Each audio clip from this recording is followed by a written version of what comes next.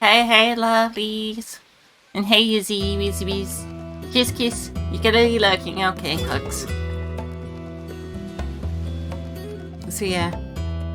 We're gonna be continuing the Final Fantasy XIV story. Last time we found out that Meteion was the cause of the final days. Inadvertently. Hermes had sent her out to go find life in the, other life in the stars. In other stars. And found out that everyone is dead. All other life is dead. And it became an echo chamber of dark emotions. And those dark emotions caused her to become even darker and darker. And now she's going to bring end to everything else. As what she said, there is only salvation in oblivion. And we have to stop her now. Oh dear. Anyway, let's head in. We're back here.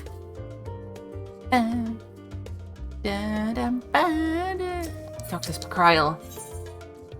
As the heavens burn. Oh crap.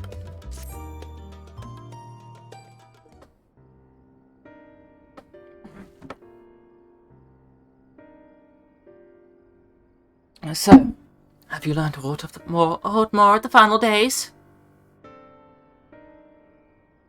Then the journey was well worth the risk. No doubt your newfound knowledge will be a great boon to all of us. Hey Zika, how you doing? Unfortunately, during your time on the first, events have taken a turn for the worst. The Scions are running themselves ragged trying to contain the spread of blasphemies, but it's a losing battle. To try and ascertain where and why of it, Alizé and Alphino have been travelling all over. Of all the regions that they've visited, Locus Amonis is one of the worst affected. Thancred and Estidian and Graha took a detachment of allied soldiers there to offer aid and succour to those in need.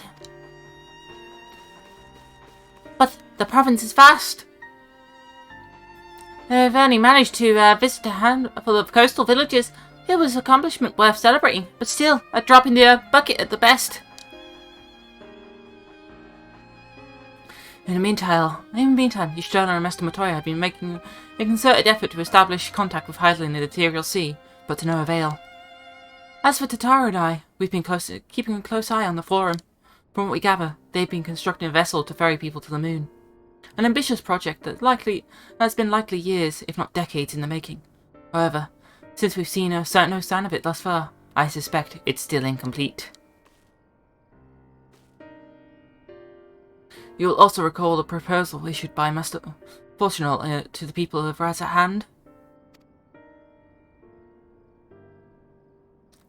Following the discussion, Ystrella declared his support for the plan and urged those who wish to evacuate to accept the Foreign's invitation. So far so good, but that's where things get a little strange.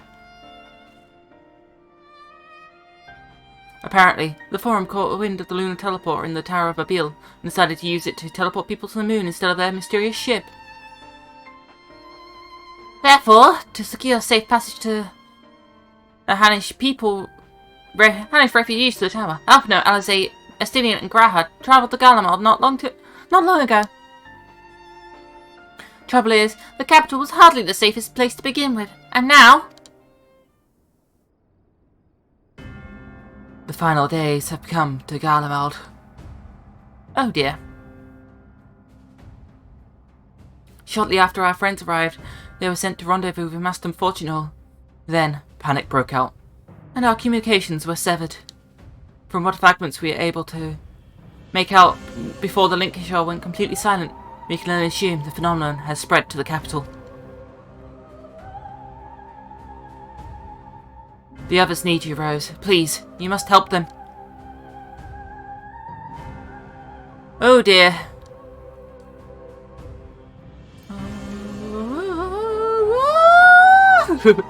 Okay, I'll stop.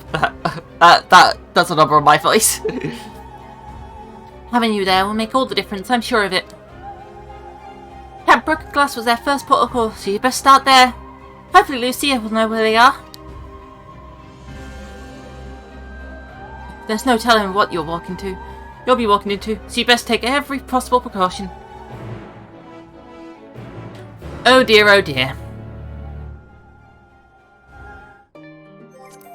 Well, to count broken glass then.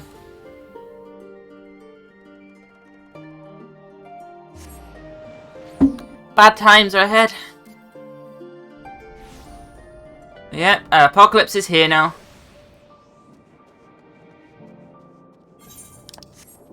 Lucia. Rose, not a moment too soon. The skies have gone ablaze, but it's events on the grounds that concern me. As you will have heard, your fellow scions have arrived ahead of you. We cut the customary greeting short after we received word of the truth of the Magna Glacies that the Forum's airship has landed. It was then the heavens began to burn. I dispatched your friends at once to ensure the refugees come to no harm. I would have you join them immediately. Additional support is en route, but we will discuss them later. I trust you are ready to depart? Several cutscenes. Okay. And progress. Okay. So I'm guessing I might be controlling other characters in this one. Earlier on the Magna Glacies.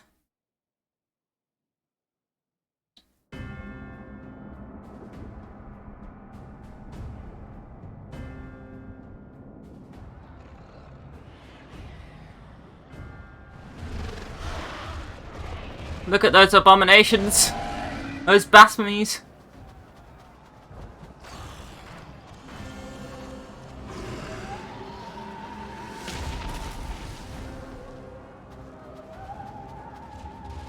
No. No. No.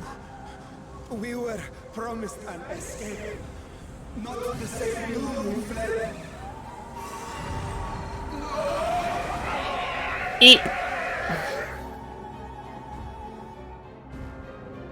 I shall not meet my final days here in this blasted waste.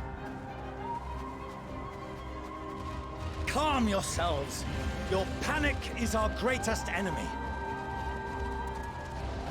Come, we must build a line of defense.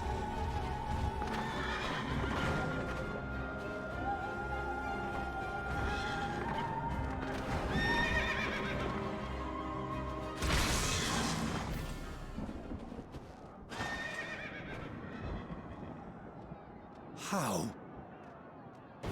Leave the fighting to us, Father. You must lead the people to safety.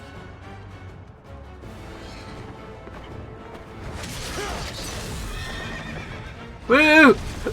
Are we playing against Alphino or Estinian?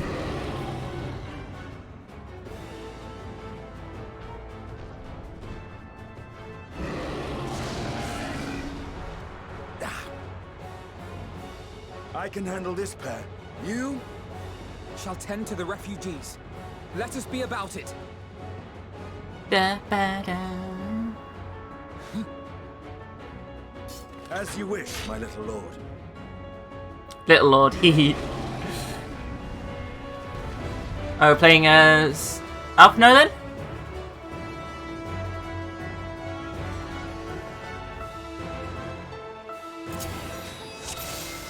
Yeah. I'll command the beast's attention. See to the wounded. Help is at hand. Prognosis. What's prognosis doing? Oh, okay. Should have used prognosis.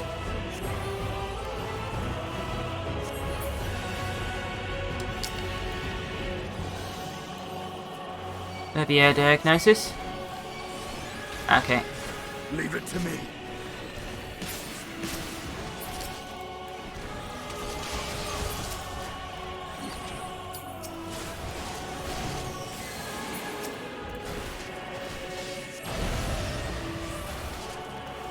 Playing as Alphino though, fun!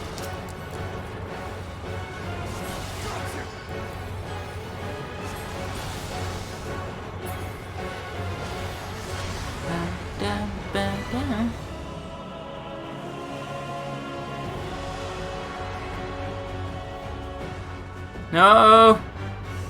Oh dear.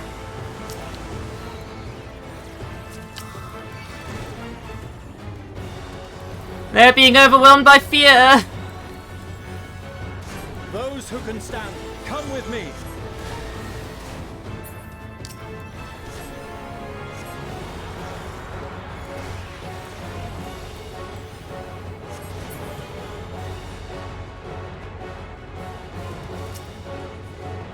Easy now. Deep breaths.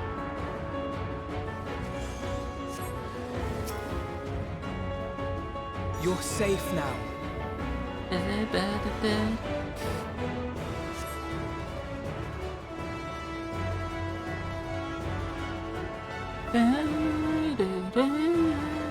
Worry not for the refugees, but for yourself.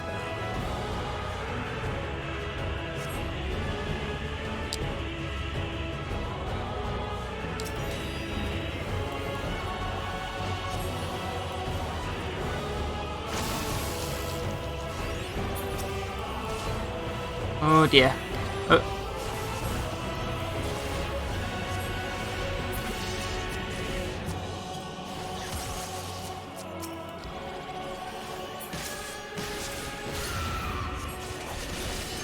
Oh dear me.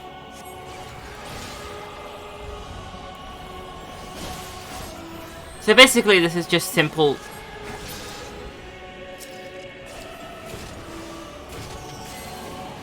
It was at this moment that he knew. He fucked up. Ah, easy! Ah!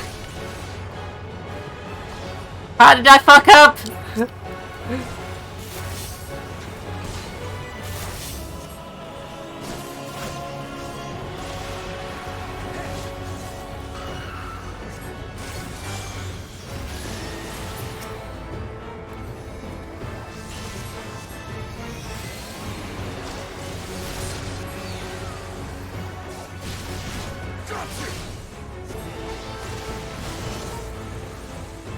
I got distracted, oh dear.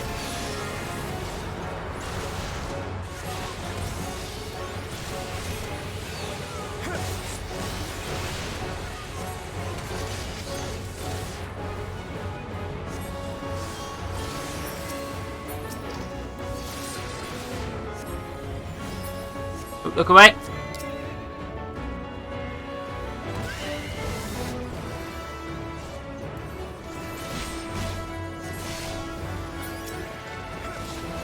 Da, da, da, da.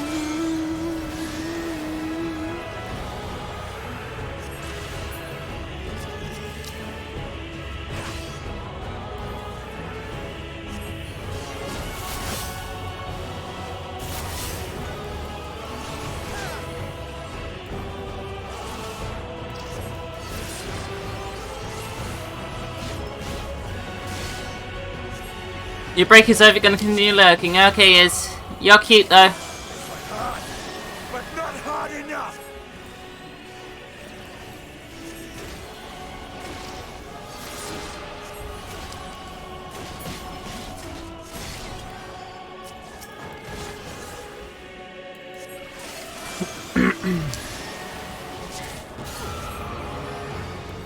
No, you're cute. Yes, you.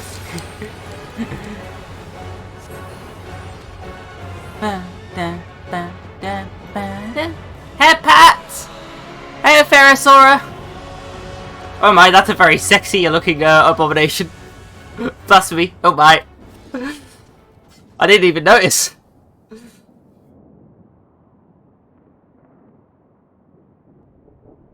Help! Someone, please! What? Ah! Eyes!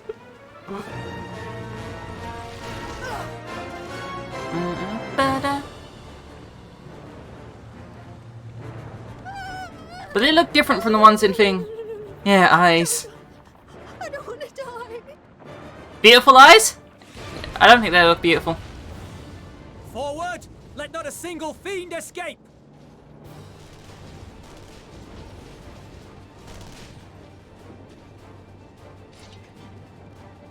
Wait, that's You meant mine? Oh well! Euless and the army. So, you've recovered then? In time enough to be of aid, for once.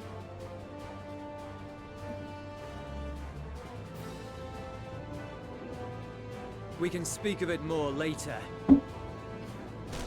For now, we must fight! To repay your salvation in kind, or with better! For Garlemald has her pride!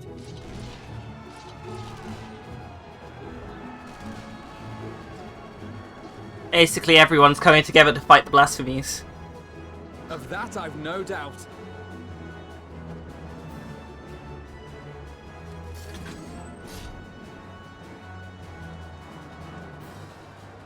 I know, right? About freaking time. Good gods. Of all possible saviors, the Imperial Army. Oh! That was Alice. I had hoped to take all of them down at once. Alice having fun. Think a withdrawal might be in order. Oh, sod that. You know who would never abandon these people to their fate. To be devoured by their former friends. That'd be beyond cruel. These beasts must fall here and now. Well then, I'd say it's You'll be lurking, so you don't want to get spoiled too much. Fair enough. Yeah, this is quite at the end, like at Heroic sacrifices. level 88. I am. I'm now playing as Alice, who I consider little sister, basically.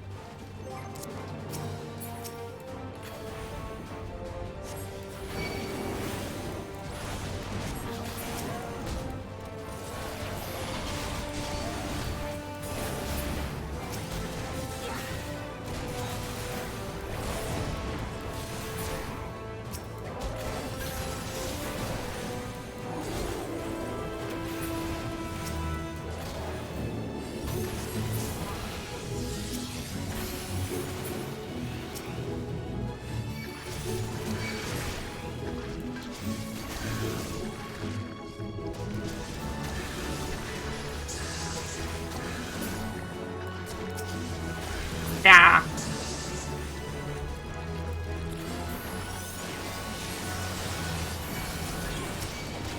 There's the NPCs. You looking forward to that? You consider Alice a big sister? Fair enough. You surely definitely is mommy though. Especially with Shadowbringers.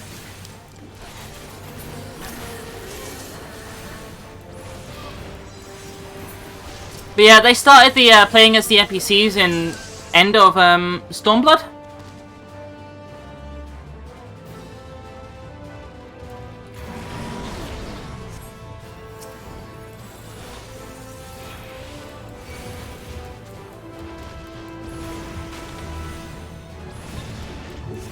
I'm fine. Mimi told you about the Shadowbring, I think. Yeah.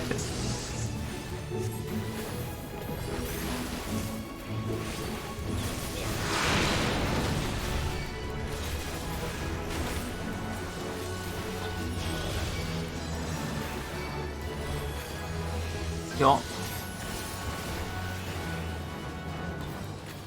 Meet you also, dear.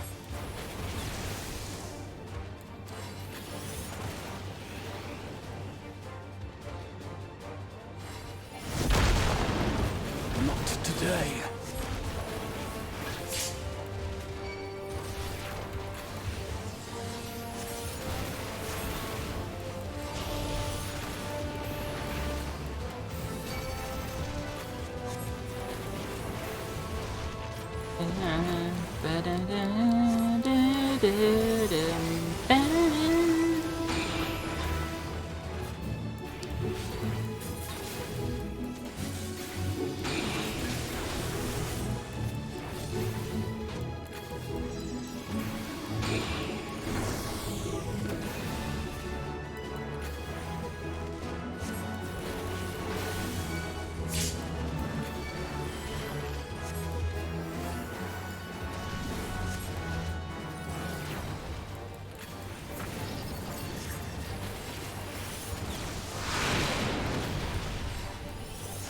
I'm not done yet.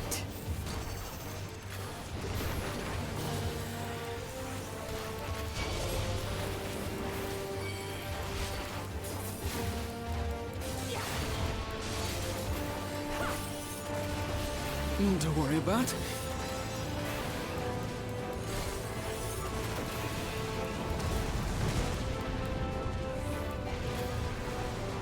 The air crackles with energy. Find cover!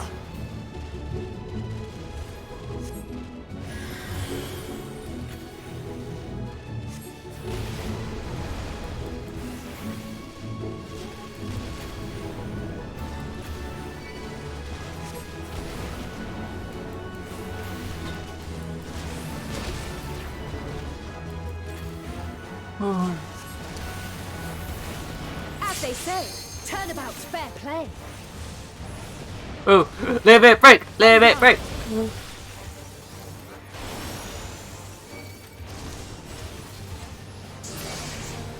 He.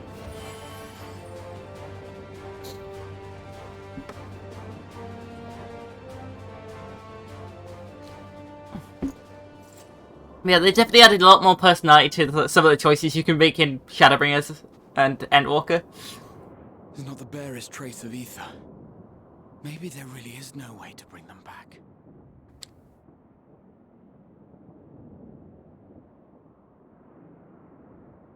Thank you for saving our lives once again. I remember you, from Purusha. You helped us there too, didn't you? Ah, you're from Palaka's stand. I'm glad you're still in one piece.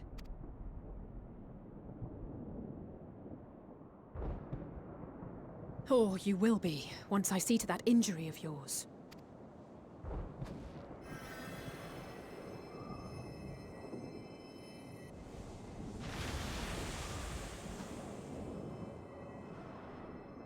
Look out!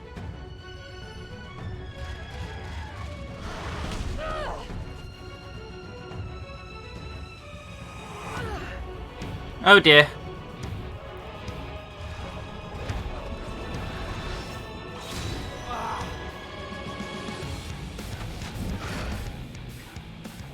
Tank Graha! Quickly!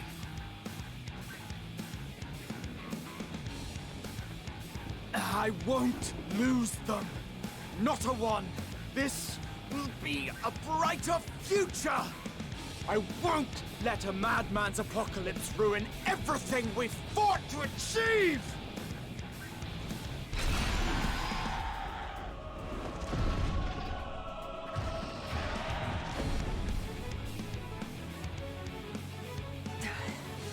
Get it together, Alize.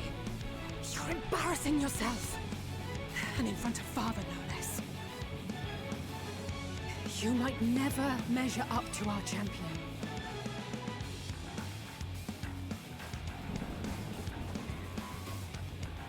But we ask too much of her as it is. You mustn't let our sword in the darkness fight alone.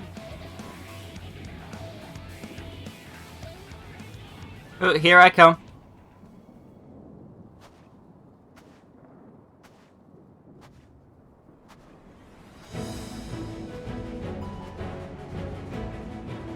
Kitty ears!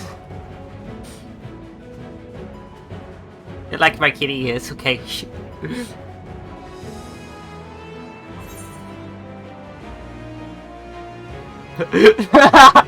is precisely why you should never skip your squat regimen. I'm going for it.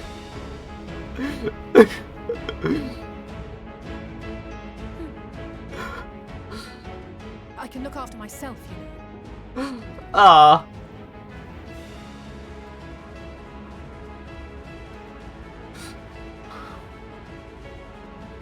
Everything's in order, I trust?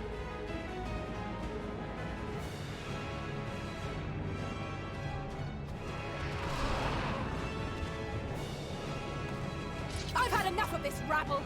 Come on!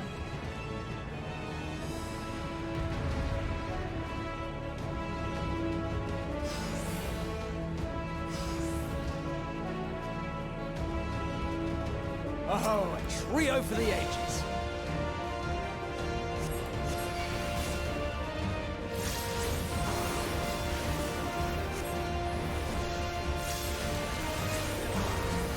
And now I get to play as Black Mage again.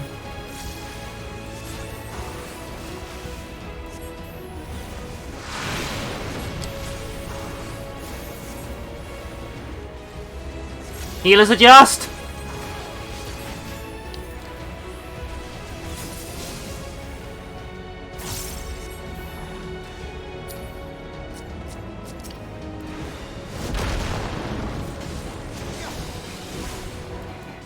Just the beginning.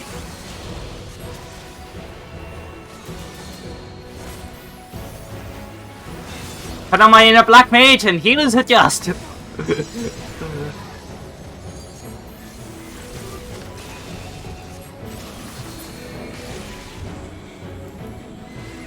But no.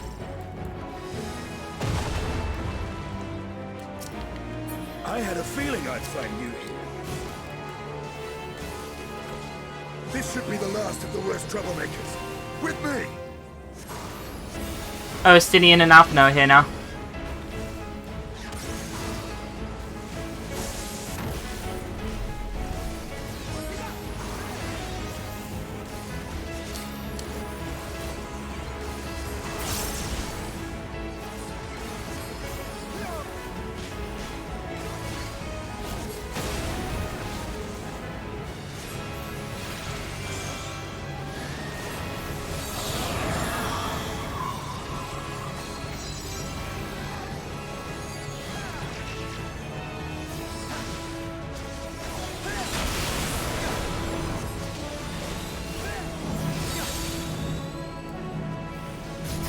Come on, Graha. On your feet.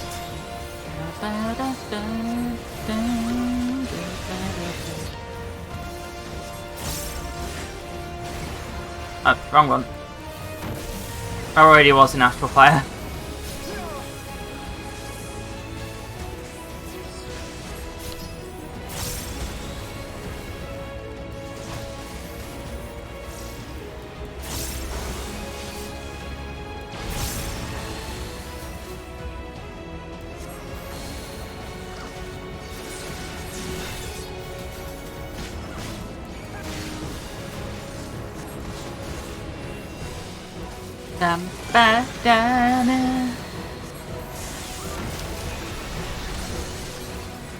Leave the healing to me.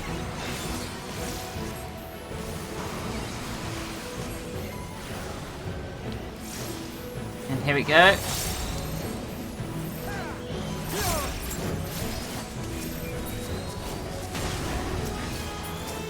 Darn it.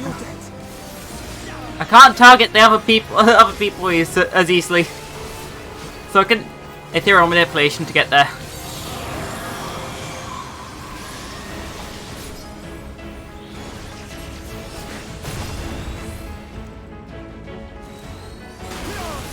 Now, where were we?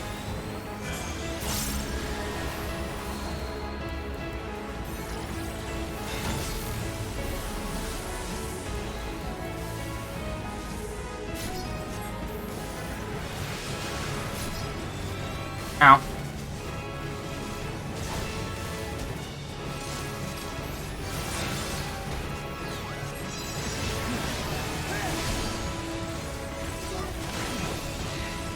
Ooh, duty complete. Da da da da da da ba da.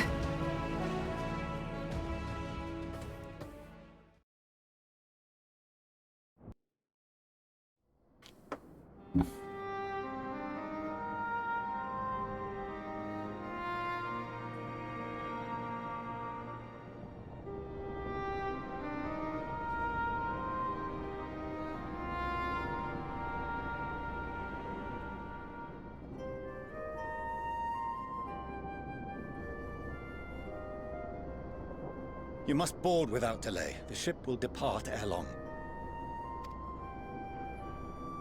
Your offer to host us in Sharlayan is most appreciated. But will the final days not soon fall upon it as well? Your hesitation is not unwarranted. The satrap entrusted me with your lives, yet I have failed your comrades. Nor are you wrong to fear that this corruption will continue to spread. I cannot promise you complete safety, even in my homeland.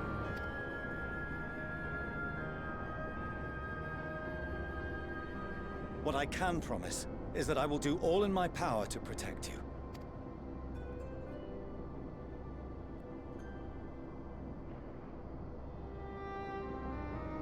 That power is not inconsiderable. Even now, my countrymen are preparing the vessel that will deliver us to a sanctuary on the moon. Join us on our journey there, and beyond, to new horizons. Come to old Sharlayan.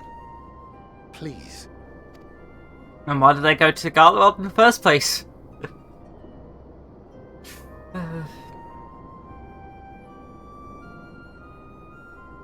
We would be fools to refuse such a generous offer made in earnest.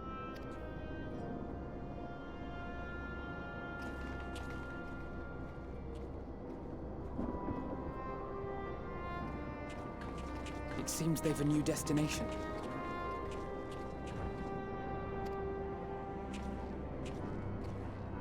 The people of Radzat-Han have known too much suffering. The march to Garlemald will only bring them more, short though it may be. I quite agree. Fortunately, they have you to look after them. Yes. Well.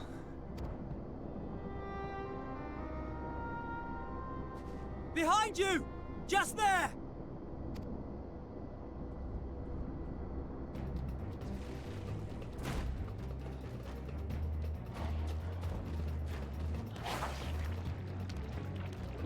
Oh, it's a mouthy one. More of them.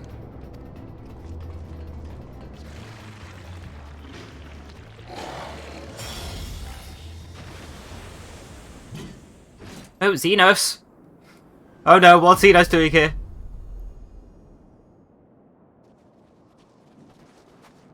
Xenos! Here!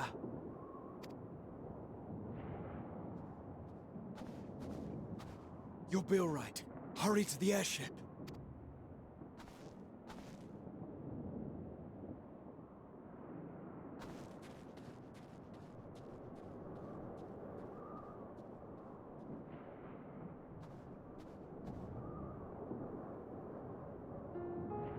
Why have you come? A heretofore unseen beast. 'Twas ripe for the slaying. Poor sport, alas. Unfit to temper my blade. Oh, for the love of... You cannot still be on about a rematch. That is, and has ever been, my sole concern. One-track mind.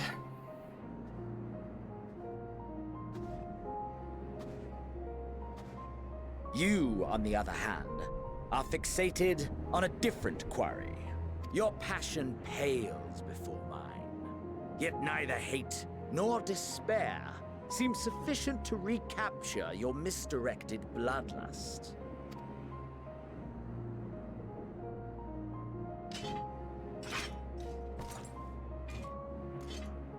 So, I hone my blade, and I wait. That's it. That's all you care about.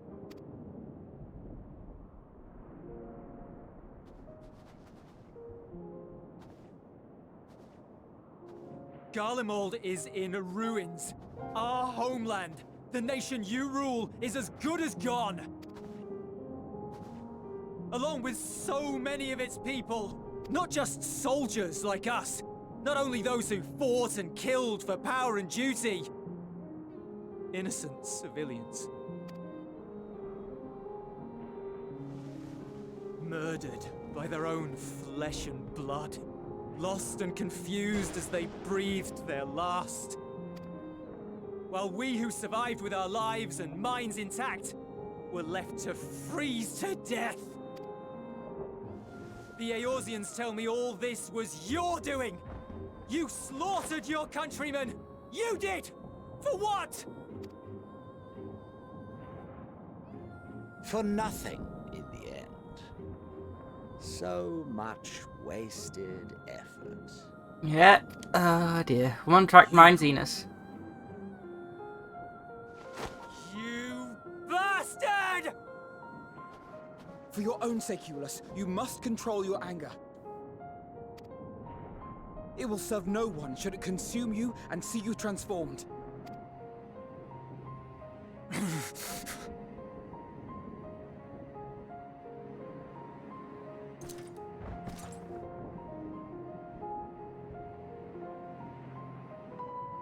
Would you be happier had I a good reason? What? If my motives met with your approval, would you no longer resent the outcome? If so, then perhaps a beast's skin would suit you better. Duty, honor, morality. All constructs of convenience when put to proof. Surely the war taught you how easily power becomes the tool of the self-righteous. How the people's justice was merely a means to their ends? Yet you would ask me why. Gosh darn is. Gosh darn Xenos. Ask any creature of this star and those above for answers, and they will tell you what suits their fancy. And they would be right to do so. What meaning there is to be found in the petty vicissitudes of your existence must be gleaned by you, and you alone.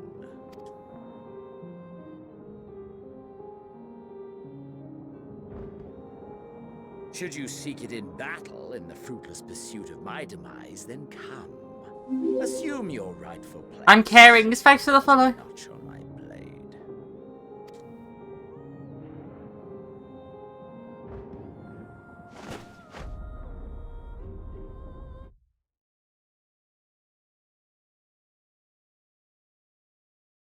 Or not. Goodbye. But I will not be party to another tragedy. I refuse to lose anyone else because of you.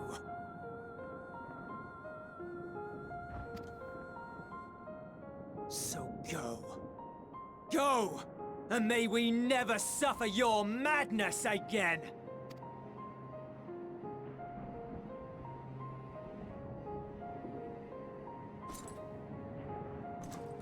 Xenos!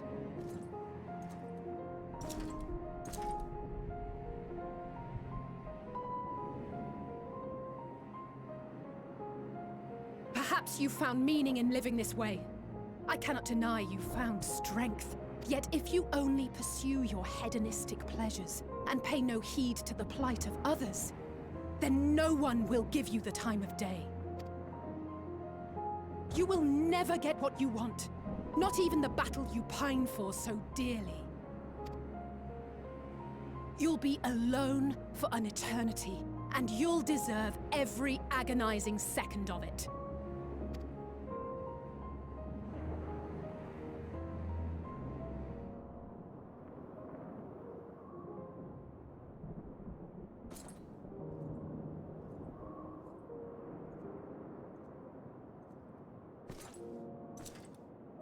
Oh, there goes Xenos.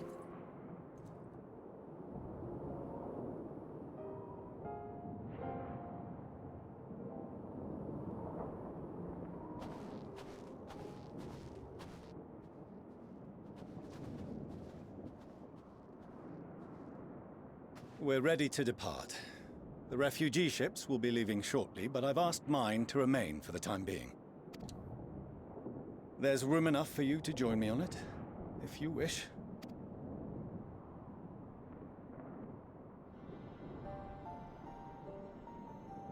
Do contain your surprise. I needn't agree with the Scion's methods or intentions to acknowledge that their deeds are deserving of gratitude. We appreciate the offer.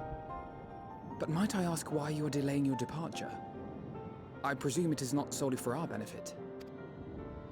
I must visit Garlemald ere we return to Sharlayan. Having caused such an uproar, it is only meet that I explain myself to the Ilzabard contingent.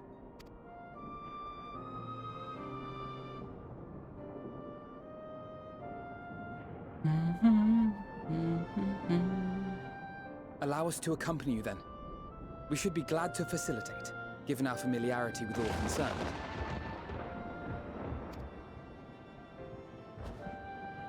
If you would like to join as well, Eulus, we can speak of recent events on the way.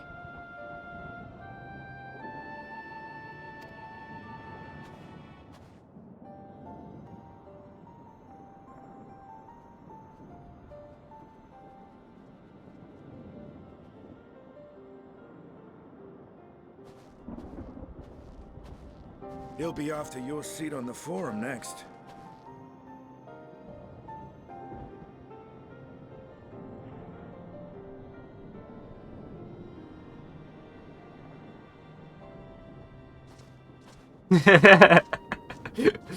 Oh, Assyrian.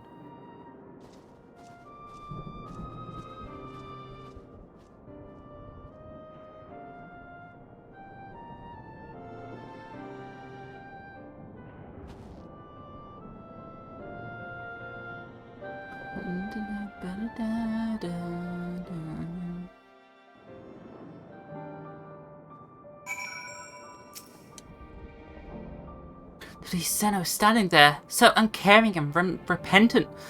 Gods, I don't know what came over me. I just blurted out the first thing that came to mind, but looking back on it, I stand by those words. I would say I hope I wouldn't incite him to further villainy, but I hope they won't incite him to further villainy. But to be honest, I doubt even he remembers what I said. Anyway, enough about all that. It's time to go. It's good to see you again.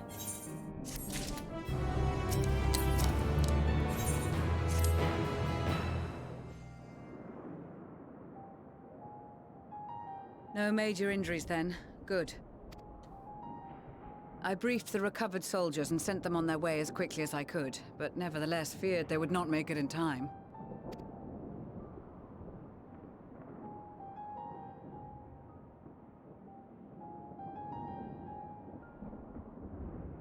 The additional support was invaluable. Your men saved more than a few lives.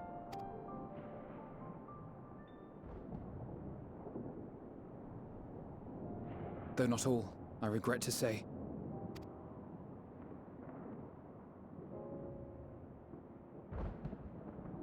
I take it that I'm addressing Lucia Junius. I'm the forum's envoy, Fortuno Leveilleur. And you are owed an explanation for these most dire developments.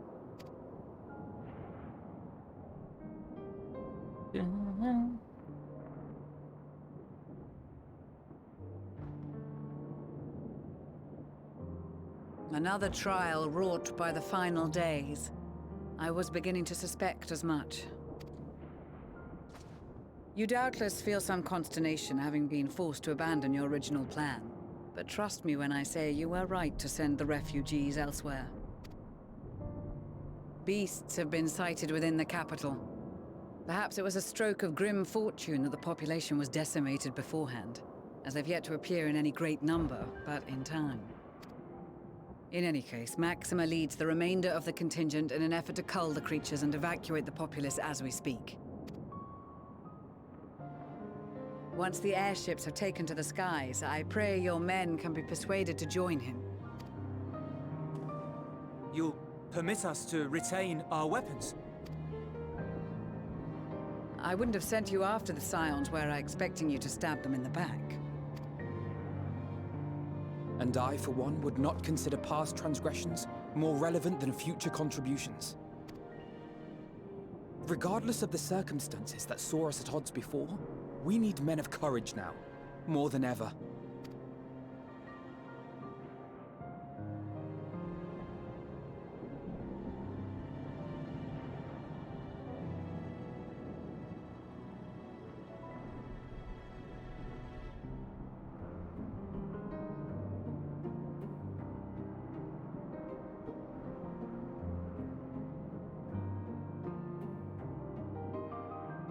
We swore to defend Garlemald, and so we shall.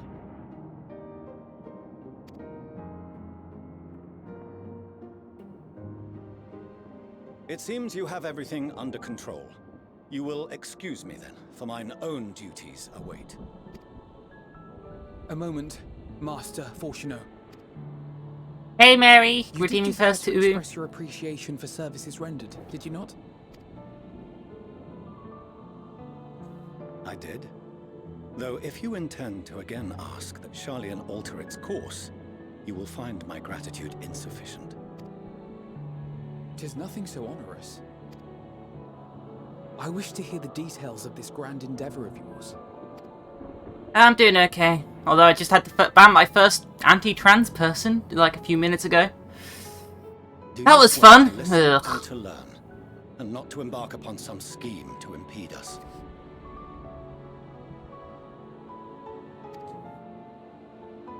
I swear.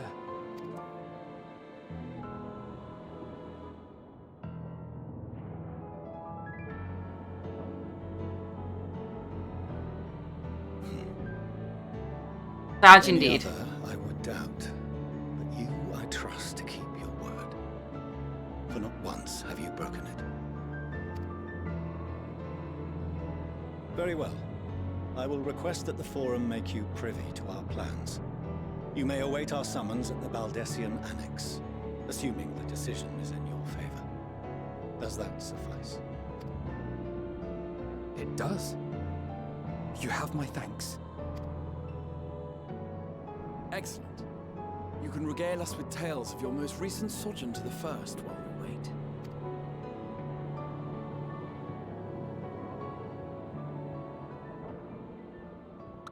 It's fine, Mary. Hugs. Did you Ear twitch. hear something just now?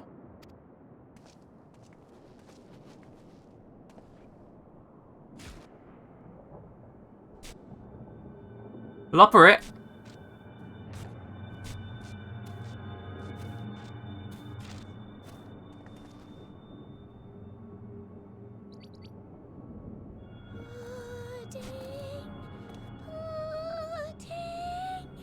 Buddy, wait!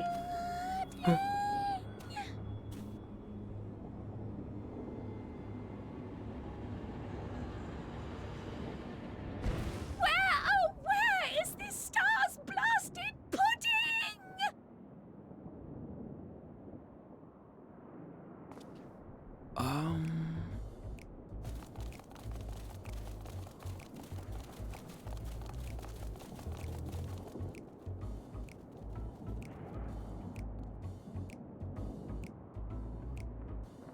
Dawn may banish even the darkest night.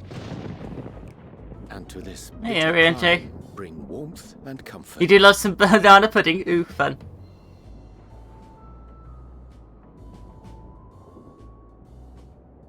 "'Tis heartening to see such an assembly upon my return. I thought often of you whilst I looked down upon our star's brilliance from the moon above. Yes, but what are you doing here? And dressed like that? Aren't you cold? Verily, I fear for my health should I proceed to expound upon our purpose ere I procure more suitable garments." Good to be Ariane. Then allow me to summarize. We're here because none of you lot are up there. Nor has anyone deigned to send word about any changes in the plans. It's rude, is what it is. At least that's what I thought at first, but then folks got to wondering if you weren't in a spot of bother, so we decided to take matters into our own hands. Come down here and help, if our help be needed. So she says, but it's also something of a convenient excuse to visit Aetherius. Urianger made it sound absolutely marvelous. More so before the impending doom, but still. And it's not like there will ever be a better time. What with the aforementioned doom? Marvellous, they say, yet not an ounce of pudding to be found. I must suffer Urianger's inferior works no more. Oh dear. Hey! Maybe consider the plight of present company before you go blathering on about pudding and doom?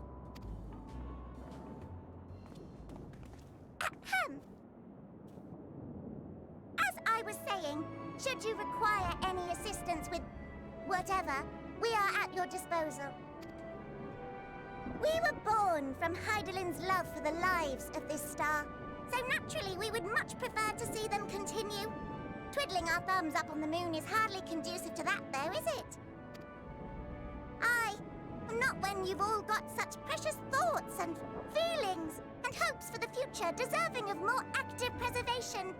Speaking to Urianger made us realize that while we've carried out our duties to the letter, we've failed to fulfill them in spirit. You're back. Welcome back. Just a hop, skip, and a jump towards resolving to do better. So please, show us how. Help us help you.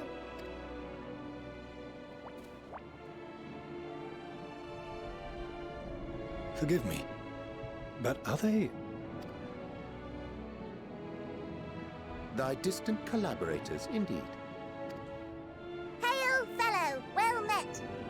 You'd be a member of the Forum, would you? It's an honor and a pleasure to meet you at last. I'm Livingway, Hydaelyn's right paw! That last bit is very important. As am I, if I may humbly say so myself. Oh dear. I bid you welcome to our star, Livingway. On behalf of the Forum, I thank you for traveling such a distance to meet us. As you have surmised, preparations for the Exodus have not proceeded as smoothly as we had hoped. I should be happy to personally escort you to our headquarters in Sharlayan, where you may advise us as you deem fit.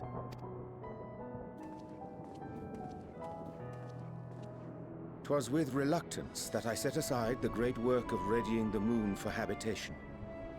Be assured that I did so only after the Loperites made plain their earnest desire to come hither, and I myself felt a growing certainty that their contributions here would prove invaluable.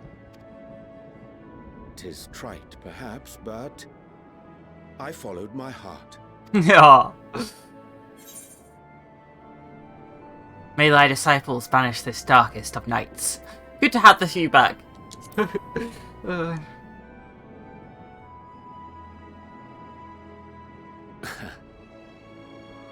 I am no esteemed philosopher of Eld. Nevertheless, 'tis my hope that what little knowledge I shared shall serve them well. Head pats for Izzy. Save us all. Will thou attend us at the Forum and lend thine own wisdom?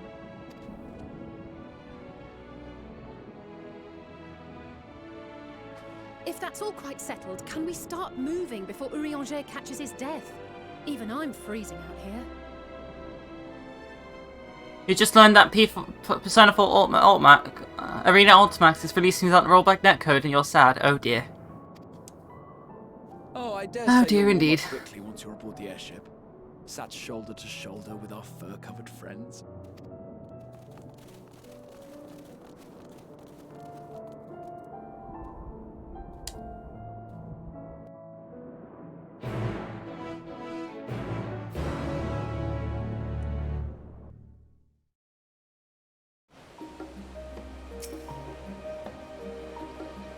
I dare say Master Fortunal was as nonplussed as we to learn the identity of Hydaelyn's lunar custodians.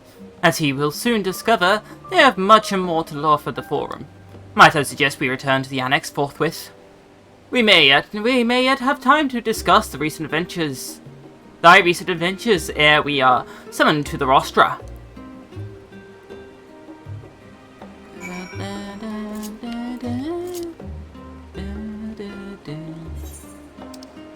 Run!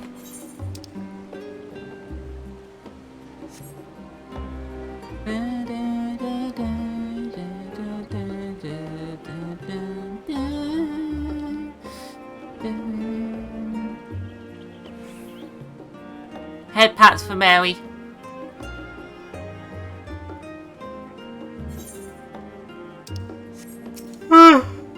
Go on.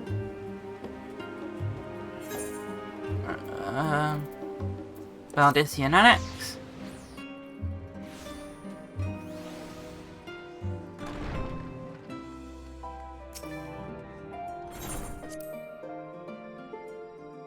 Hehe.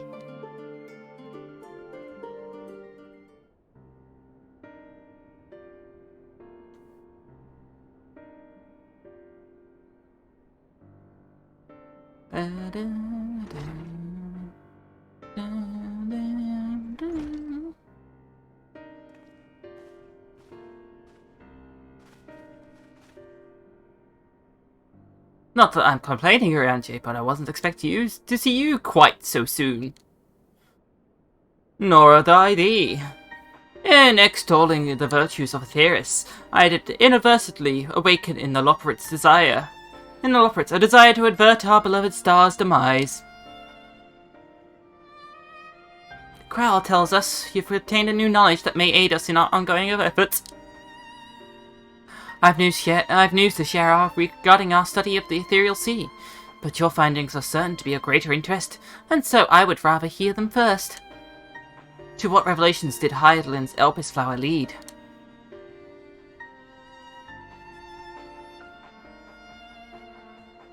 Let's tell them about Elpis and all that. How the fun we had back in the past with Vinar and everyone else. And that Meteion is the cause of the final days. This dynamis is what drives the final days? If it and Kassar is the same, is one and the same, this all but proves Nidana's theory. Were an entity through sheer force of emotion to channel this vast, dormant reservoir into a raging Vira, its power might surpass even that of Aether. But if our star is so replete with ether, said entity would need to be outside its influence to effectively manipulate the dynamis of the great expanse. Meteion, or rather, the sorrow and suffering of the fallen civilizations that she has been hoarding for millennia. Untold anguish and fear and hatred, drawn from every corner of the universe, all for the single purpose, the destruction of Aetheris. Then our foe is no longer some unknowable calamity, but we have but one aim: to defeat Meteion. You make it sound so simple, but you're not wrong. Vanquish Meteion, we deliver the world from the final days. But to even attempt it, there are two conditions. First, we must determine her location. Before Meteion escaped, an enchantment was placed on her by Vinar, the woman who had become Hydaelyn. The implications of temporal magics are not entirely understood, and so we cannot assume that our Hydaelyn and Vinar you met in Elpis are the one and the same. Nevertheless, due to her intrinsic qualities as an all-powerful being, I'd wager that Hydaelyn possesses the knowledge we seek. Whether she would share the knowledge with us, however, remains to be seen. After all, she intends for us to flee the Aetheris, not to stay.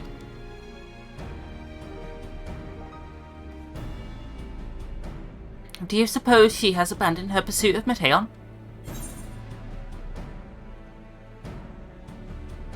The Vinar I knew would never give up. That's my impression too, otherwise she wouldn't have used me as a conduit for her will, or provided the clues such as the Elpis flower. I believe she has been waiting for mankind's answer to Hermes' question.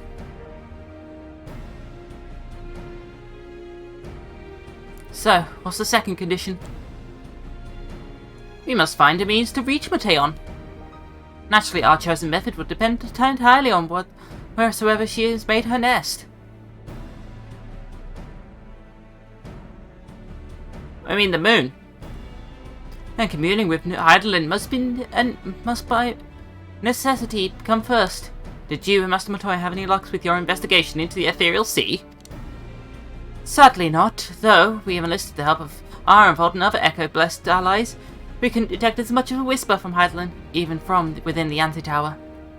Master Meteion has offered the opinion that in the years since abandoning it, the Forum has found some other method of receiving instructions from Hydaelyn. If so, it would mostly become in the form of apparatus for observing the ethereal sea, built closer to home.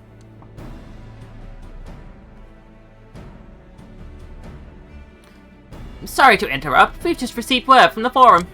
Your presence is required in the rostra, where they intend to discuss the Great Exodus.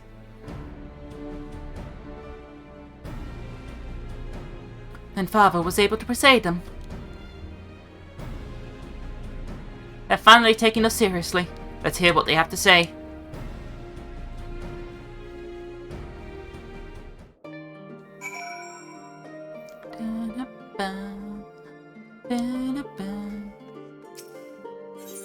Okay, let's go to the rostra then.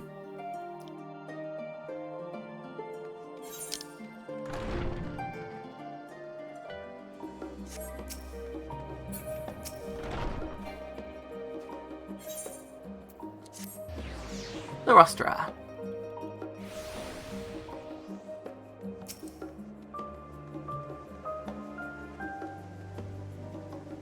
The forum is in session, and as such, the rostra is closed to visitors. A sign of the 7th dawn? Very well, you may wait in the corridor. Of course, entry will only be permitted on the condition you leave your armaments at the door. Lest you forget, this sacred institution holds rational discourse in the highest. The implements of war are expressly forbidden.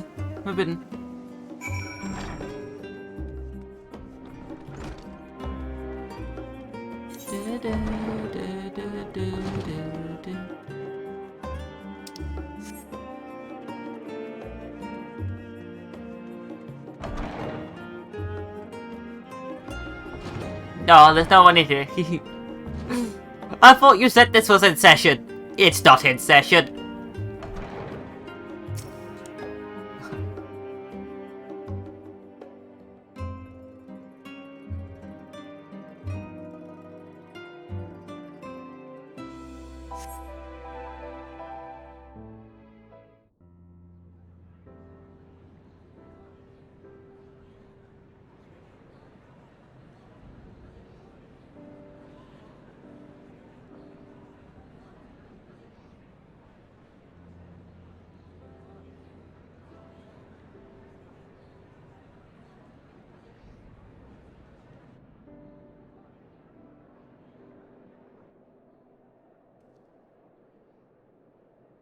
There is a matter I wish to raise with you before we enter. We are here to listen and to learn. But if the Forum's plans are more or less what I expect, then I should like to make a proposal. Hydrate from Izzy shopping.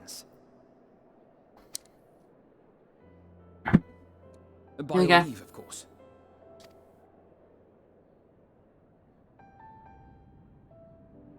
I don't see why not. Your words and wits have gotten us this far. Agreed. I will present our queries so that you may consider the most advantageous way to advance your proposal without distraction. Thank you, everyone. Kissy Izzy.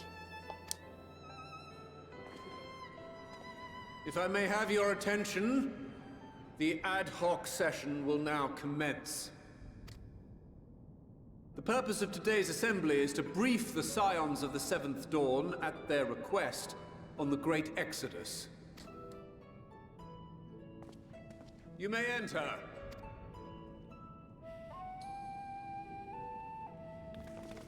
Where am I?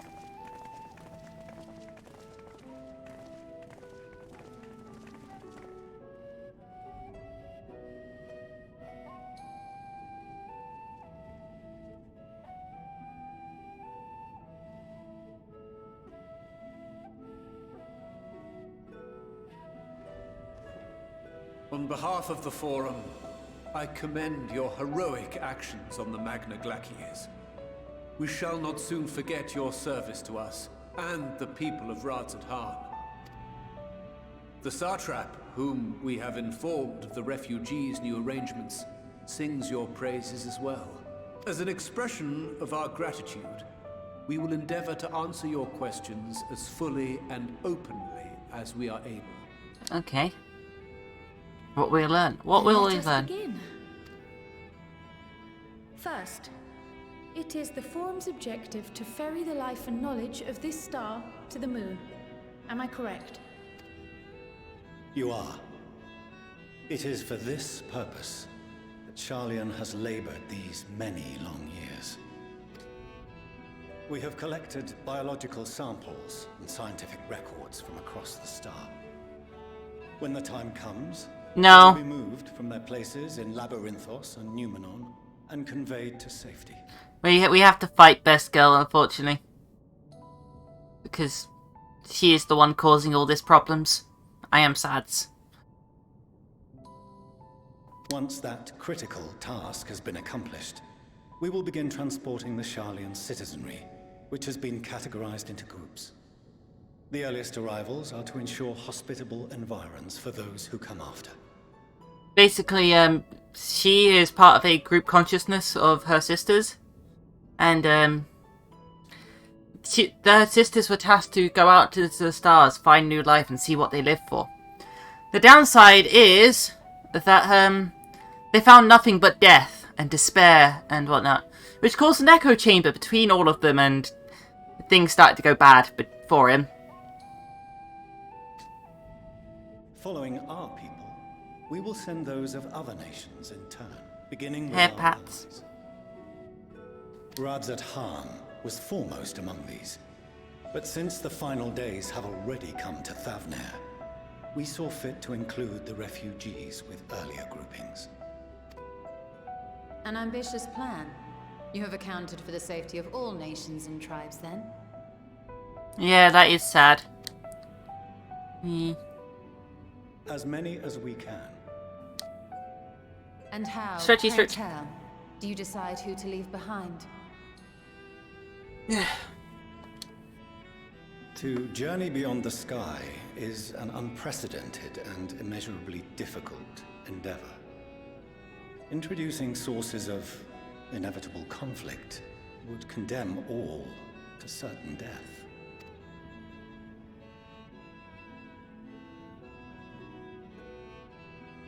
Questions as to the validity of that approach aside, are your plans proceeding apace?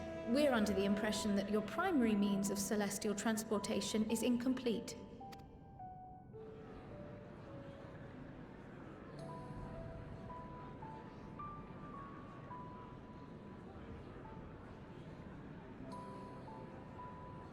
If only in that it does not meet our optimal parameters, that is correct. This Ark, as some have taken to calling it, is fully operational and could be launched even today. However, the final days have progressed more quickly than we anticipated. At present, the ship is incapable of attaining speeds sufficient to meet our evacuation targets. Should we put the vessel into service, as it is now, we will be unable to travel to the moon and back quickly enough to complete the necessary number of trips. Precious lives and knowledge will be lost. Seven Hells. Is there anything to be done? The ether burner, the primary means of propulsion once the craft is in the space between stars, is undergoing testing to determine whether it can be made more efficient. Though cargo is being loaded for the initial phase of the Exodus, we are prepared to continue our experimentation up to the day before launch, should it prove necessary.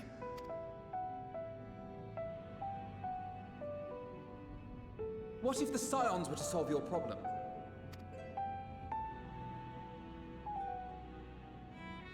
We shall help devise a means to improve the ether burner's efficiency, on 2 conditions. If we succeed, you must allow us to meet with Hydaelyn. It's SpaceX.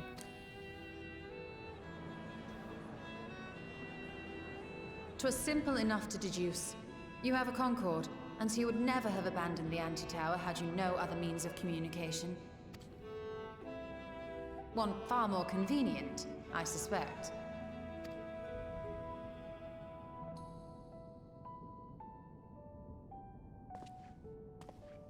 The second condition, also to be met upon our success, is that we be permitted to propose another use for your Ark.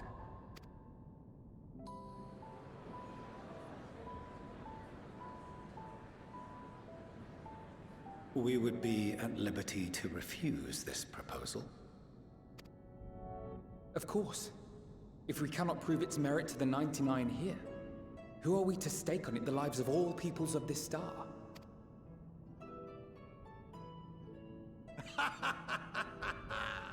Delightful as always, Master Alfino.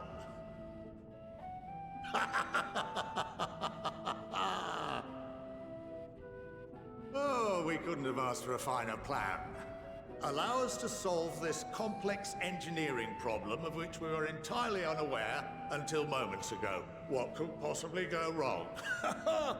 The satire writes itself.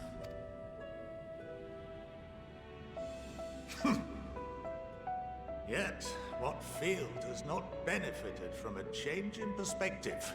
When we are at wit's end, what we need is not the same dry theories recited ad nauseam, but fresh inspiration.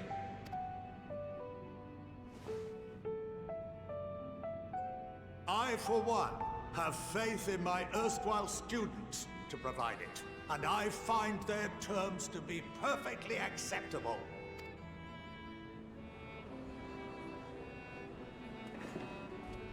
Order! Order! We have no time to waste on debate. I call a vote. All in favor of agreeing to the Scion's terms?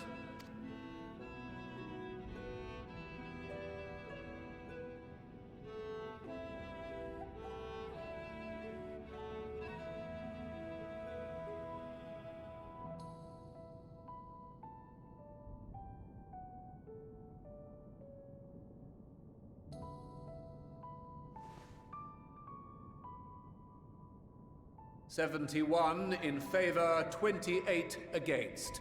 The ayes have it. The eyes have it. The eyes have it. UK government. As the architect of this project, you are the best candidate to show them its current state. And bear in mind that regardless of your personal misgivings, this is the will of the Forum. UK government at its finest, right? The eyes have it. The eyes have it.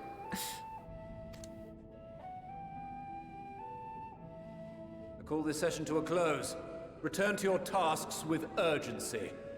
The final days wait for none.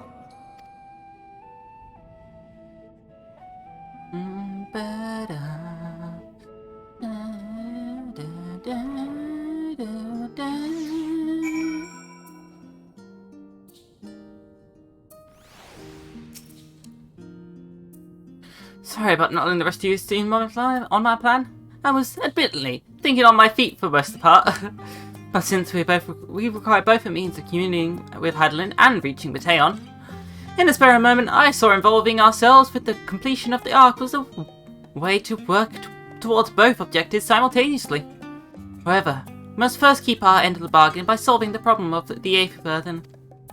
I'd like to think it is not the challenge beyond our combined expertise, or at least the expertise of our extended circle of associates. It might behoove us to learn how the ENVtuber actually works before we attempt to improve it, though.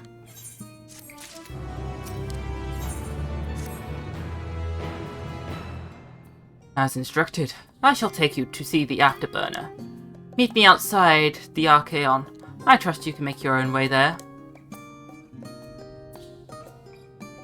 So the Ark is being built in Labyrinthos. Hardly surprising. Where else could they conceal such a massive undertaking?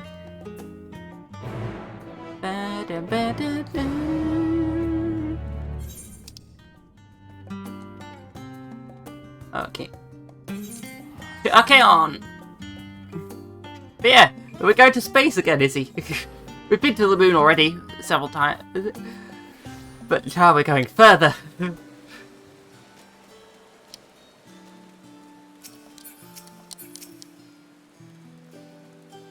Our destination lies in the lower levels. The Forum, in its wisdom, has granted you access to the Archaeon's lift. Step inside and have Opheline take you to the medial circuit. This is good, yeah. Smoke!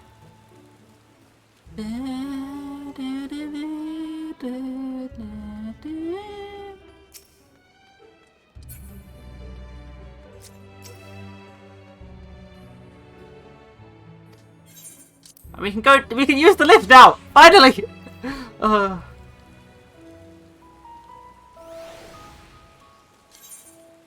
I can finally use this lift! Woo woo woo! I have sent your associates head to Logisticon Alpha on the other side of the Merial Ergonomics. You must go for now, but... Fair enough, Mary. Take care. Actually, there's something I've been meaning to... No, never mind. It can wait. Let us attend to the matter at hand. Funny thing is, you finished 2 games and just gotten to give another code. Oh dear. Whoops.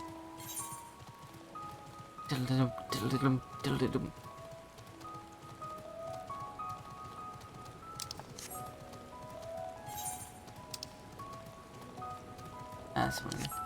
Where's the nearest thing here? West. Okay, over there. Perfredo, go away!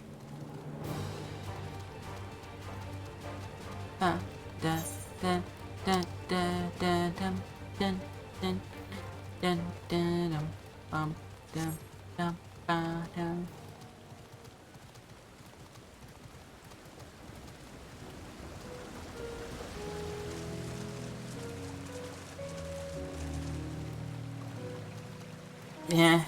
How's your day been, Izzy? I guess we go to the Charlian Hamlet next, and then Aporia afterwards.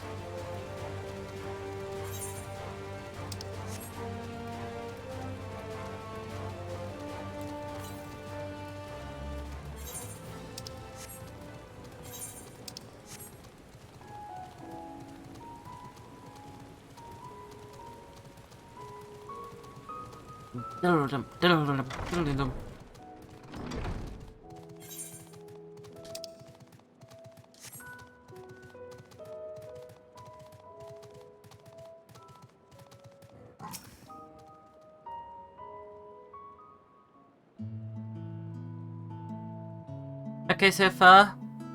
Fair. Mine's been okay, aside from a certain transphobe I had to ban just about half an hour ago. We had to wait here while our father arranges for us to use the next lift. Here being Logisticon Alpha, where the atmospheric conditions of Labyrinthos are regulated. Water is drawn from underground as disturbance vapor, stimulating the formation of artificial clouds and rain. By manipulating the temperature and air circulation, they are able to create the ideal environment for growth and preservation of the biological samples kept here. Fuck them indeed! It's I'm Carings, which... The person in the recent follower. I'm gonna actually... Zalkiel, you could be the recent follower again, hopefully. Yeah, there we go. Zalkiel. My father brought me here as a child. What? And left me behind? Actually, you're the one who left me behind. When you went off somewhere with grandfather.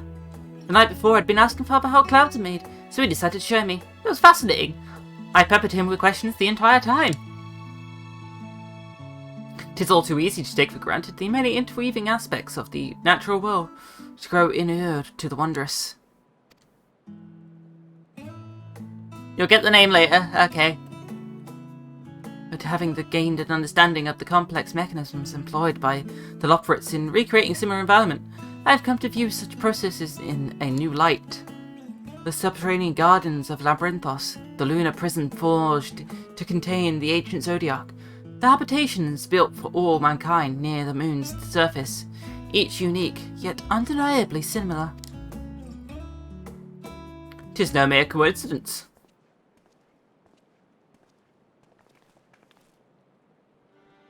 Ever since Heidlands unfolded to us the grim fate that awaits the theorists, every essential resource we could spare has been delivered to Labyrinthos in preparation for the Great Exodus. But that is not all. It is also a testing ground for the techniques that allow us to settle on distant stars. Though the Loporits have endeavoured to make the moon inhabitable, that is not our final destination. Mankind must learn to propagate life where there is none, to thrive where all is barren. Alas, time is not on our side. I have arranged for all of you to enter the central circuit. It is there most of our preparations for the great exodus are carried out, the construction of the Ark among them. Though our plans have been made public, access remains highly restricted.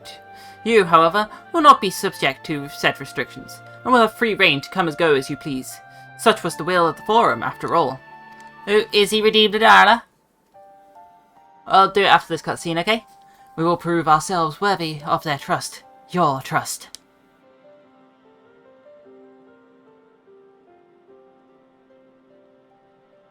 Then let us proceed.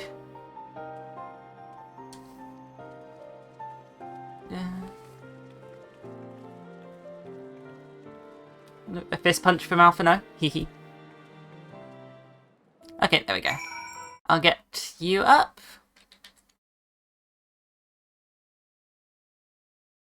Do. Window capture? Yeah. Fuck it, we'll just keep it as big. And we'll roll. It is a 6. Oh, lucky is he?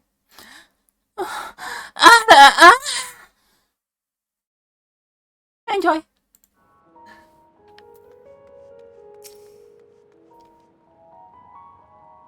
By the decree of the Forum, the Signs of the Seventh Dawn are permitted to enter the central circuit. Hope you enjoyed that, Izzy. Hehe.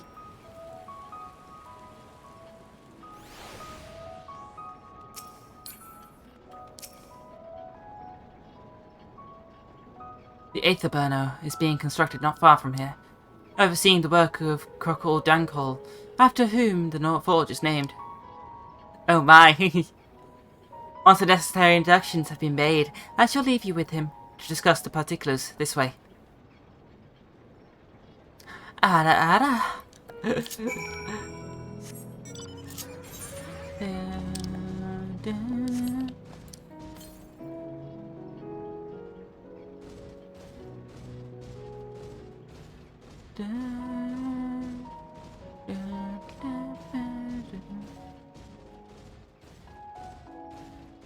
Stomp, stomp, stomp, stomp.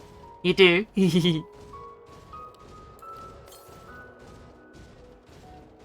Ah, there it is. Stomp, stomp, stomp. Stomp, stomp, stomp, stomp, stomp, stomp, stomp, stomp. A tune.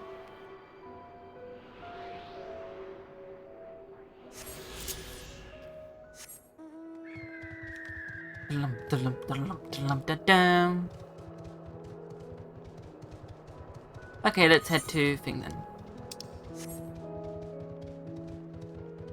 Izzy is a cutie, hehe.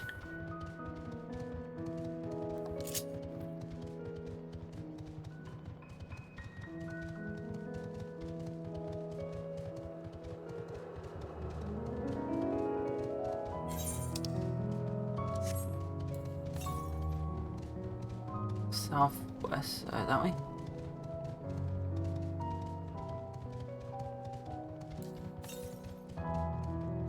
So it's somewhere over there then, near Krokul's Lodge, I'm guessing.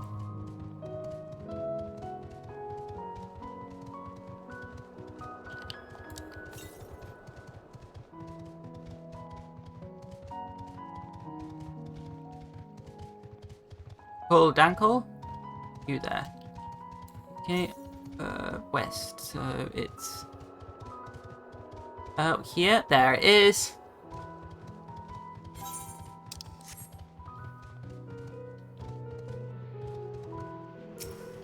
And...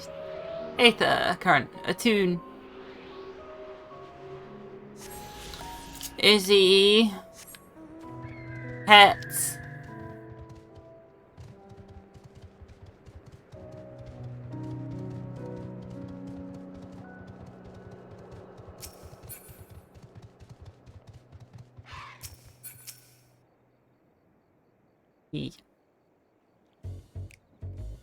Ba-dum-dum, Could swap them out. No, been there, done that. Damn near lost my eyebrows. Think, Coco, think! We'd be well on our way to paradise. Visionaries patting themselves on the backs for their grand accomplishments if you'd only think! Yes, that does sound rather lovely. Yeah! I mean, Master Force, you know, what a pleasant surprise. We're not blasting off already, are we? The schedule remains unchanged, for better or worse. Which is why the Forum has elected to accept assistance in resolving the ether burner conundrum.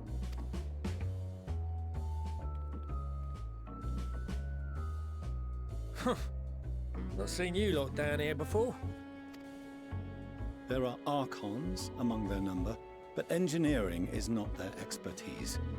Nevertheless, the Forum concedes the slim possibility that they may have insights to offer.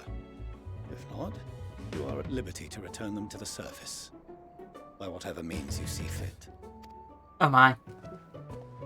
I assure you that won't be necessary. Now, about your troubles with the ether burner. Aye, I'll walk you through it. Suppose I could do with a change of pace. As the name ought to tell you, the ether burner burns ether, ambient or otherwise, and transforms it into motive force. Think of it like a giant bomb that never stops exploding. Even out in that black void where the ether's right sparse, it's strong enough to move our arc. And it probably won't kill you like an actual bomb.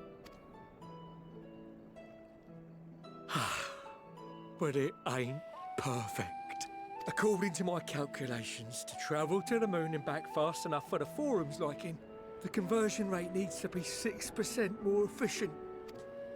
A measly 6%, you say? But if I could have squeezed even another 0.6 out of it, don't you think I'd have built it that way in the first place? Hast thou consulted with the Loperites? Yes, they too are conducting their own research, for lack of a ready answer. The moon's propulsion systems are considerable, naturally, yet they are commensurately massive.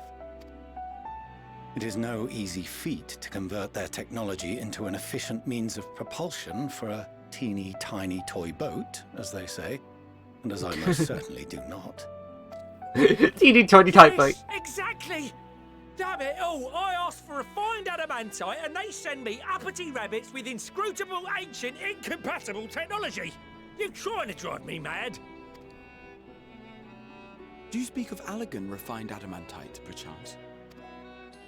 You know of it? Only in the most general terms, I'm afraid. 'Twas an alloy of Allegan make, but the secrets of its production were closely guarded. As I recall, the record stated it was vital to Dalamud's construction and launch. Sorry about Oi, that's the stuff. No material more conductive far as I know. Slotting some ins like blowing up a dam and watching the river of ether come rushing through. Ain't a living soul that knows how to make it though. We were fortunate enough to salvage some for the ether burner, just a wee bit, mind, from a chunk of Dalamud that came hurtling into the Northern Empty during the calamity. With more, well, that extra 6% efficiency would be child's play. It's a crying shame that we've no other sources. Surely the many shards of Dalamud scattered throughout Eorzea would suffice. Why not get the refined adamantite from them? Oh, we tried, believe you me. But only a few specialised pieces would have had any in them to begin with. Ah, oh dear. Drive calls from Ragnarok-class internment hulks. Those are the prize bits we really need.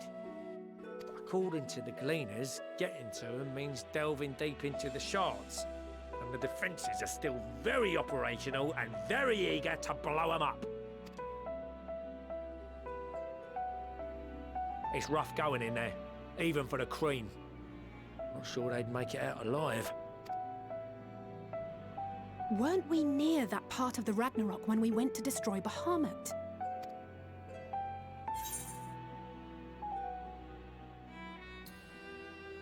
Want me to just go, Vesta? What's it? The White Raven's ghost. It haunts me. This sounds like a job for someone else. Let's go, White Raven's ghost. It haunts me. Heavens, are you alright? You look pale as a... Well...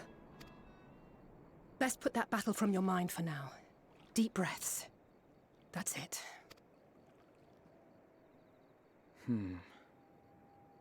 There are multiple internment hulks in Eorzea alone, so handling this ourselves may not be the most efficient option. Rather, if we could salvage adamantite from the shards simultaneously... Thancred, is the link shell we established before you went to Garlemald still active? Of course. The floor is yours.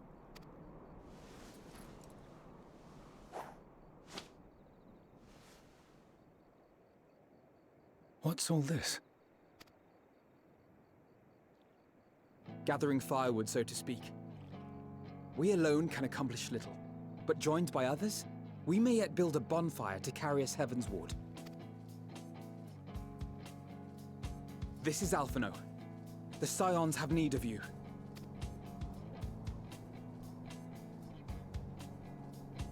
Ooh, getting all our friends together. Understood. I will contact the Lord Commander and dispatch our finest at once. My sisters are somewhat preoccupied with the final days, so I will lead the 12-foot expedition myself. Are you aware of any other sources of refined adamantite? Logically, such an invaluable alloy would have been utilized solely where absolutely necessary, in components intended to conduct or collect surpassing amounts of ether. Any extant instrumentation or devices would have likely found their way into the hands of etherologists or enthusiasts.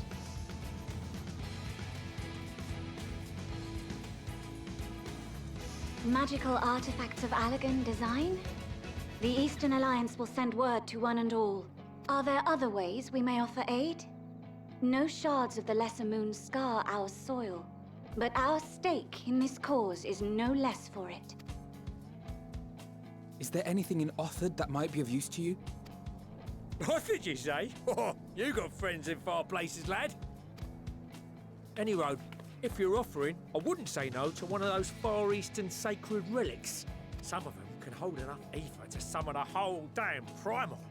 Combine a source like that with the ether burner, and 3, 2, 1, kaboom! Kaboom! Hey, Death Lily. Sure, hydrate. Explosive enthusiasm. Might you secure us a suitable relic? It shall be done. I know little of machines, but I promise we will do our utmost to gather the materials you need to finish your starship. I am glad for the work, in truth. Better to busy oneself than wait and fret over disasters foretold. Then why are we all still standing about yapping? There's plunder for the taking. And I'm a born plunderer. I'll be an old Charlian before you know it. Start mixing the grog. Start mixing the grog! That can be arranged. Thank you all, and do be careful. Just like that. Aye, just like that. Our refined adamantite is on its way. Now let us consider our next steps, shall we? There's yet much to be done. Hey, Saggy! Wanna be a dog or a cat? Cat! Cat, yeah. Cat, yeah. Oh, you're gonna do a redeems. Death Lily. Hey, Saggy. Oh, Death Lily redeemed, yeah. Hold on 1 second. Also,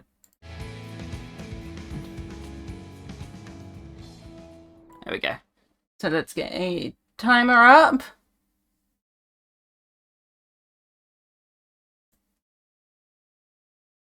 Timer. Stop. Reset. Start, yeah. Definitely you, yeah. Yeah, yeah. Oh, I, minimize. Don't minimize, you dumb person, yeah. There we go. It's times like this we're reminded how famous or infamous, Alphino has become, yeah. Who'd have thought he could achieve so much with a single link pearl conversation, yeah? Yeah. As we're expecting rather a lot of visitors from the near future, I'd best return to the surface and inform the relevant parties, yeah. I also have a contact of my own that might be worth a try, yeah. Oh, and who might that be, yeah? That's for me to know and you to find out, yeah. And on that note, I leave matters here in your capable hands. Best of luck, yeah. Definitely why, yeah. Yeah. Meanwhile, in Uldar, yeah.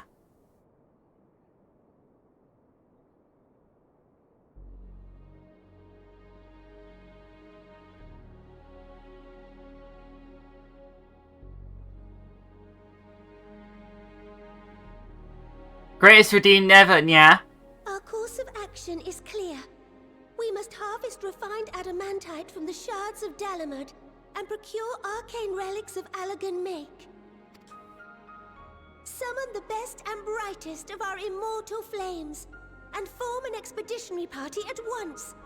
Call upon the Sultan Sworn and Brass Blades for support as you must. Papashan, send word to the guilds. We will require the expertise of master artisans if we are to have any hope of identifying and recovering these elusive materials.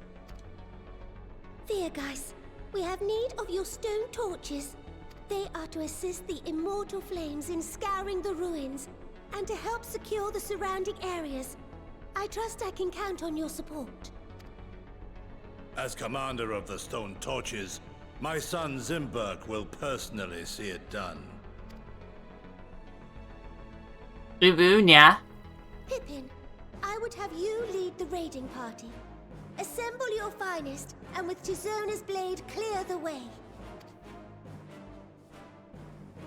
Lord Lolorito, I pray you take charge of the search for Allagan relics.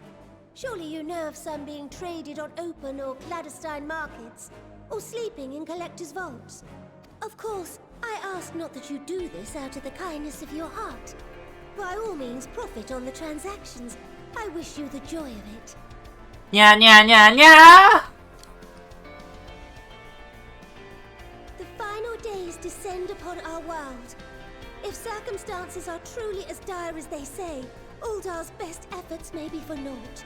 And yet, when we Eorzeans rose from the ashes to rebuild our broken realm, did we not learn one simple truth?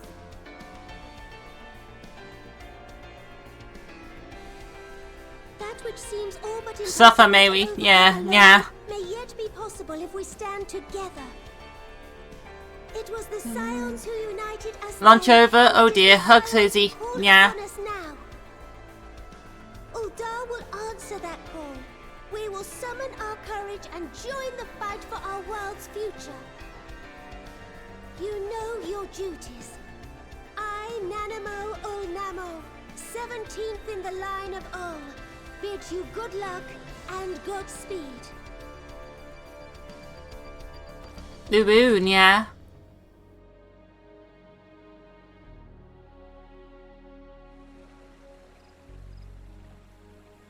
Meanwhile, in the Black Shroud, yeah.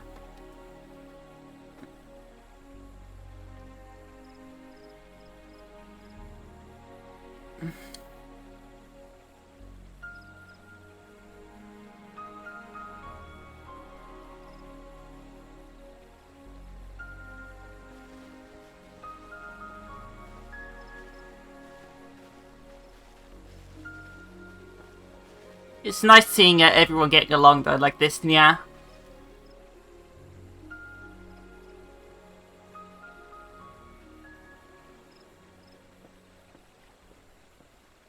We fielded a goodly number, but our ranks are heavy with healers, and an abundance of restorative magics will be of little help in destroying Dalamud's defenses. Still, it has ever been thus with Gridania. We must steel ourselves for a protracted engagement.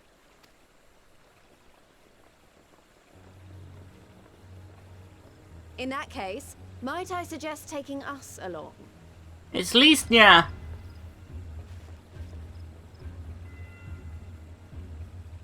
Commander Hext, what are you doing here? None of the shards in Girabania are big enough to hold an internment hulk.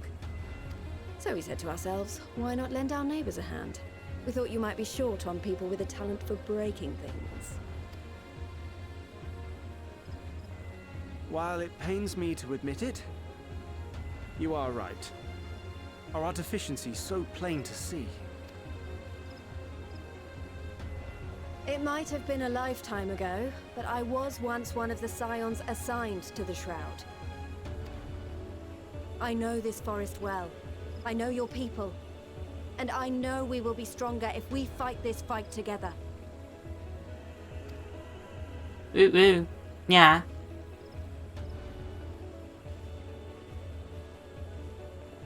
Then I will impose upon you with a clear conscience. Come, let us speak of how to integrate our forces.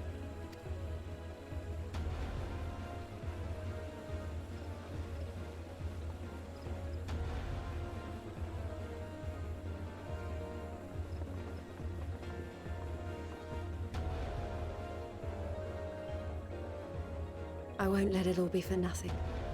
I promise you, Papalimo.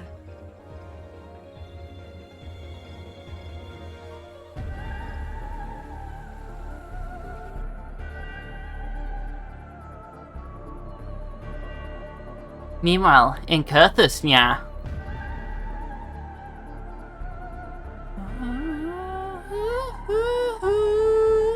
Yeah. Yeah. Oh, is he going up to Hoshifont's grave? Yeah. There you are. We've no time to waste, brother. Everyone has already...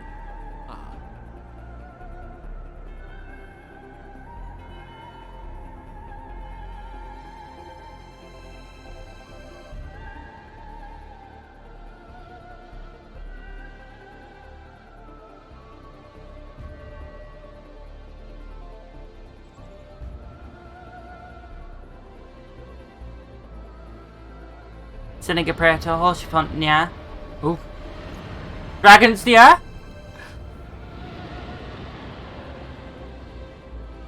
That was a roar. A dragon's roar.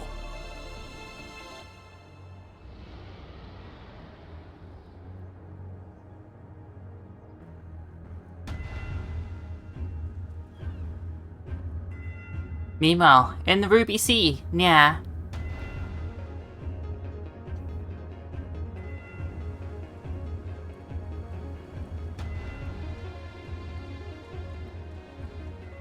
And so, in summation, the Eastern Alliance, as well as the Honourable Lord Lolorito himself, reached out to me for assistance in procuring these treasures of the divine, and I, in turn, do beseech the Confederacy for aid.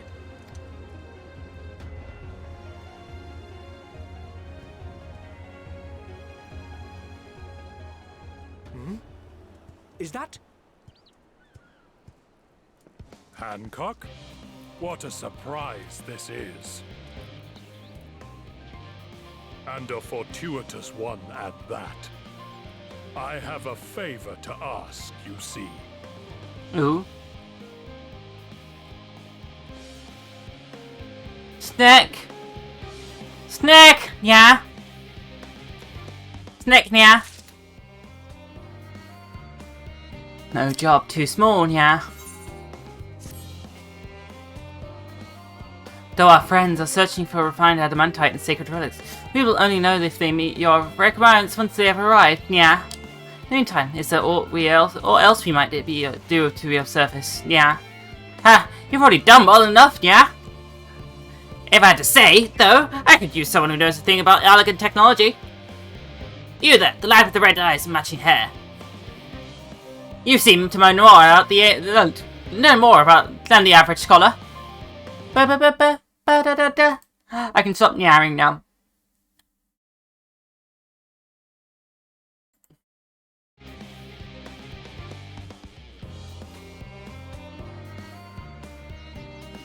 Ha! If only Master Kokol knew how right he was! While he and Graha establish a rapport, why don't we help with the preparations for the Great Exodus? Indeed, this is me going above and beyond our terms of agreement, but I propose this not to curry favour. As confident I am that we will succeed, we must be ready for every eventuality. This also would be an opportunity to familiarise ourselves with the logistics of traversing the Great Expanse. And if nothing else, it beats twiddling our thumbs while we wait for the adamantite.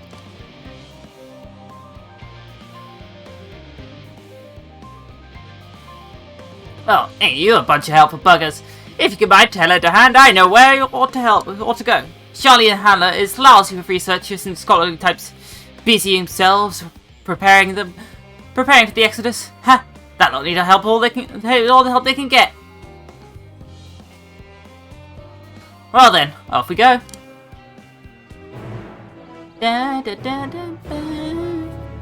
Alright, I'm gonna take this opportunity to go take a pee. Go take a quick 5-minute break. Go pee. I need to pee. I need to pee quite badly. Ooh woo. It's what happens when you hydrate a lot, right? You hydrate a lot, you go pee a lot. Ooh woo. Alright, dashboard. So I will see you all in 5 minutes. Take care. Ooh woo.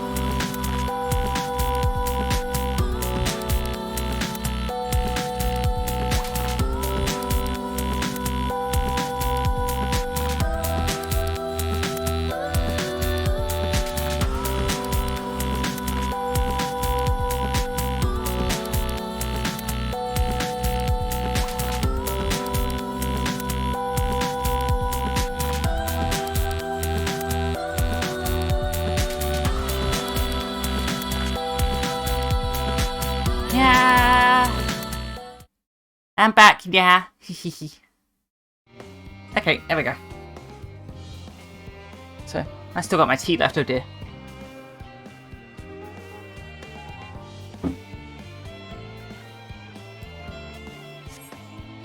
Anyway, we're going to over there now. Washoi!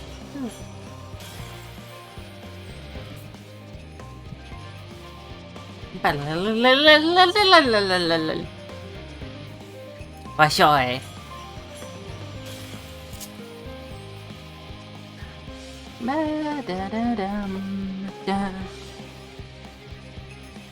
Alright. I'm sorry, I had to go down a bit. There we go. Oh.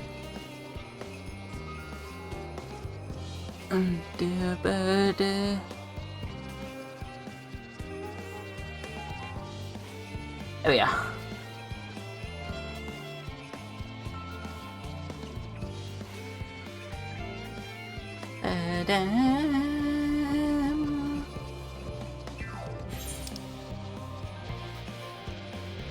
$6% remaining over here.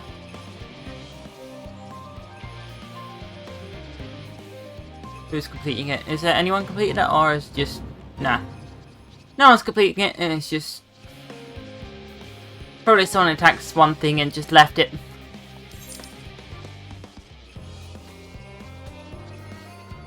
Okay, is there any fake things? No.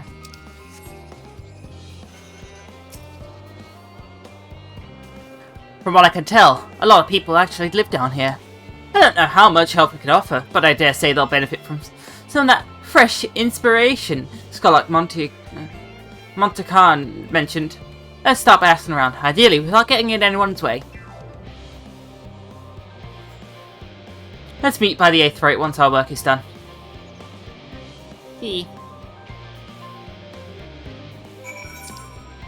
And let the good time troll. That's another plus steady current. His name, steady current. Oh why? Helping with the arc, even though all that power Master Cookles managed to squeeze out the afterburn, it's not enough. Still not enough, apparently. Now I fear the final days have arrived. Horrible creatures running rampant all over. If only we'd begun the exodus sooner. People are dying, and there'll be no end to it if we don't fulfill our duties. But we will. We spent years preparing for this moment. Believe in that plan, and we all will be well.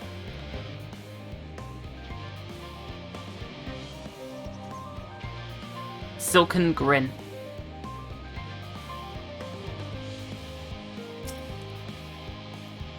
Oh, hello.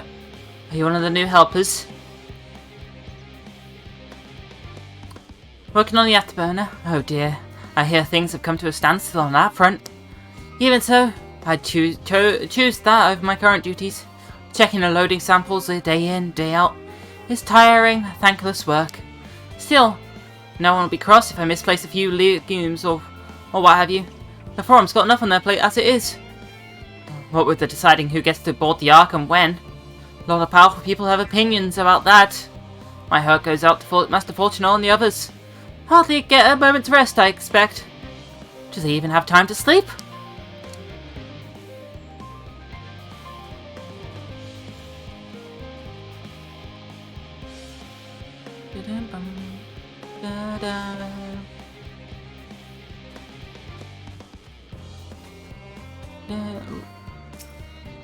Paulistan. Offered to help. That's very kind, but I should be able to organize the rest of the documents by myself. It's mostly a list of the things we need once we arrive on the moon, and then whichever star we choose to set as a new home. My duties largely concern the maintenance of living conditions, so I'll be a lot busier after we depart. I hear that our lunar collaborators come down to assist in our efforts.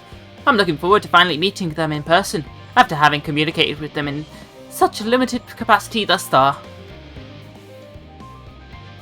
To be completely honest, I've not even the slightest idea what they look like. I do hope they're not enormous, looming giants. I would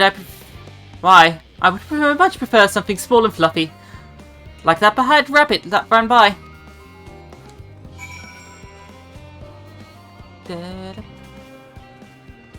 Hey, a Parago!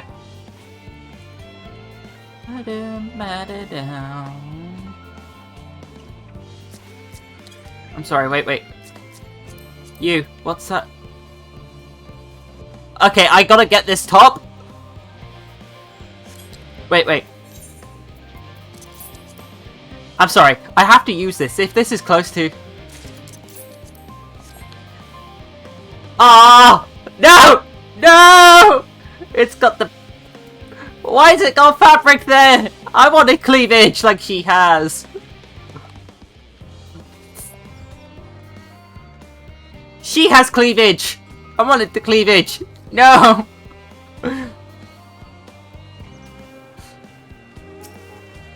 I am sad, it's okay.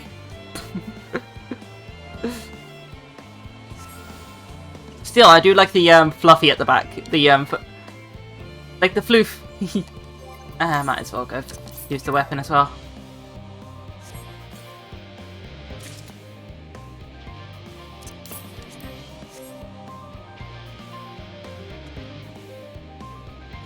Fun. It's the living way. Fancy meeting you, heroes. Our friends on the forum have brought us to see their teeny tiny toy boat, which was quite impressive considering they didn't use any creation magics. What we're really interested in is the Theris itself, though we find ourselves at a sort of funny underground miniaturized version of it. We're hoping the forum would give us a guided tour, but it appears they're rather preoccupied. Honestly, all that time to prepare and they're still not ready. I suppose we'll just have to show ourselves around, or at least that's what we were planning to do until we chanced upon the Uriantia and your good self. Since you both dawdling around, engaging in idle chit-chat, perhaps you could show us a few points of interest. Won't that be fun? Oh dear. Hey, Uriantia. A tour of Labyrinthos? An unexpected yet prudent suggestion. Given this similarities betwixt this artificial environment and Bestway Burrow, it would be in our best interest to have the Lockerites acquaint themselves with those conditions deemed optimal by their Charlian collaborators. I fear, however, that continued reliance upon my limited knowledge would risk narrowing far than broadening their perspectives. Mayhap thou art better suited to lead this venture? Oh, what a marvellous idea! Might we begin with the great big what's-it over yonder? Ah yes, the what's-it. I shall leave the explanation to Rose. No, Uriantia, what have you done? What have you done, Uriantia? Oh.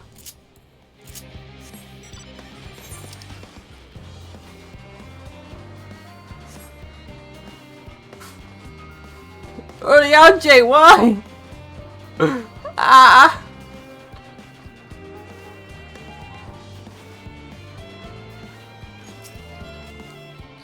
Goodness me, to build something so large without creation magics, it's positively stupendous! Perhaps you could direct our attention to its most important features? Search the apparatus for points of potential interest. You may move the camera and zoom in as well. Target an area and inspect it. Oh dear. Uriantia, why?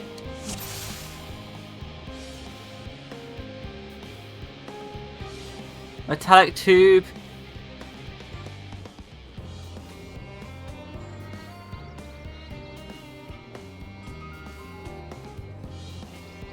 Mushroom-like thing. Tanks. So observe the tanks. It's a little hard to see from here, but is that the garden pipe connected to the top of those tanks? And I can see through the window of another pipe at the bottom. Ah, this must be purifying water drawn up from below. Metallic tube. Is that water I hear from the great big tube? It must be because of those cogs and that gigantic wheel at the top. Oh, I see. That's how they draw up the water.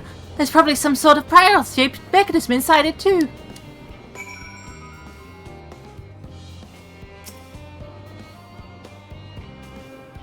I have no idea what this big mushroom thing is. That looks like the trees in the Great Evansvale. Hold on. That's a bit kind of a strange shape. It's thin at the bottom, but big at the round at the top. Quite tall for something so unbalanced too. Now it makes sense. That's where they store the water.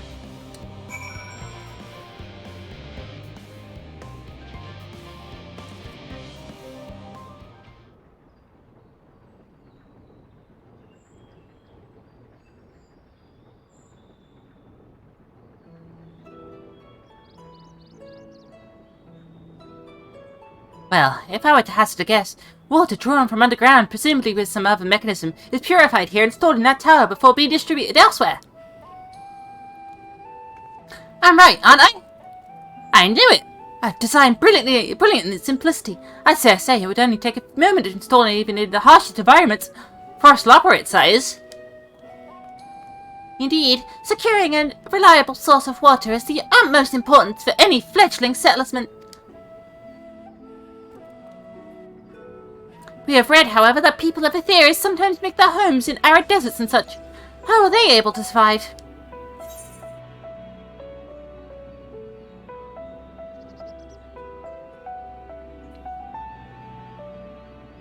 Banalana built an oasis near waterfalls for villages in Giravania. We'll go oasis.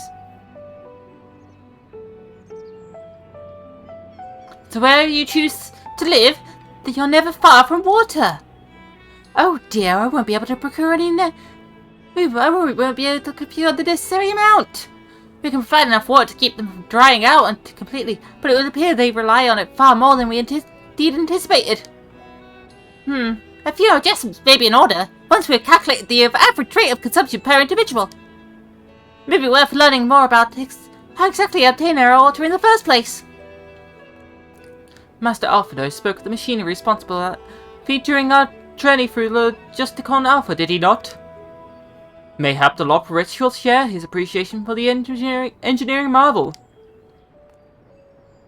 Oh yes, that sounds absolutely splendid! We must journey beyond the sanctuary of the Sharlayan hamlet. I shall lead the way. You mean we have to brave the untamed wilderness? A very concern indeed. We couldn't help but notice the many dangerous-looking creatures with big, nasty teeth lurking beyond the safe confines of this settlement. Were we not escorted here by burly custodians, I dread to think what would have become of us. Regrettably, many hungry predator with the aforementioned big, nasty teeth. Loporits may appear to be a potential and rather appetizing source of sustenance.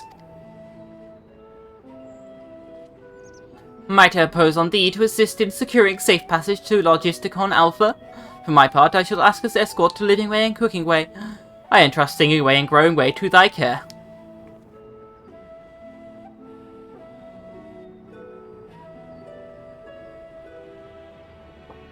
A more valiant protector they could not wish for. Godspeed. Ooh. If it's all the same to you, I'd rather not be eaten by some horrid beastie. Come along, Growing Way. To the water extraction, what's it?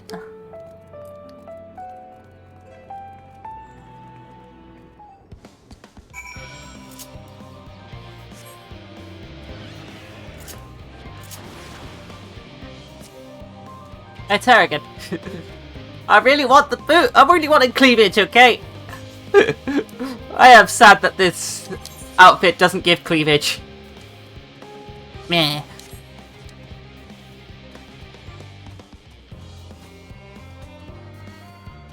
I'll look at the other ones and then make any more. Make any more once I've get my crafters up higher, and then we'll use it for glamour.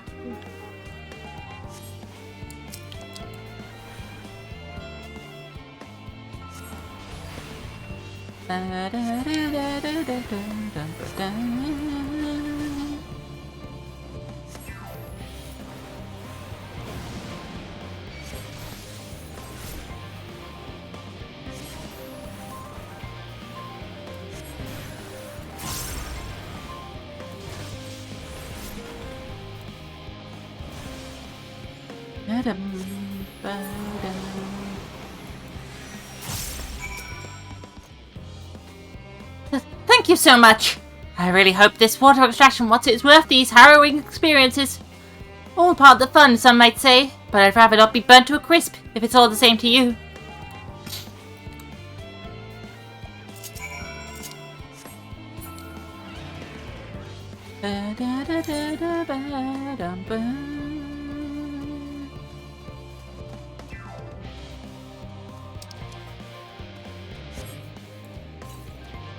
Northwest. Yeah, so by the hamlet, I'm guessing. Da-da-dum. Ba-da-da-dum. Da-dum. Julian J. My friends, I bid you welcome to Logisticon Alpha. Our destination doth lie at the lift's top. Pray, follow me. Da-da-ba-da-da-dum.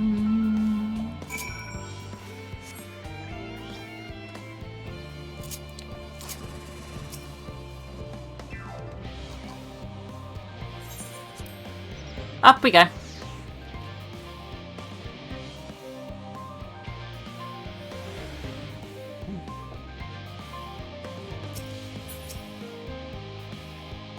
Marvelous. Simply marvelous. So this is where the magic, or science rather, takes place. The perfect environment to sustain life, artificially created. The knowledge we'll gain here will be essential when we start looking for new stars for your kind to inhabit. Apparently, most of them don't even have air for you to breathe. You're very lucky that Aetheris just so happens to provide everything you need to thrive. Or did mankind turn out the way they are because of the available resources? I wonder. Either way, it's nothing short of miraculous. I cannot wait for you to see more of it.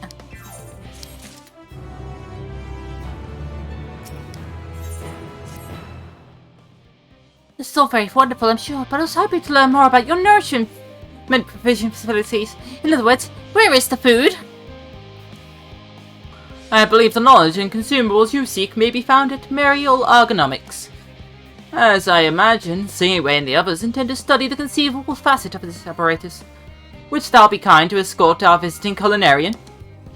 Yes, that sounds much more interesting. Hopefully I'll be able to see firsthand some of the delicacies Orijanji was telling me about. Even his seemed incredibly vivid, is a bit too verbose. Descriptions cannot compare to sampling them myself. Not to mention Aetheris will be no more, so I must learn all I can while there is still time. Let's brook no further delay.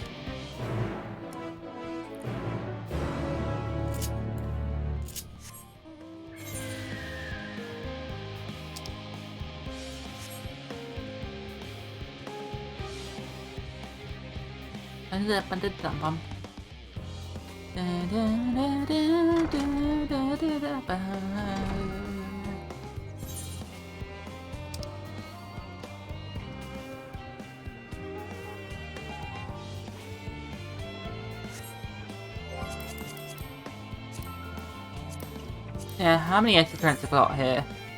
None of the quests and half of the attuning. I need to just do all the quests in Elpis. The quests and all the attuning, and that all it's like 6 of the tuning in Thabnir. Okay. This is the place, yes? The heady aroma was enough to guide me here. I've spotted several of the fruit and vegetables featured in the compendium. I'd dearly love to try some, but I've read that those who help themselves to a farmer's crop without permission are often caught and put into pies.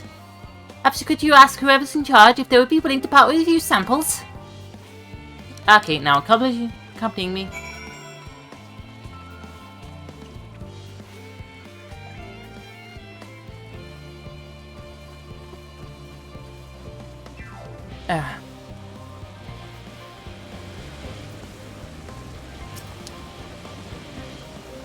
What a fine mess this is. Ah, it's you. It's the one who climbed down the mine shaft. I'd show you around if I could, but I'm a bit rushed on my feet preparing for the exodus. And I am not the only one. We've all got our ways to find what we can do down here, up there. First on the moon, then on whichever star the Forum decides will become our new home. It's all so sudden, so unreal. Don't you want to go to the moon? Well, it's better than waiting for the final days to claim us. But no matter how carefully it's all planned, we'll never be able to take every variety of flora and fauna with us. Even the ones we can take may not survive in their new environment. So many species doomed to extinction. Sorry, that's not what you came to talk about, is it? Nothing quite so dire, I assure you. We may need to sample a little of your produce if we may. By all means, help yourselves. Much appreciated, my good fellow. So, where to begin? to the vineyard.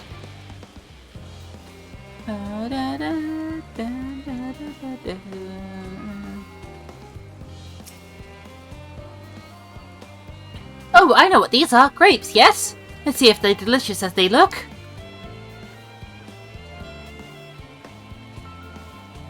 So sweet, so sour. The taste is much like a ripe, flopsus carrot, and yet the texture is entirely different. The contrast between the outer skin and the fruit within is most peculiar, though far from unpleasant. Yes, I think I'll try another.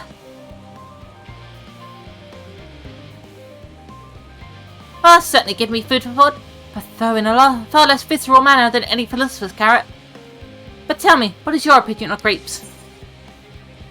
Erupting volcano for a choice, but meh, ghastly things. I'd rather eat a rancid gig and toad eyeballs. Oh goodness, no.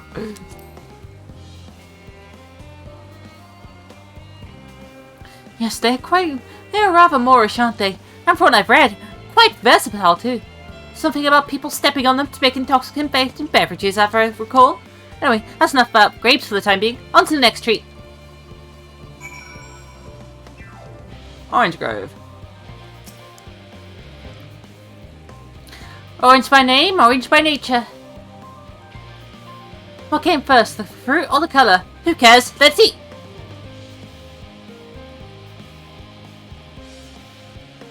Yes. Equal parts sweet and sour. As for the grapes, you're nothing alike. I may have to consult Riandri about expanding my vocabulary. I simply cannot find the words to describe it. Perhaps what I'm looking for is bitter? This is all very complicated. You know, so many flavours, so many choices, and each individual with their own personal preferences. Now I see why you all turned up your noses at the idea of eating nothing but carrots.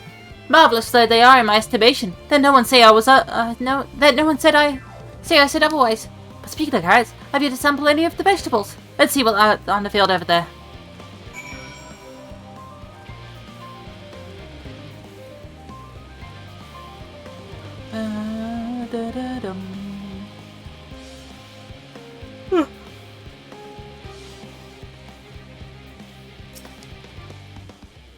That colour, that texture, are these some sort of enormous round carrots? No? In any case, proper nomenclature is less of a concern than the taste.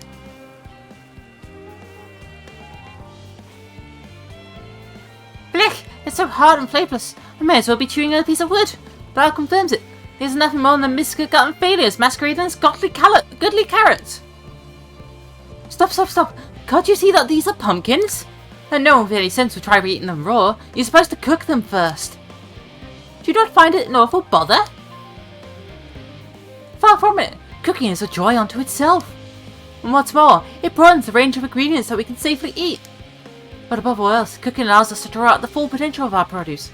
Pumpkin stew has been one of my favourite dishes for as long as I can remember. Then perhaps, even with these hard blocks of plant matter, can become something as delicious as the orange I sampled? I wonder though, is there anything more delicious? How about that yellow fruit over yonder? Yellow fruit? Oh, lemon. Oh, he's gonna have fun with the lemons. Fun with the lemons. What a wondrous fragrance. When you look, it'll have the flavour to match. As I've no wonder how these are eaten. No idea how these are eaten, I'll just bite into it. My tongue! Is this poison?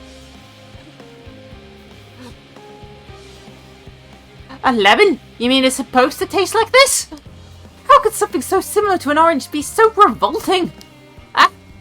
It may take some time for my palate recovers from this ordeal. As such, I best call this an end or a round of sampling. Let's say our farewells and return to the others.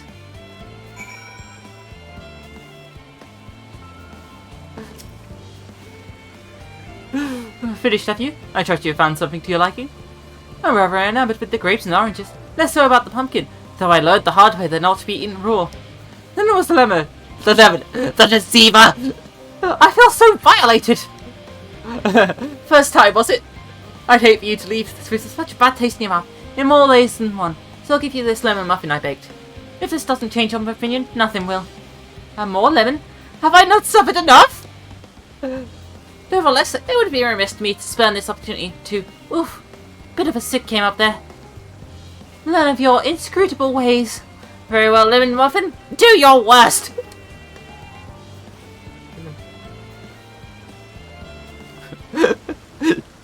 Oh dear. This is delicious! Although I can still detect a hint of lemon, it complements the sweetness of the dough to create a perfect harmony. I never would have guessed this vile bitterness could be utilized so elegantly. My good chap, this is simply breathtaking! See, we rarely use lemon in its natural state, but it has a starring role in all sorts of recipes, and the same is true for many other ingredients. It comes down to making the most of its resources at our disposal, and sometimes that can be even the distance between life and death. I know we won't be able to take every species with us. No doubt the Forum agonized over what was worth preserving, and what we co-signed to history. Hard choices, but make them we must if we're to survive. Such strength of will. Now I know what Heidland sees in your kind.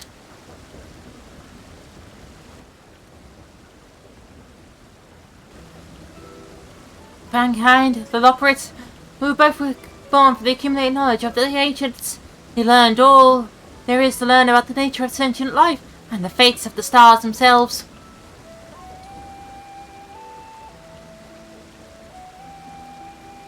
Once a civilization has fulfilled the basic requirements for survival, it will inevitably seek to eliminate all sorts of negativity and achieve perfection. And therein lies its folly and its downfall. For perfection is an unattainable ideal. It is the paradox of the immaculate carrot. Yet civilizations since time immemorial have deemed the pursuit of perfection as progress. They pay no heed to the cost of incurred in their futile quest, and all too often become the architects of their own demise, their dreams forever unfulfilled. What then is the alternative? The answer lies in knowing that our existence can never be perfect, to be content with what we have and make the most of it.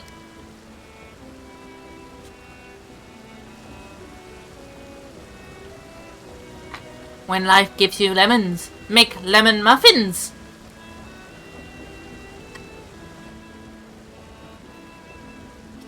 Pardon my Eorzean, but what in the seven hells are you on about? And who are you anyway?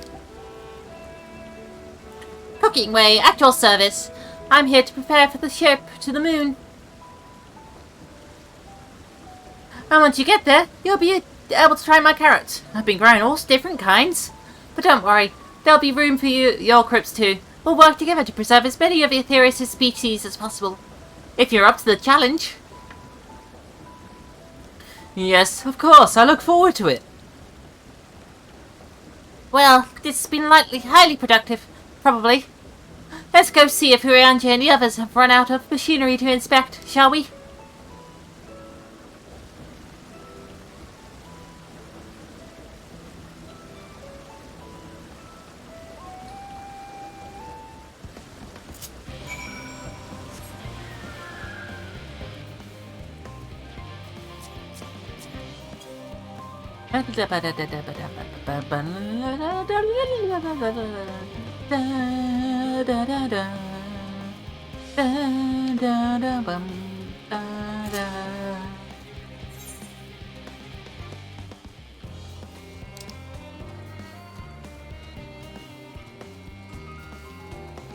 To Urianji.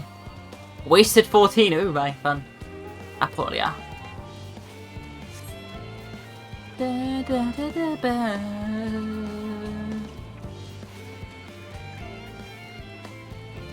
Speak with Cooking Way.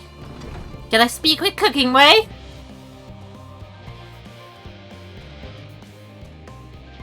I'd say one of those adult mammoths. That was most enlightening, especially the part with the lemon muffin. Actually, I was wondering, do you know any of your places famed for their cuisine? Limsford is home to the culinary skills, and less unsavory establishments. Far East has oodles of noodles!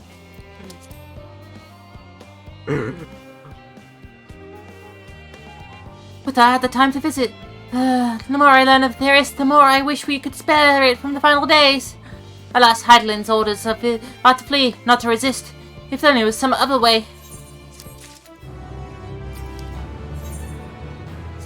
Speak with them. Rose, I trust thy merry old ergonomics did. Bear fruit. My time and think. Oh dear. Our efforts were rewarded. We now possess an embarrassment of educational riches. No doubt our guests' relentless pursuit of knowledge could occupy them and us for a fortnight. Alas, time is of the essence. Let us return to Charlie and Hamlet forthwith. I shall gladly attend to each and every operate there.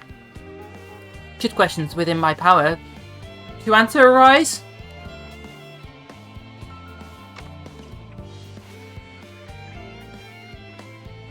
Ah.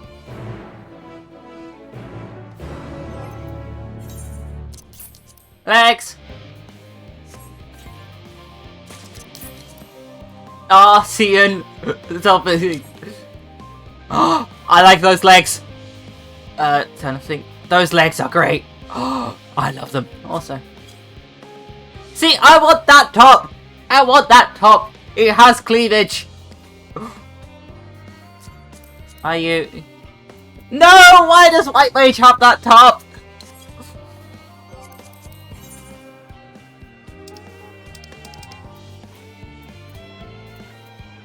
I am sad.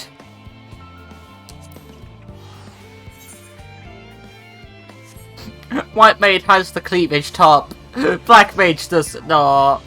Sad to me is sad. Turning you down again.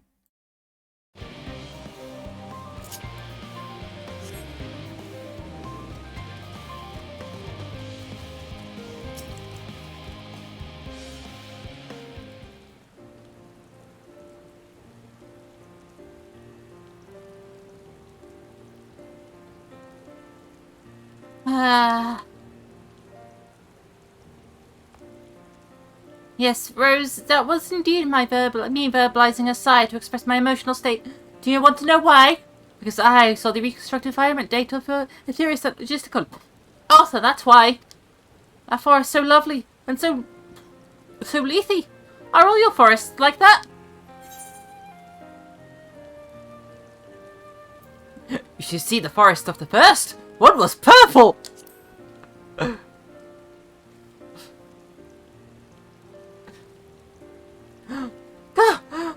I see! With a star so wonderful, it comes to no surprise that you're reluctant to leave it behind.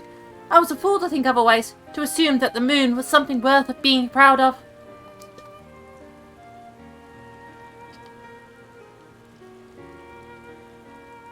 How ridiculous we must seem to you, trying so hard, yet achieving so little. Not at all. Thy works are no less worthy for thy uniqueness.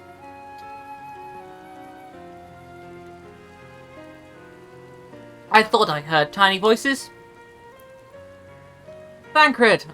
How did I knew it was Thancred?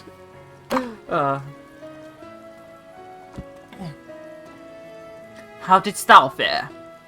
I was able to glean a fair bit from the researchers while helping to move their cargo. Preparations have proceeded without interruption here, despite the news of coming end. We have the forum's leadership to thank for that. That doesn't mean the people aren't worried, though. Quite the opposite. Knowing disaster could strike at any moment, they hurry to complete their work, equally aware that a single error could be the difference between life and death. And we can hardly tell them there's no cause for concern.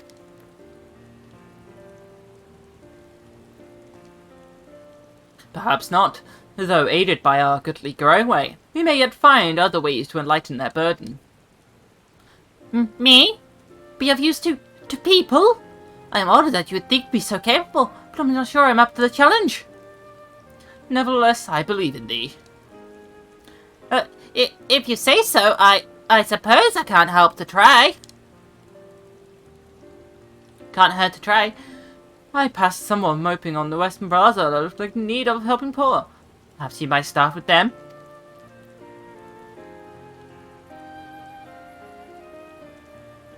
Tis as good as any tis as good a place as any. Come.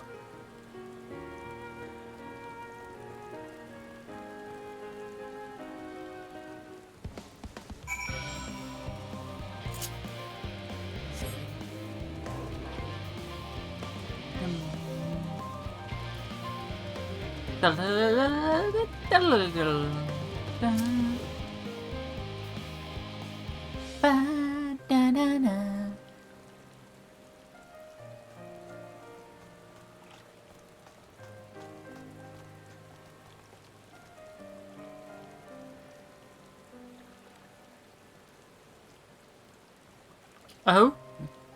Can I help you?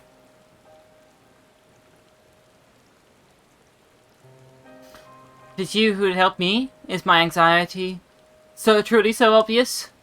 A burden shared is a burden eased. Pray, tell us of thy troubles. Those little fellows do look like good listeners. I'm an engineer, you see, and what with the way of the ship, it's a sum of decades of Charlian ingenuity. That it's built with peerless elegant technology is all true, but I know that none of that's a guarantee. We've never before launched a starfaring vessel, let alone flown it into the great expanse. All the tests we've run have been on the ground. Only operational personnel and cargo will be aboard it for the first voyage. But even so, if it fails us, then what can we do? And if it doesn't, it could fall apart in the next flight, or in the one after that. We've done everything we can to prevent that from happening, but it hardly matters. We thought the Aether Burner's design was flawless too, and look how that turned out. Thou art familiar with the these most daunting technologies, and thus dost thou hold the power to allay his fears. Oh, I'm not sure about that, but, well... Maybe you could tell me about, if there's any aspects of the ship's design that you're especially worried about? Our ability to walk about and perform our tasks, for one. I devised beams by which we could to employ gravity, a spatio-temporal spell to regulate the environment. But what if it's not strong enough? Well, everyone floats away and begins crashing into things as soon as we left the star. Aha! Gravitation. Maybe I can be of help after all. Up there it's not so different from down here, you see. The same rules apply. And if you consider them as part of one big cosmos, one big great cosmos rather than the separate places.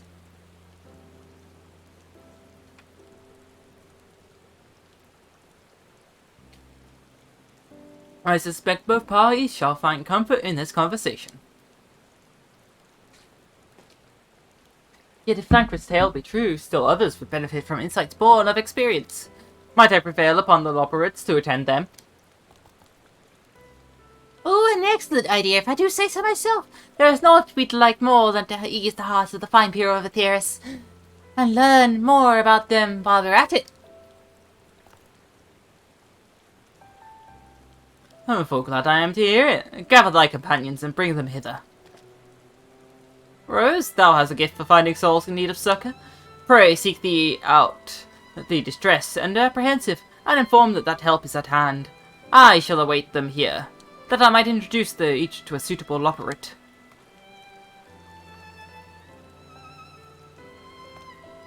Oh, I do look forward to that. A place for every Loperate, and every Loperate in their place. Ah, the Loperate's voices are doing a number on my thing.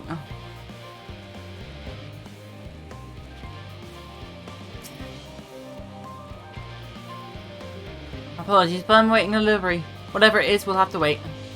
We're too busy to chat. For his benefit or otherwise.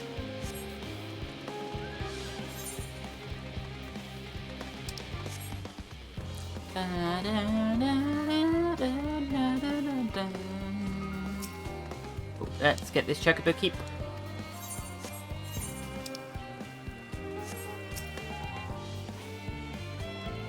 Have you heard of anything what's on the moon? I've no doubt we can make it up there, but searching for a new star. Part of that plan sounds awfully vague to me. I asked the forum, but they will tell us that our collaborators have everything under control.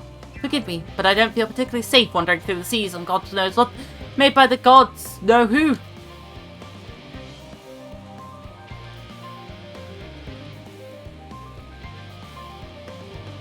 You mean to say I could speak with them directly? Amazing, I hope they like questions.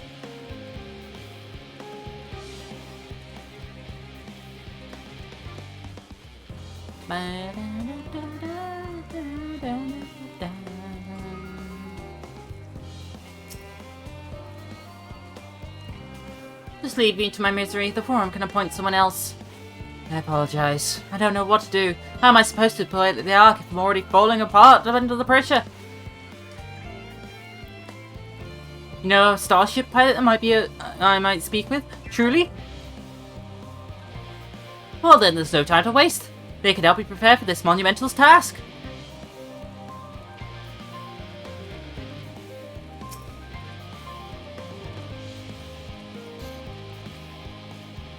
If anything's bothered me, well, I've been loading cargo for bells now. My back feels like a voice and played its piano. My feet and knees are drums, cymbals too. Seems fine if I need a break.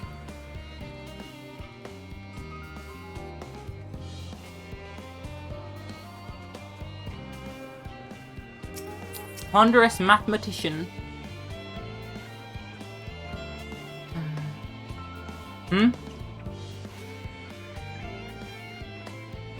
Consult or collaborators? I suppose that would be more effective than sitting here brooding. I'm attempting to calculate how much cargo we can consolidate into fewer trips. Should the Afterburner make our original estimates unfeasible? But there are simply too many variables. I feel as if my brow will turn inside out. But perhaps our lunar associates will have more insight into how much weight constitutes too much weight for our purposes. Thank you for letting me know.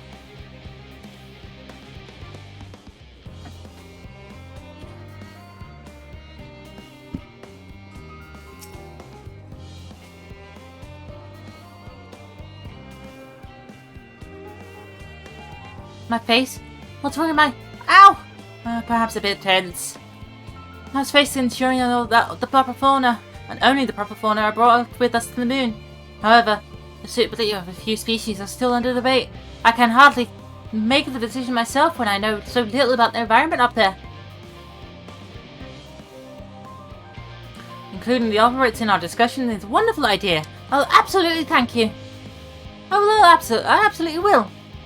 Thank you. Perhaps their biology itself might come offered a clue as well.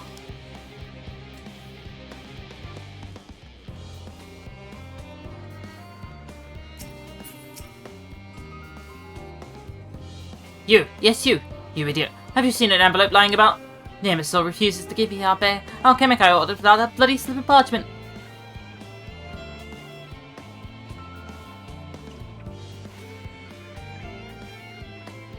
Unless your friends have a spell to make me remember where I dropped my damn envelope, I doubt they have more help than you. And you've wasted enough of my time already.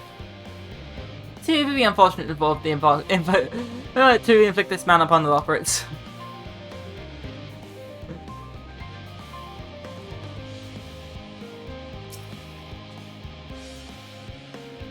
Aha! Ha!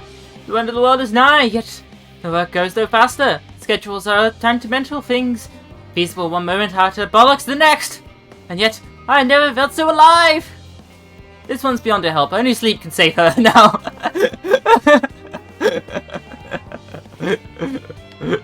Oh dear. Only sleep can save her now.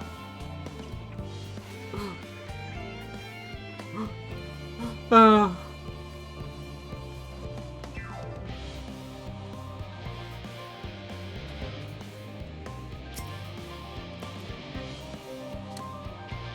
"56 bunches of weeds in the ground, 56 bunches of weeds. Rip one out, add one to the mound, 55 bunches of weeds in the mound." Oh dear. Yep, I'm not neglecting my duties, I swear. I was only need a little break, you see, but then I found myself unable to relax at all, so I went on a walk and noticed these weeds and...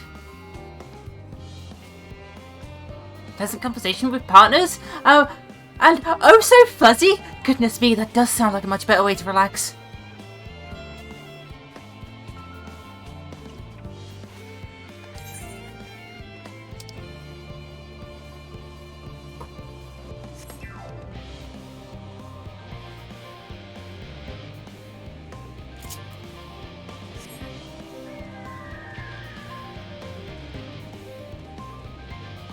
Oh dear.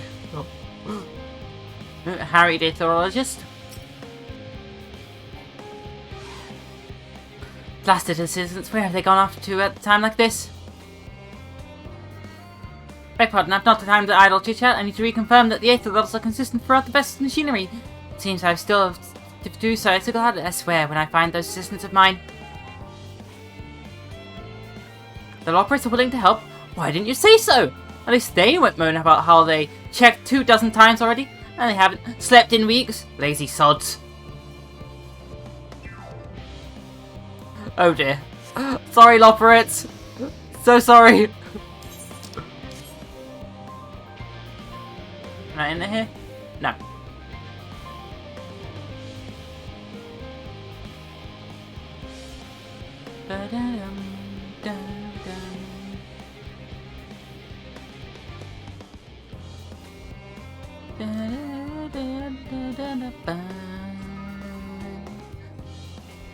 Ooh, occupied administrator. How may I help you? My, what a lovely idea! I know, you notice people are becoming rather tense, so I rushed out to pluck some fresh, fragrant tea leaves. Now I only need to track down 100 or so cups. But don't you worry, I can manage. I hope your plan to cheer everyone up goes well. We're just doing better than you are. Oh, that's fair.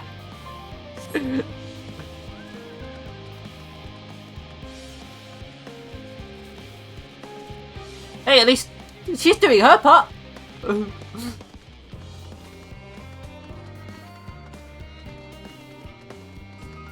Ooh, one here. Time researcher. Worries? No, I believe I'm fine, thank you. I've been confiding my colleagues, and it's helped a lot. Can't recommend it enough. Reaches all she has what she needs. No, that's good. Pet the researcher.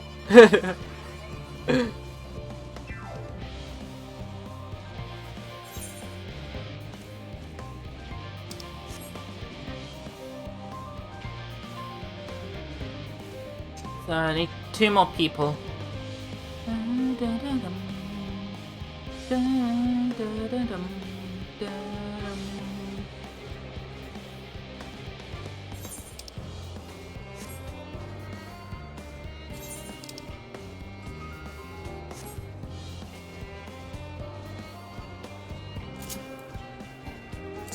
Boom.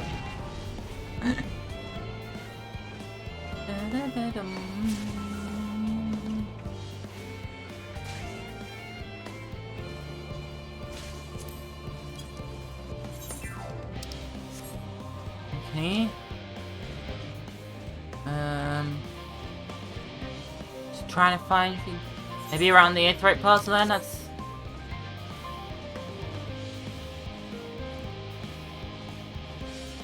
Oh, there's one there, yep, anxious engineer. Oh, there's the last one.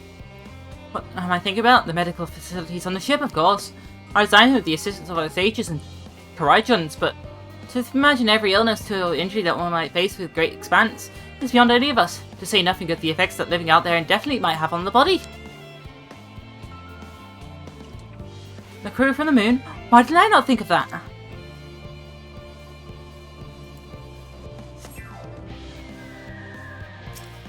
Level-headed engineer, so that might not be the last one then. Concerns? Nay, there's no point. Why pouring the stage? They only make things go, make the work that go that much slower. Women seem to be coping well.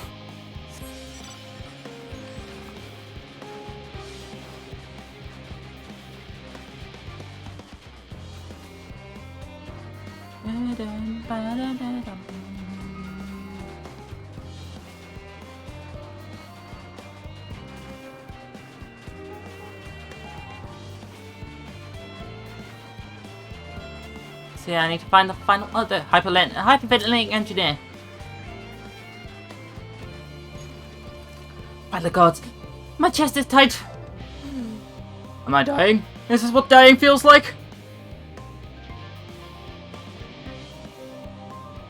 Oh, do pardon me, I didn't see you there. There's no cause for concern, I assure you. No cause for concern.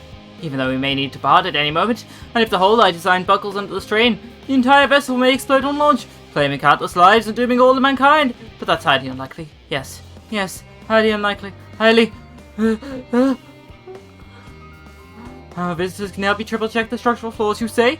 Why, that would be wonderful. I'm breathing more easily now.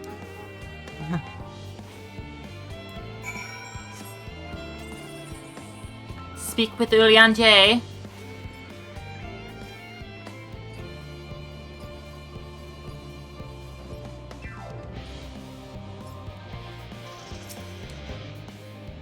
More rose. Through thine efforts, word hath spread throughout the Labyrinthos.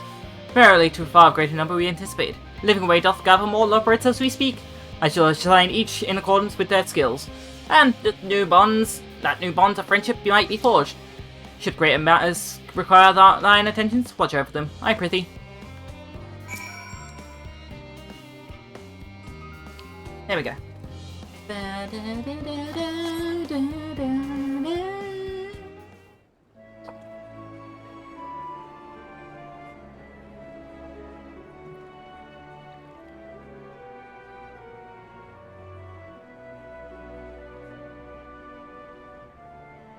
No, I got some popcorn I'm gonna eat.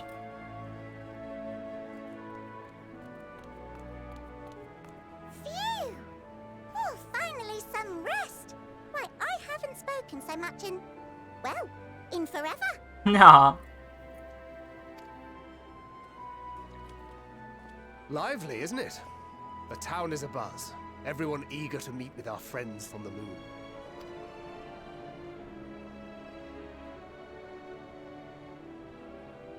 Twould behoove you to consult with Sleeping Way.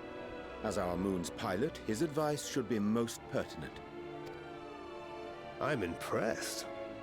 Truth be told, I struggle to tell one from another. No offense intended, of course. None taken.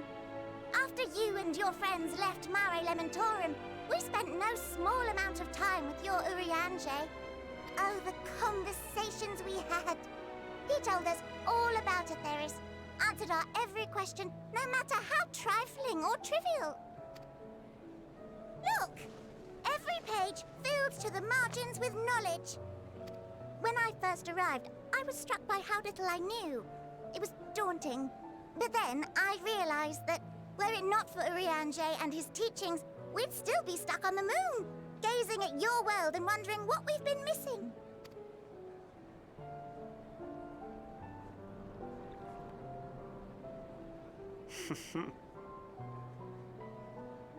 What would they think if they could see Urianger now?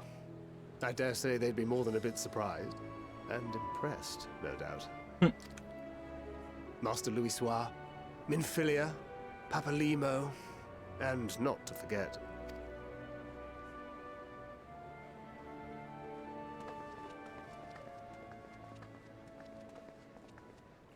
Oh there. Heard there was a visiting expert who we might bother with a few questions. I take it you'd be the one.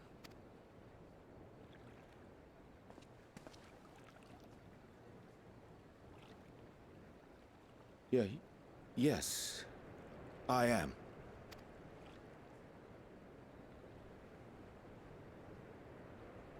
Wilson and Blovida, Sharlayan's foremost researchers in the field of teleportation magic, and Moonbreeder's parents. Oh dear.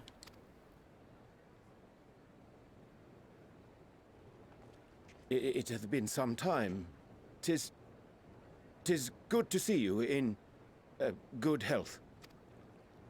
Likewise, old friend. Blovida and I were most honored to answer the call. This part broke you hard. Oh dear. Oh no, Saki. Hugs.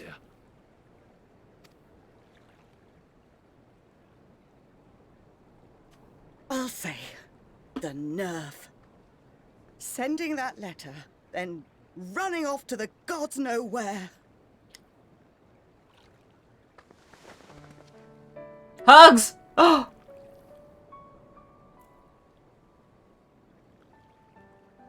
Do you have any idea how worried we were? Aww. I'm sorry. 'Twas remiss of me. not to deliver the news in person. No, more than that. 'Twas I who... Our daughter was disillusioned after Master Louisoix left her behind. The day the Scions called upon her was the happiest I'd seen her in years. She made her every choice of her own free will. No one could have ever forced her to do otherwise. Don't blame yourself for her death. Celebrate her life. You know that's what she'd want. If there is one thing we resent you for, it was that we could not be there to mourn her with you. Reading the words you penned in that shaky hand, we must have cried as much for you as we did for her.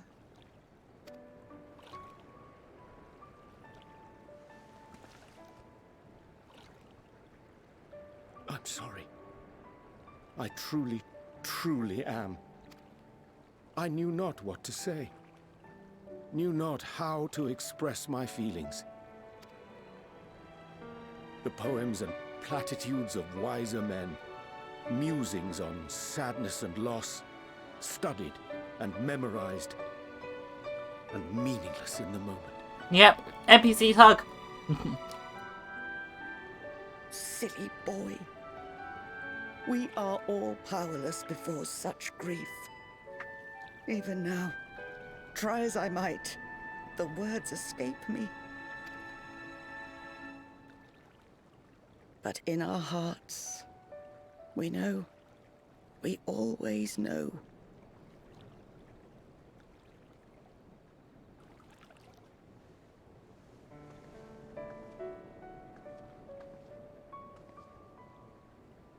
I remember when you were young, how the lads teased you for choosing the company of books over others. Our moon didn't take kindly to that. Be nice to Urianger, she'd shout, and give them a walloping. No matter how many times we scolded her. So we offered a suggestion. Rather than starting fights, why don't you be the bridge between Urianger and the others? She had to mull it over for a while. Arms crossed, brow furrowed in intense thought.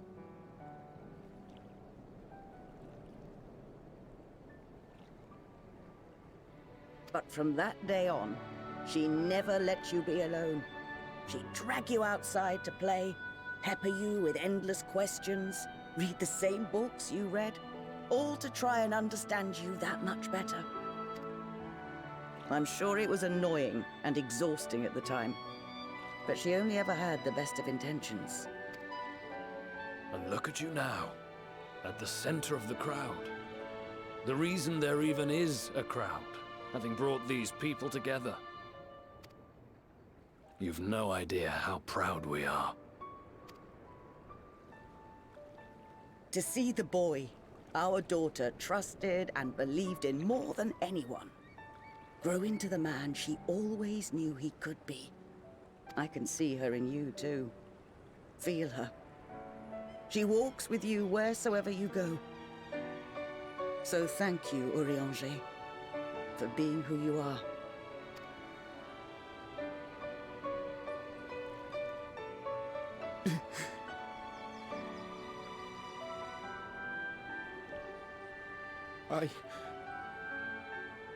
I think I can feel her too. Aww.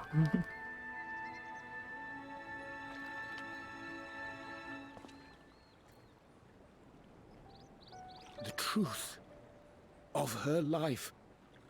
Not sorrow, but hope and love.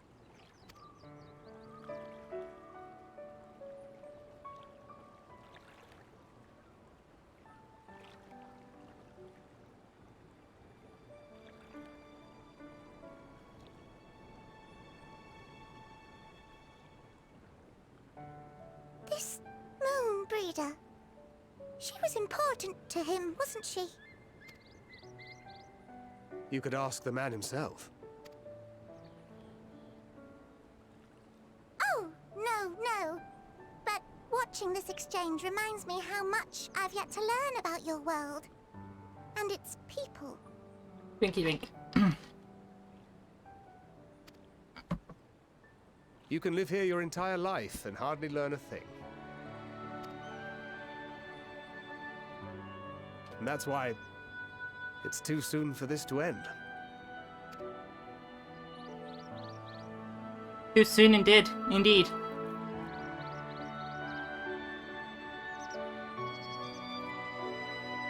Yeah, I think my favorite hug in the game though has got to be between the two Mikotes on the first, you know, Dahlia and her thing.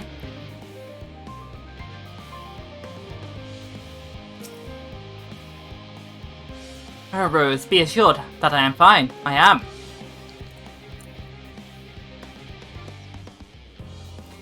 Full glad to see them too after so very long. Gladder still that it was in your company. As difficult as it was to accept their kindness, it would have been harder, far harder than had I faced them alone.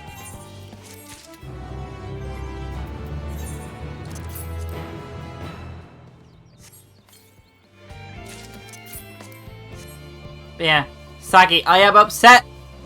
Upset that the caster thing doesn't have the boob, doesn't have cleavage.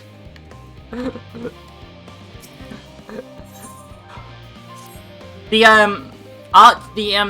ranged, the physical ranged and the healer sets have cleavage. Why no caster?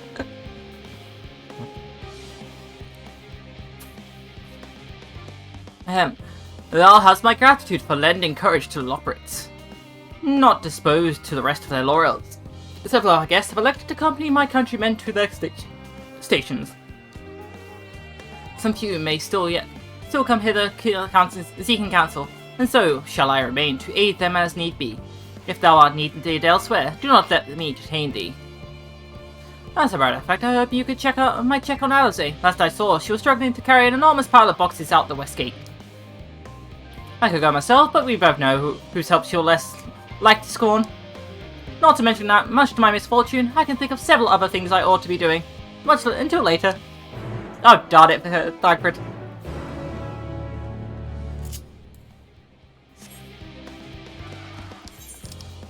And there's the other one.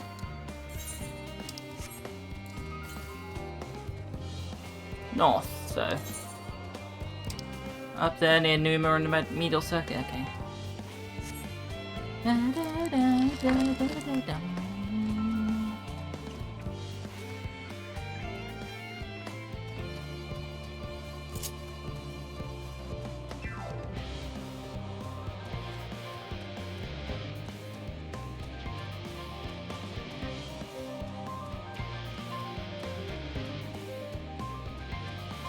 So lazy, yeah.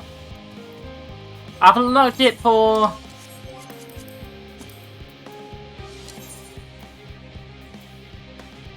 Garlemald and Mary Lemonthorn. Elpis I just need to do the quests. Fafnir and Labyrinthos I need to do everything though.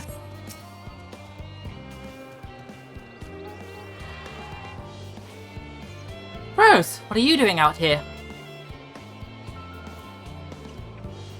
No, I don't mind if you are to help the boxes, but it's far from the most exciting of tasks. Are you sure?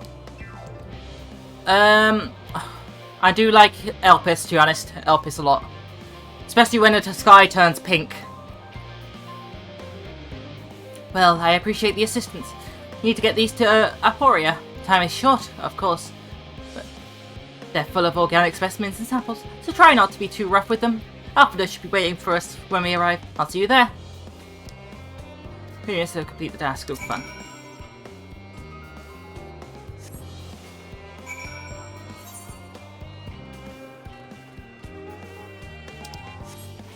Oh dear. Gotta go all the way around here.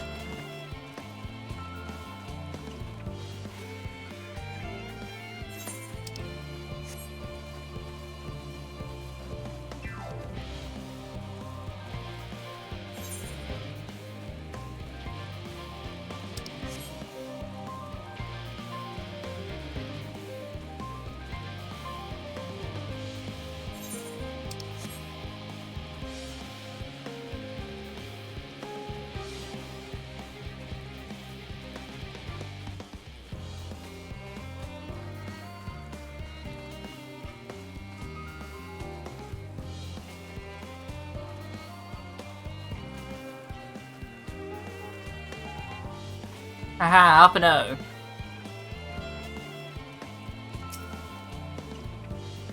Oh, you're helping them with the crates? Wonderful. You can put that there with the others.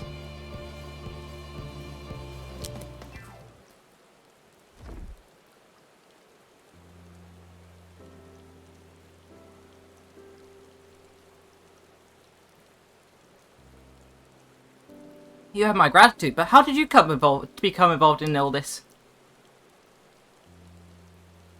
Ha, then I suppose I have Thancred to thank as well.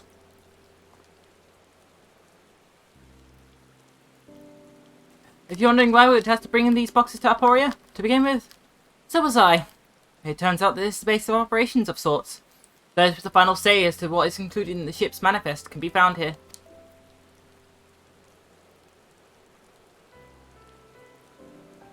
Father included, I suspect.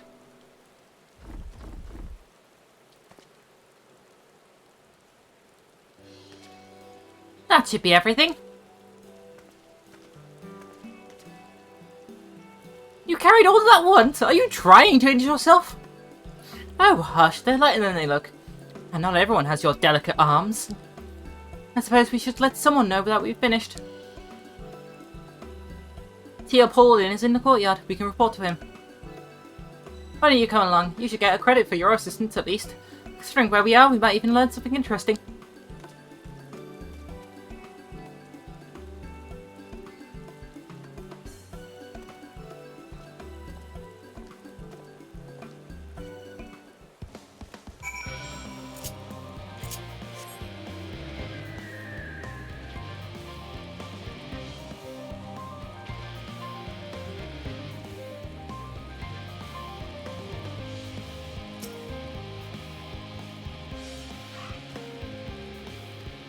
Chocobo Keep. Speak to Theopoldin.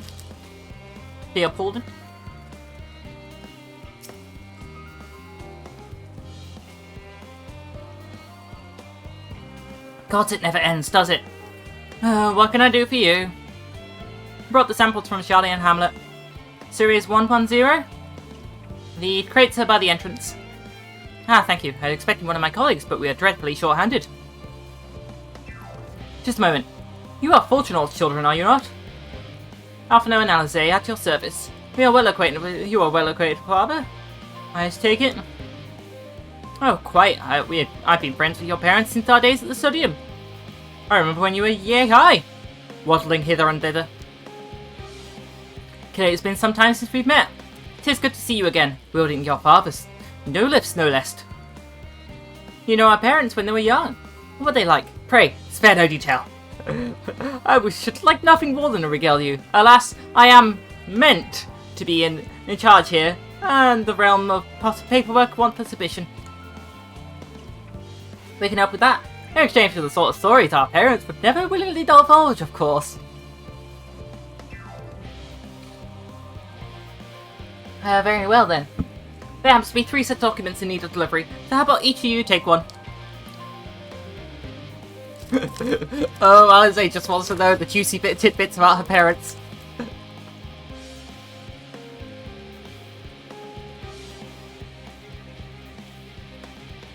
Wait right there.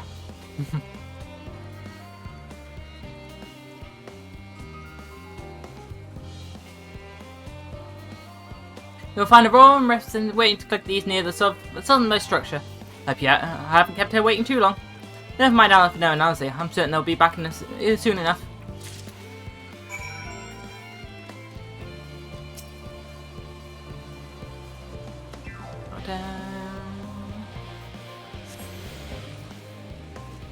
Hehe.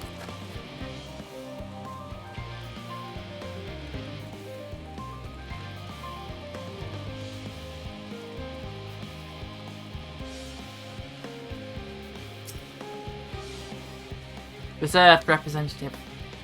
Are you not one of the signs of the 7th Dawn? I thought you were meant to be working on the ether burner.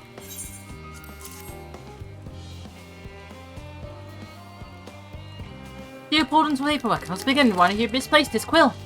I appreciate your help seeing these documents at my hands at last. As for your other task, pray keep this between us. I sincerely hope you scions succeed. The Exodus is, without a doubt, the most monumental undertaking in the history of the Forum. Must be circumspect in all respects. Risk is a privilege we cannot afford ourselves.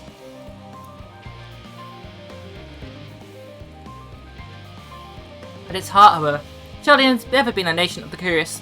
It would be a tragedy if we were the ones to stymie our pursuit of truth.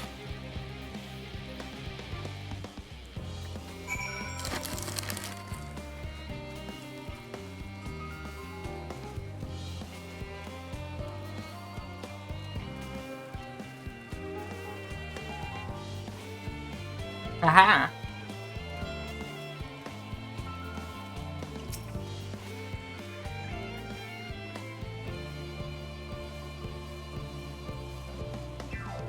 Quick and efficient. I dare say you have talent for this work. The twins' papers only need to be delivered elsewhere in the facility. They should be returning any moment.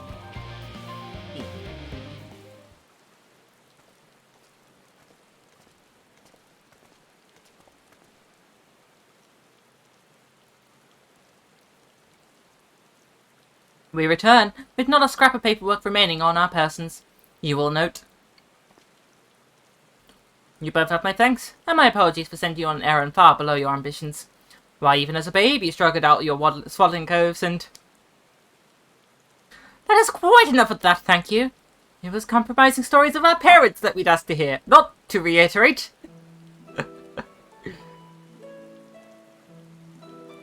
Of course, I've known your father for so long. I must have something, As you know, part of why did ever your name garner such respect in Sharlayan is your family's storied history. You two can trace your ancestry direct to those who came aboard Nunkrep's Hope, a lineage few can claim. I never thought as much of it myself. It's not as though our Fulbers founded our nation. They were simply there when it happened. Nevertheless, it's traditionally been a point of pride. This is why Nunkrep, the pronouncement, renounce the ways of war and pursue enlightenment through knowledge and reason, has ever been our family's creed. Until your grandfather's time, Archon Louis Varl looked not to Nunkrep's words, but his deeds. He asserted, in defiance of his peers, that choosing to save the great and the small from rising tides was the true mark of our founder's virtue. Perhaps it was his expertise, his knowledge in ancient prophecy, and the fall of civilizations that led him to conclude that to eschew conflict at every turn was to consign mankind to his doom. There will ever be conflict and calamity will follow, thus. To ignore the plight of those one might conceivably save is not wisdom, it is indolence. You remember his words indeed. Well indeed. Archon Louis lived by that personal creed, and used every means at his disposal to bring succor to those in need, Sharlayan or no. No one loved and admired your grandmother more than his son. Yet Fortunate could not reconcile Louis's deeds with the philosophy of their forebears and his peers, a philosophy in which he believed so fervently, yet made a pariah of his father. Fortunate agonized over his contradiction for much of his life. God's father. A son must carry his father's blood. But his choices are his own to bear. Is it not always thus? Gods know Fortunate's a cranky old goat. Some sure you butt heads often enough. Yet even so, you must know that you are constantly in his thoughts, every moment of every day, and that is not an exaggeration in the slightest. You should have seen him when you were born. Barely recognizable he was, with a kind of dumbfounded grin I'd not seen since the day he took fancy to your mother. He was practically skipping when he told me the news. Take my word for it, he loves you to an embarrassing degree.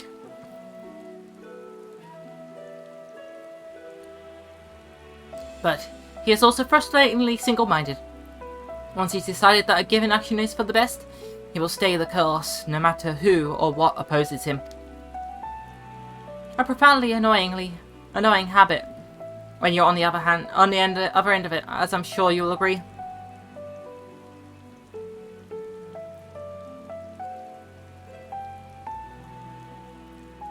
I'll say. Thank you for your insight.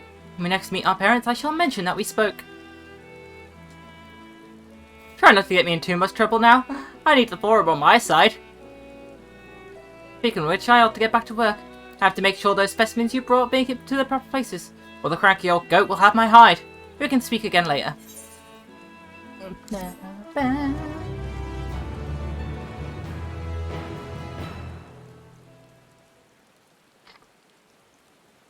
Hail, you three.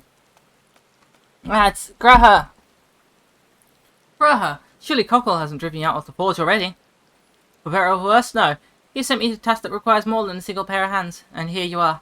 I could use at least one of you, but I won't object to more. Unfortunately, Alize and I have prior commitments, and we have delayed too long as it is. What about you, Rose? Can you spare the time?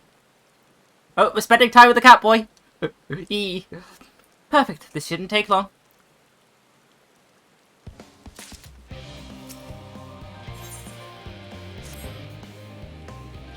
In the event that our, and I quote, promised heap of adamantite falls right out of the bloody sky and into my lap, Master Cockle wishes to be ready with the powerful proverbial hammer to anvil at the moment's notice.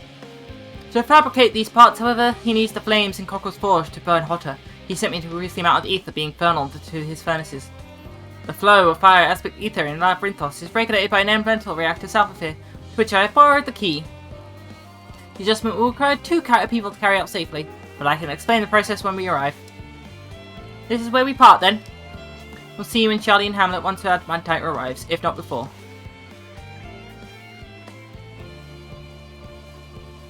This way then.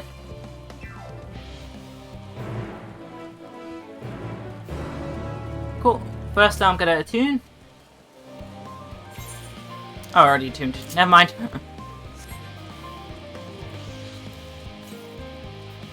Southeast.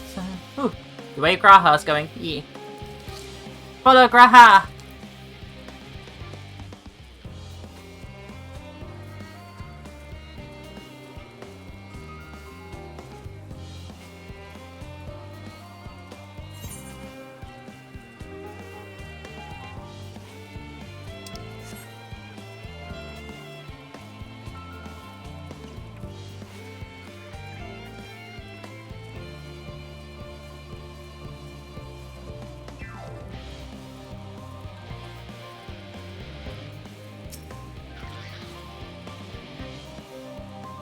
The reactor is housed within this facility.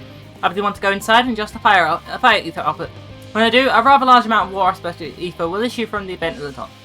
Expect this to attract a few elementals, which we would both rather not be drawn to the reactor itself, trust me. Can I see you put down any of that draw tune here? They'll please leave a little for it, I'm sure. Wait here, if you would.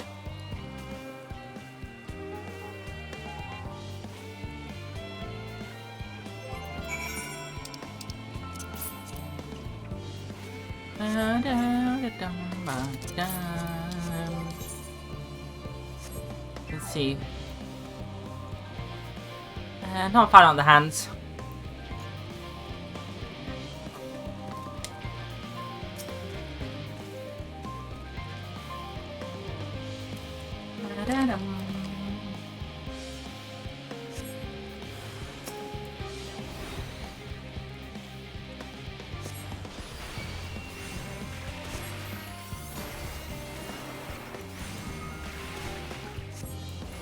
Okay, let's get rid of the swirling apple.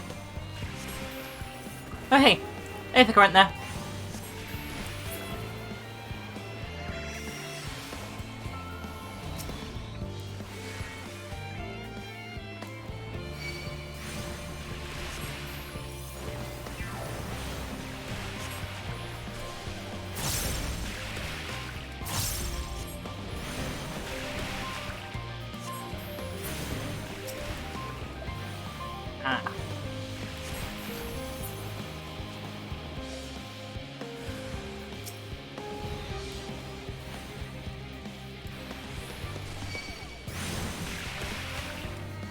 And I messed up.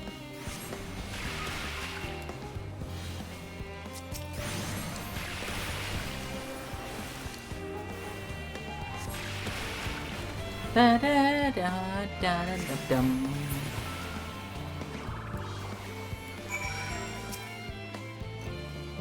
Wait for enemies.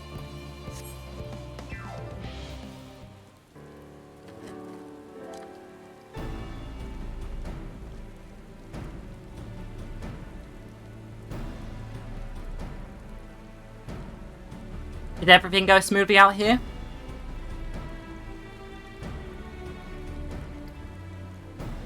I thought as much. No major complications to speak of inside either. And the water ether appears to be venting properly.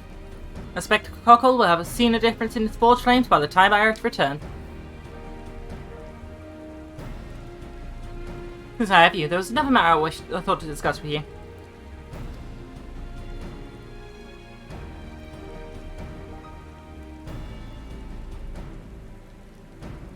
Nothing terribly important, merely something I've been considering. Part of this I shared with everyone, and yet you, only you, have been to Elpis. As we have established, refined adamantite is a product of Alec, of the Empire's twilight years in fact. It is a material which saw much use as part of Alagon's efforts to extend beyond the bounds of this world, Dalamud, of course, being the most prominent. Of those who would push further, expand Alec's empire to encompass the heavens and stars above. Perhaps the greatest was its infamous technologist, Amon.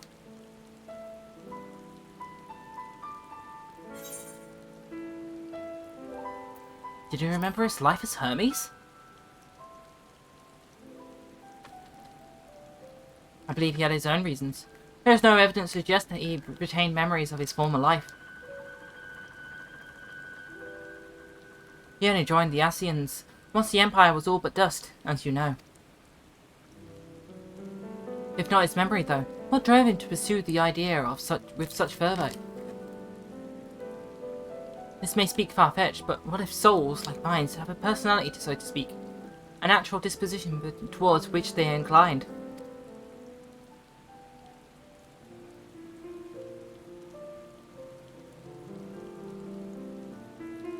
We know with relative certainty that it was gross decadence and inexorable decline of Alec that moved Amon to resurrect Emperor Xande.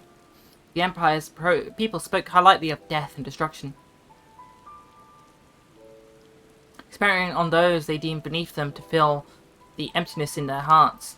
In facilitating Xande's return, Amon provided these languid souls with the means to free themselves from the mire in their own indolence.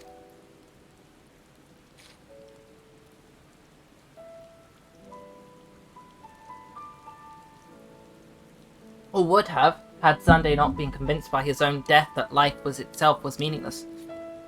Amon's desire for his countrymen to conquer the heavens could only be a means to the same end, to install the people with a new purpose. Like Hermes before him, Amon was appalled by how those around him lived, but could never bring himself to believe that those lives were devoid of meaning. And both of them sought that meaning, that hope in distant stars. Such is my theory, anyway. Ultimately, it is the consequence of their actions which matter. Their motives are of no moment. And yet,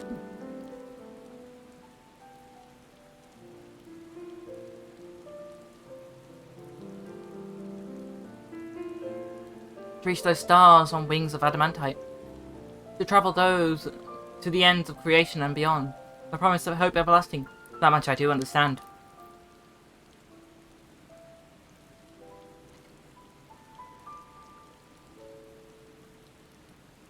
But enough musing for now. Why don't we see how Coco is getting on?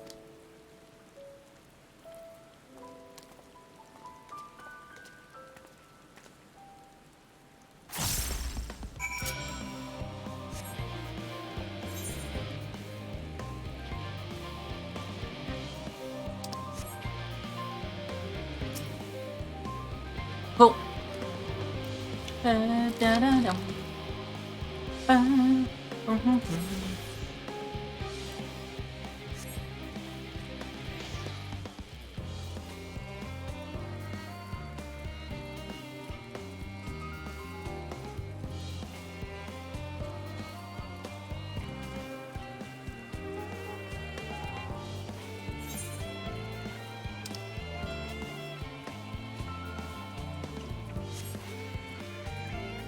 There's 3 logisticons, okay.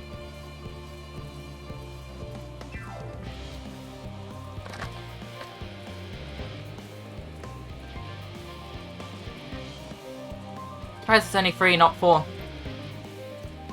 You know, equidistant to each other. North.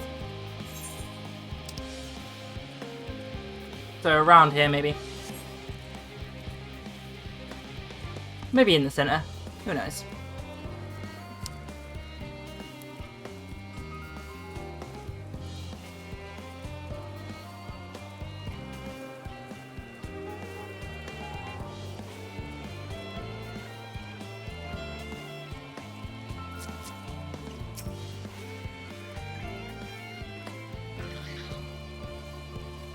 Whew, I can feel those flames blazing from here. Glad you found something capable. Girl, help, there's not much left for you lot to do. Unless you can conjure up that refined adamantite any faster. Last one. Oh, I do trust you breathing advice. I do. I hate waiting for that. I want that adamantite. I want it now. Yeah, share your impatience, I assure you. Is there truly not else we can do? We can assist with in the meantime.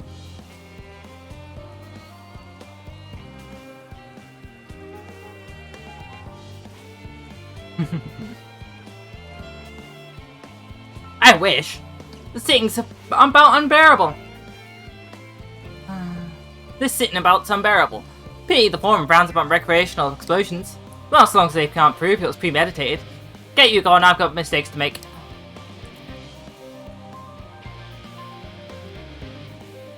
In that case, I should go and return the key to the reactor. I'll have one more look to make sure that nothing has gone wrong, unintentionally or otherwise.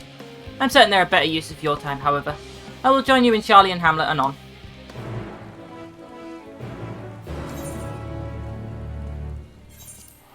Okay, to Charlie and Hamlet. Yee. We're almost finished with this area. Neat.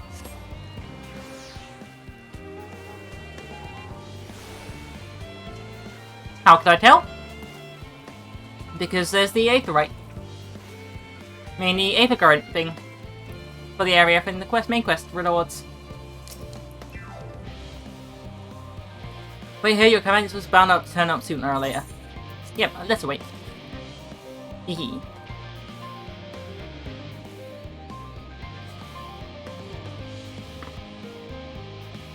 Come on.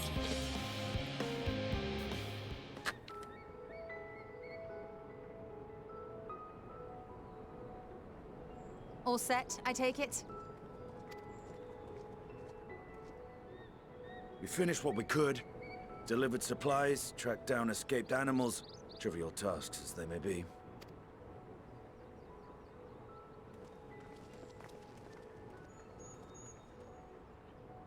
That's enough, don't you think? If there was anything more important still undone, that would be a problem in itself. The vessel is essentially ready for departure. All that remains is to load the final batch of supplies and see everyone on board. Once we've readied the ether burner, that is. Ah, had a feeling we might find you all here. Our consultations with the Loperites, too, have run their course. Pleased I am to say that our researchers' concerns have for the most part been allayed, though some insist on making adjustments to the very end. For their part, Livingway and her peers have graciously offered to stay and keep the people company, lest any lingering queries go unanswered. All that remains is to wait for the refined adamantite. Alphino, are you there? It's me, Cryle. Your special delivery has arrived. Round up everyone and come to the harbor at once. Speak of the devil. Let us go at once. Woo!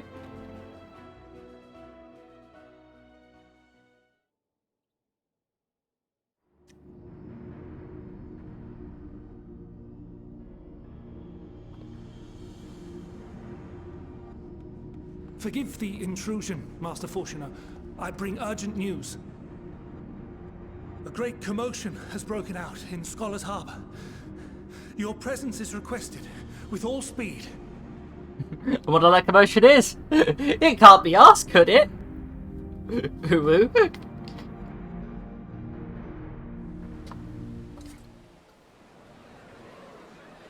Now, where might this delivery be?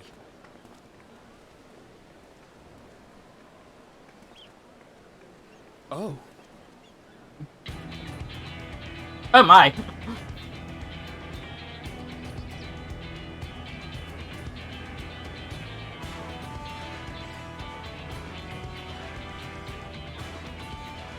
Oh, even Guardian airships? I'm sure it's very important, but we cannot accept these without the proper permits. By the 12! Surely, these can't all be.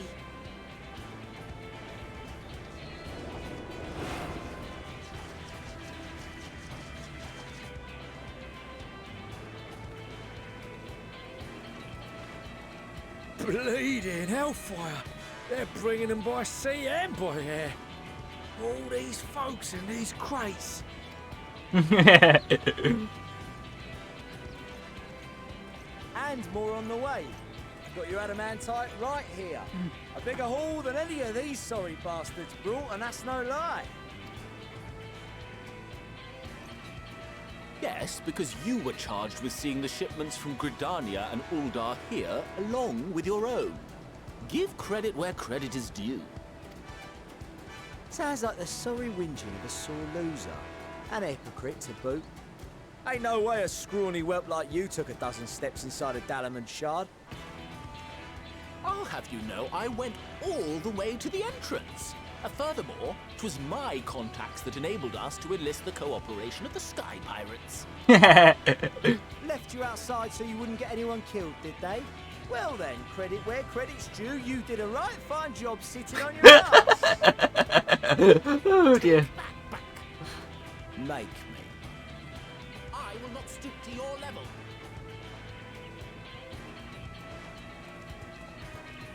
My, what a grand welcome party. Hancock and Soroban. We come bearing relics both sacred and elegant, as well as a few other gifts that may be of help, to be presented with best wishes from the Eastern Alliance. I myself have come with a sacred relic of Rayson Temple. 'Twas passing fortunate that Senri's dango craving brought us to Kugane. We arrived precisely as Hancock was making his arrangements. Upon learning of your need, we made haste back to Hell's Lid, with our dango, never fear, and consulted with the other auspices.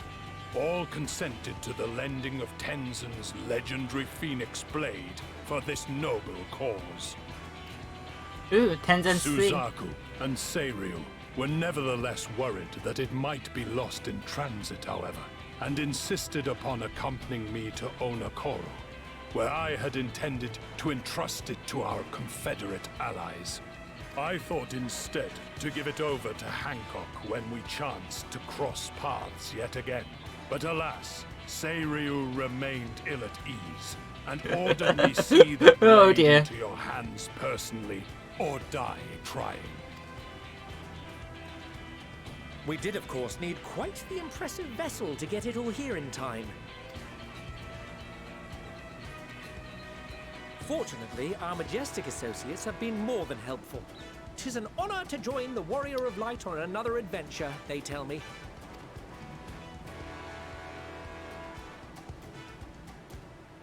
That is all wonderful to hear, but what of the extraordinary cost? I shudder to think of the ransom we must pay for such a bounty.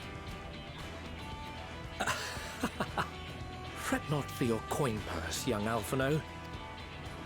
Lord Lolorito looks ever towards the profits of the future, and thus the East Aldenar Trading Company went to some lengths to reduce the financial liability. And since the Scions funded the entire venture, not a gill need be rendered up in compensation. Everything is already yours. We funded the venture? When? Don't let the name fool you. This coin keeper knows a thing or two about spending.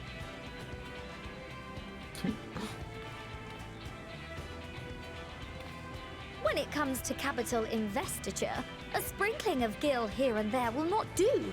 You need enough savings to make waves when it really counts, which is why frugality is paramount. We also had the benefit of a generous patron. Generous being rather an understatement. Oh?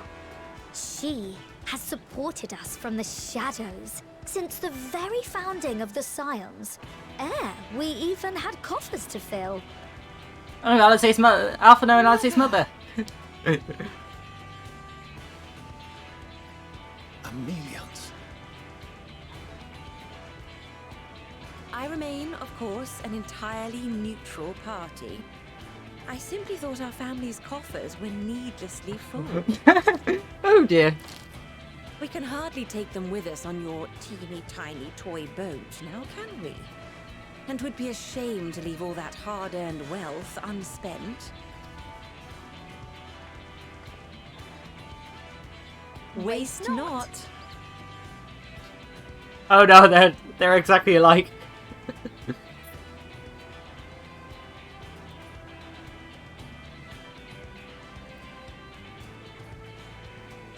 However did you manage so much in so short a time then? We expected word to reach only a fraction of our allies. Did I not tell you I have my ways? Erenville, you were involved too. I received a letter from Cryo after we parted ways in Labyrinthos. She explained what the Scions were trying to accomplish, and why you might soon require the services of the Gleaners, spread across the world as we are. I pray you do not interpret this as a betrayal of Charlie.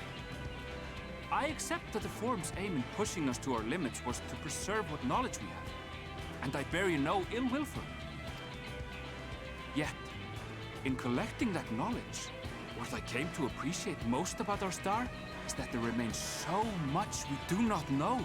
That is why I chose to help the Scions, to combat the obliteration of those countless undiscovered wonders. I held no illusions that they would be less demanding taskmasters.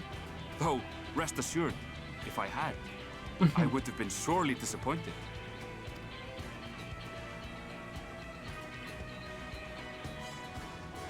To make a long story short, the whole of the guildship cooperated to ensure your call was heard far and wide.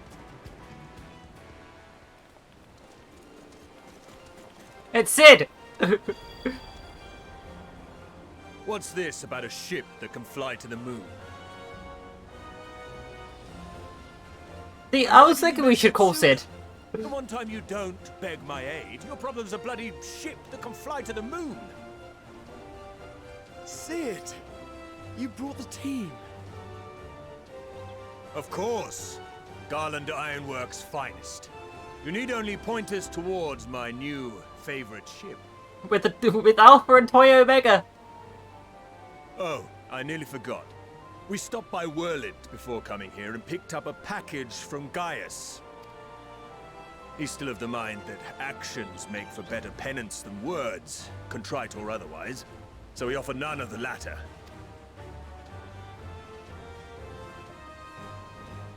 What he sent is an Allegan relic Valens used in his weapons experiments. Has a fair bit of refined adamantite in it too.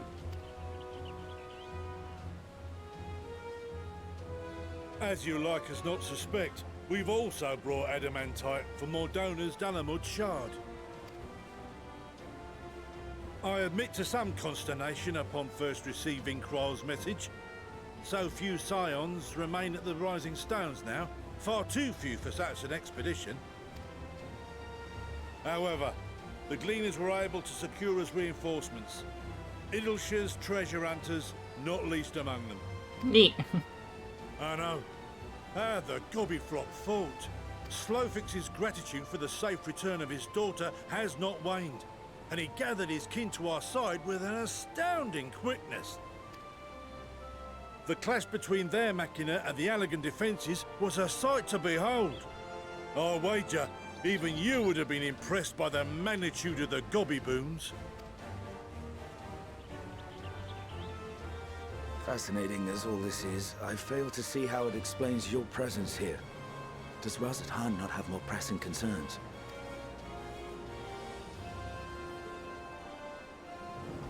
We do. Yet averting the final days would be the most expedient solution. that, and I am indebted to you.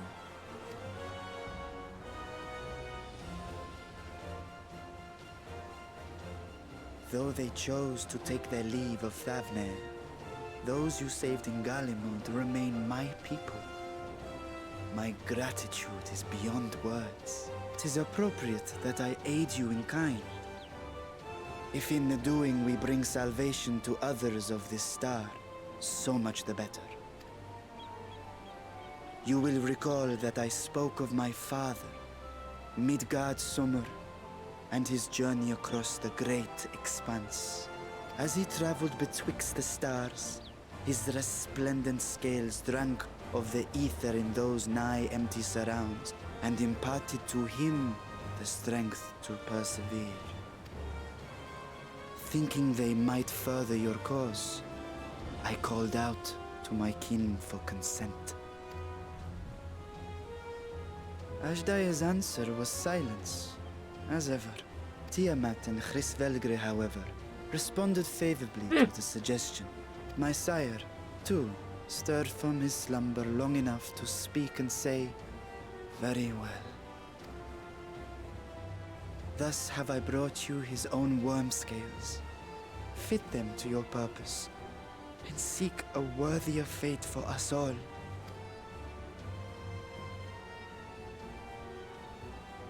You'd be hard-pressed to find someone else so familiar with the unique properties of dragon scales. So I invited myself along.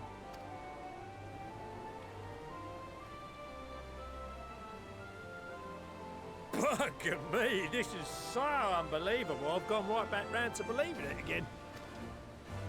Forget a 6% gain in efficiency. With all these goodies, we could get 7, no, 10, no, 14 bleeding %. Oh my. Think of how far we could go. What we could do with that much power. What we could blow up. Oh no. If Kokol is duly convinced, then it must be true. In which case, the Scion's end of the bargain has been fulfilled. Would you not agree?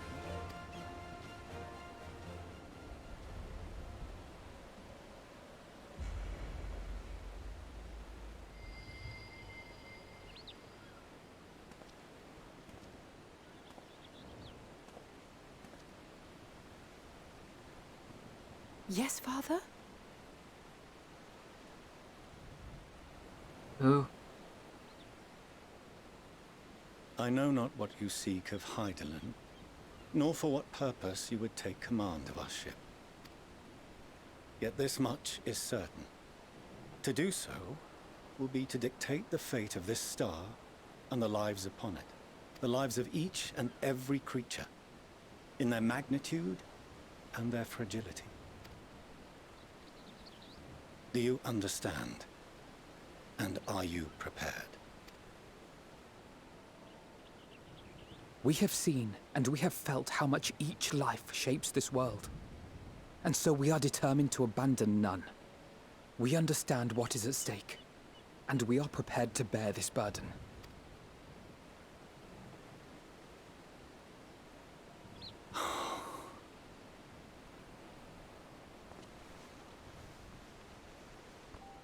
Then I will bear it with you. I beg you, share your struggles with me, as family.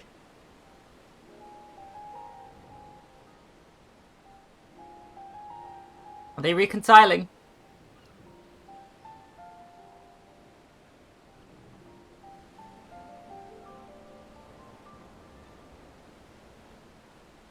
You grasped my fingers with such tiny hands the day you were born. I thought my heart might burst. It was love and happiness beyond expression. Overwhelming. And a conviction so powerful that I trembled with something close to rage. I had heard the final days foretold. I swore to myself then and there that I would not let them steal your futures.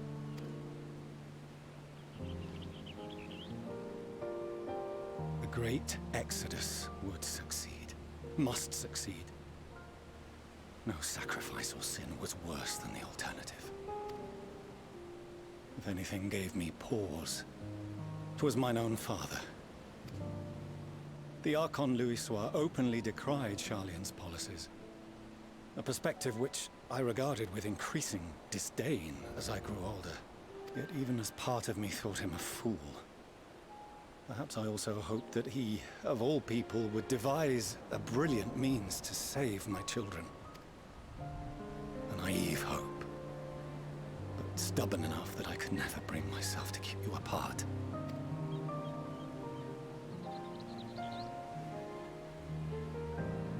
No, that was his doing, when he perished at Carteneau.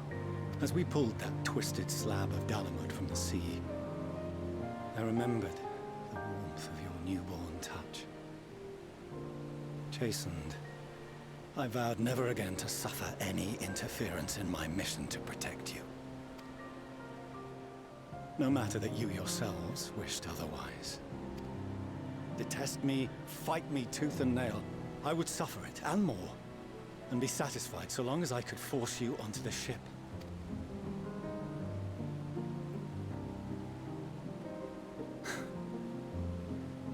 I was wrong. You two have grown so much stronger and so much wiser than I dared dream. You have earned the right to walk your own path, and already begun to do so. Good. Because there are things we care about, and people we love, and none of them is replaceable. Not a one. It cannot have been an easy journey for you to have come so far. We shall be glad to acquaint you with the finer details someday, once this danger has passed.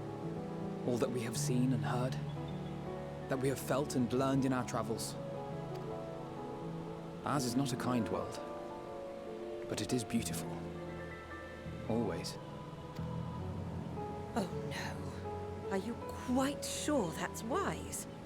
After all, someone turns pale and flees the room when he sees so much as an envelope containing one of your adventures. Whatever will happen if he learns what you were really up to? Amelians.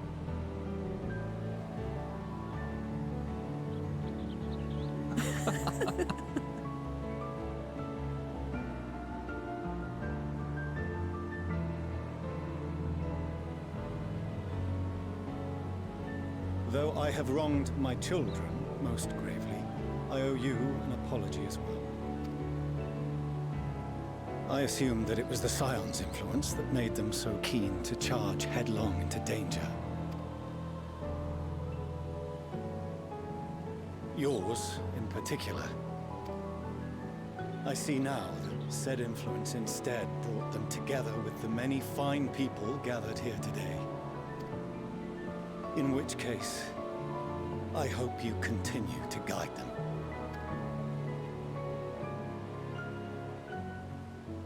If we've finished loitering about the harbor, might I suggest we put our plans into motion? People are beginning to look confused. Perhaps you can spare a few words ere they resume the tedious lugging of cargo. You have no small number of friends and admirers here after all.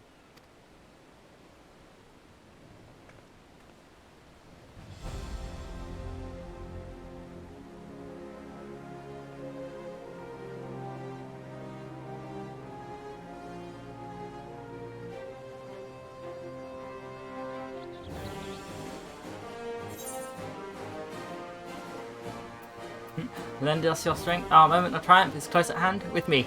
Our moment of triumph is close at hand.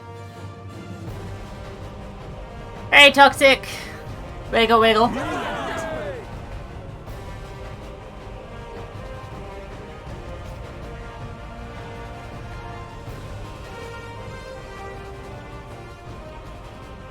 Your assistance is appreciated. Now, in an orderly fashion. Cold, oh dear.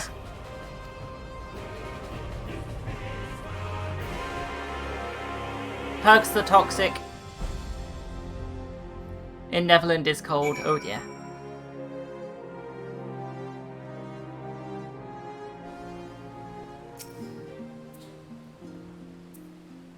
We finally managed to clear the harbour, which means the rest of the engineer's capable hands. Meanwhile, Father has issued us an invitation. As was agreed, he will reveal the means by which Hydaelyn may be contacted. We are to meet him at Aporia when we're ready. Given the vital knowledge she holds, I suggest we leave without a delay. It transpires, however, that Form's methods of speaking with her is not without risks. I am curious to hear what those might entail, but regardless, be warned. Most of those who arrived at the Adamantite have offered to stay and see to any remaining tasks that need doing. The Forum has already asked my assistance in overseeing the process, so you needn't worry about a thing. Can you hide in my heart and climb in my... No hide in me!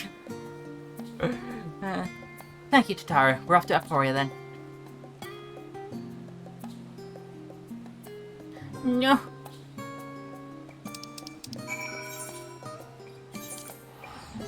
To Aporia.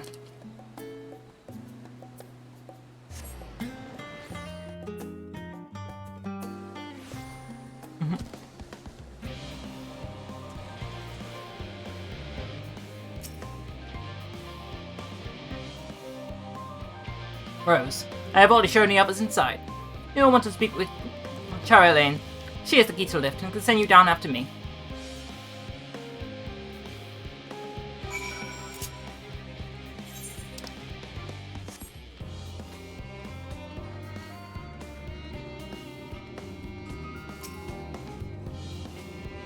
No, Mr. Porchnell, yes? Just step inside the lift here. For lower levels.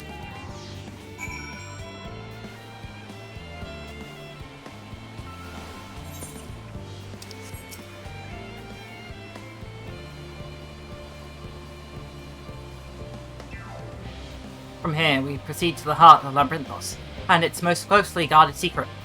Thaumazion marks the beginning and the end of our efforts, whence we delve to seek audience with the star, and whence we will embark on our journey to the heavens. This way, if you please. Gonna stay Carl, you can't. But I need my heart. You know, claim it for your own. Yeah.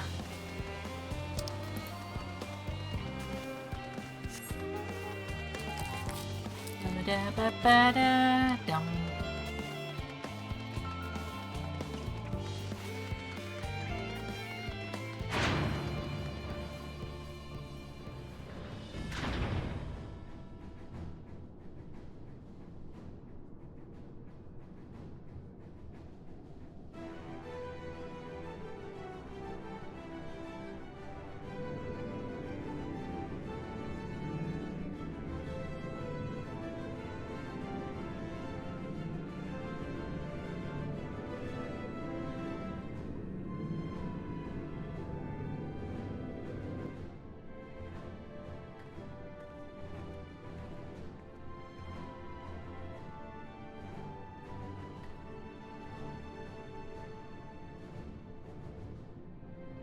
I bid you welcome to Thaumazion. Direct your attention towards its centre to behold the ark over which we have long laboured. In place of my heart, you're gonna give me yours? No, but then I'd be cold. As you can see, it was designed with a medium-sized craft, better to reduce fuel consumption. Miniaturizing magics would have been applied to its interior to ensure that the thrust-to-weight ratio does not place too great a limitation on its freight capacity. The Aetherburner, as you know, has been removed for further modification. We shall return it soon enough. I have received word that Cockle and his other allies are working on it with an intense fervour. If they are sure to see it done, 'twas by their expertise that many a prior disaster was averted. If anything, I feel they will not afford us much time for speaking with Hydaelyn ere they finish.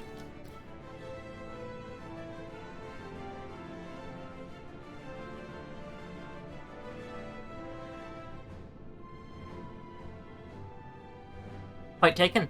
Let us move on. I must warn you again, however, that even with the benefit of our device. To treat with her is not a simple feat.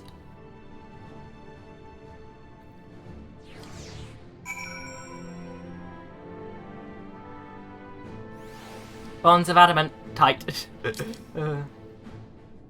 I have done what I can to impress upon you the gravity of what lies ahead. Are you prepared? No! Oh, I got a level up. Darn it. Oh, first things first, though.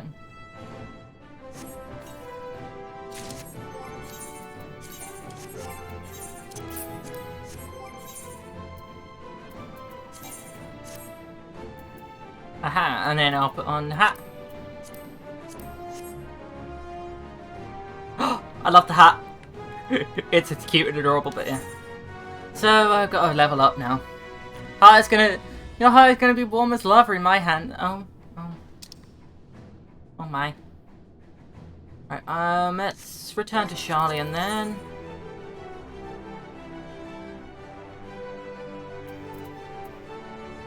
Actually, first, let's do these. Yeah. Daphne, Labyrinthos, Daphne. Labyrinthos is Metato, which... Where is Metato? There. So, Archaon's probably the best bet.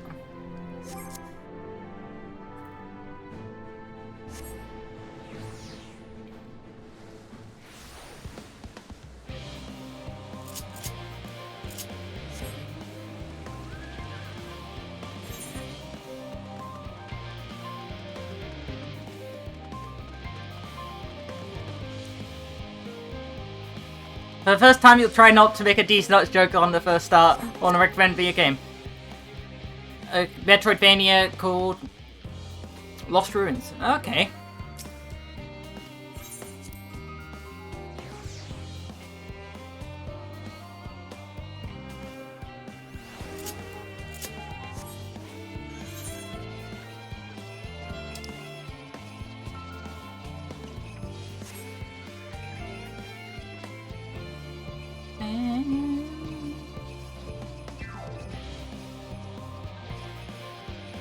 Cute lesbian pixel art game with good sprites all around. Okay, gotta play it. Lesbian, you've stopped me already.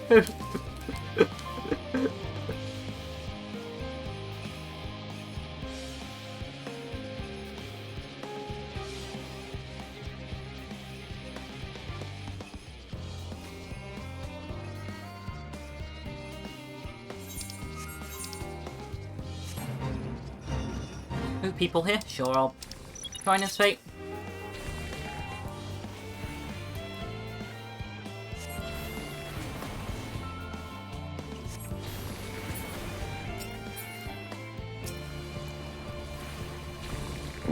Bio pellets, bite the pellet anyway.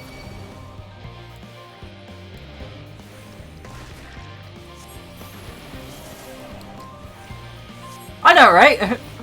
It's like I'm a gold one-track mind or something.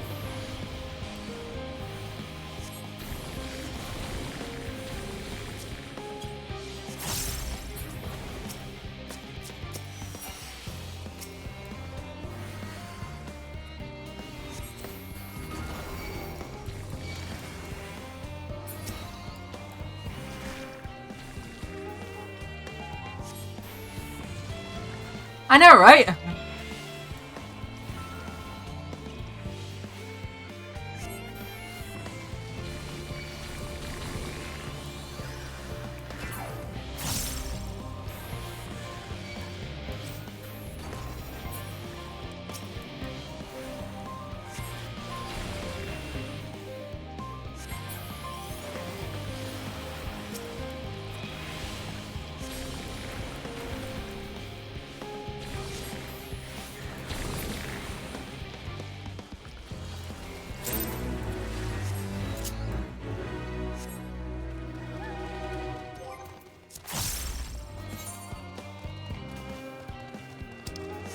Yeah, right now I just need to level up, because the next quest is 89.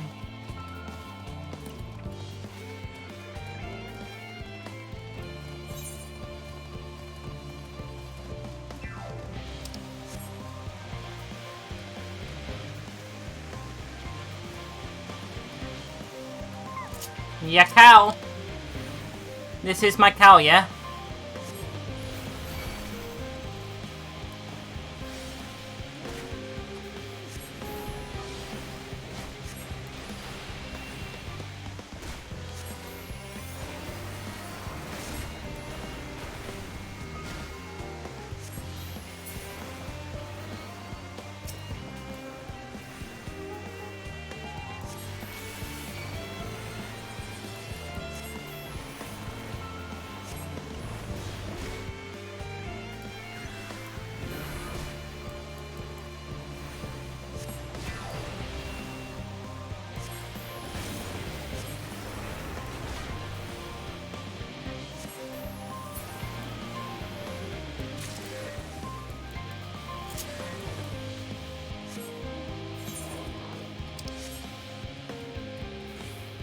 Okay, let's complete the map of this area.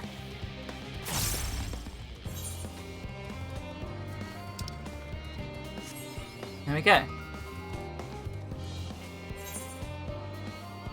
Woo! That's mapping of this area complete. Okay,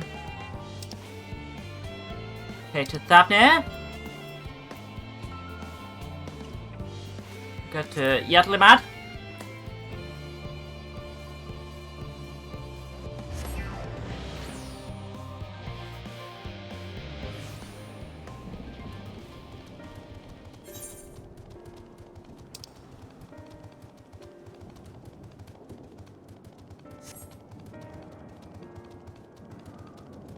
Where the apocalypse is going on.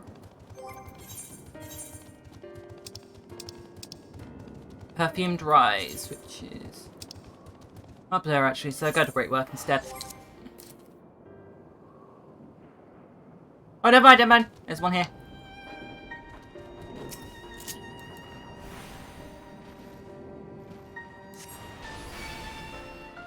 Something I need to hunt here.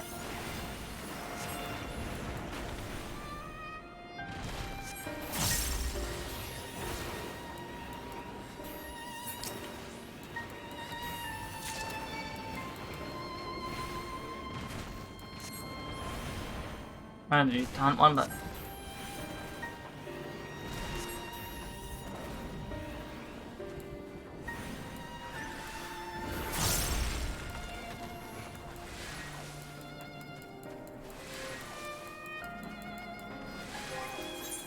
Okay. Now I'll go to Perfumed Rise, which I'll teleport over here.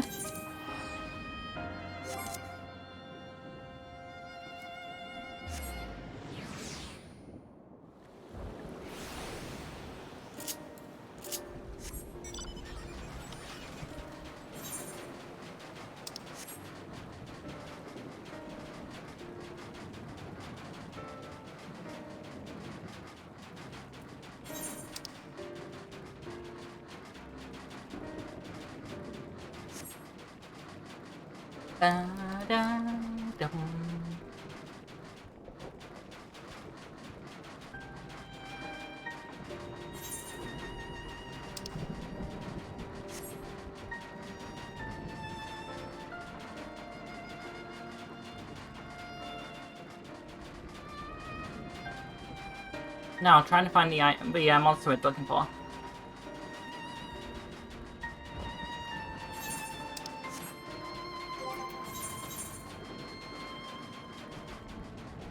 The star might.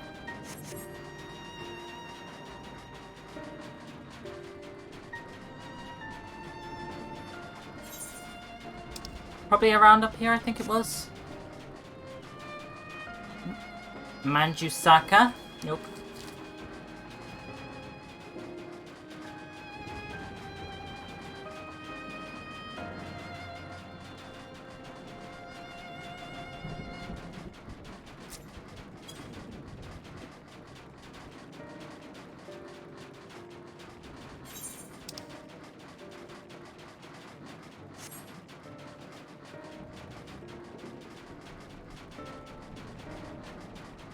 There you are. There you are.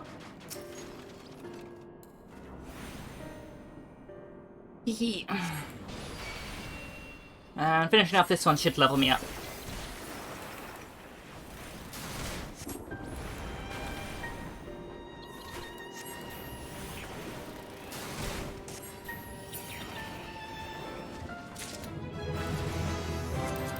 There we are. Now we can return to Aphoria.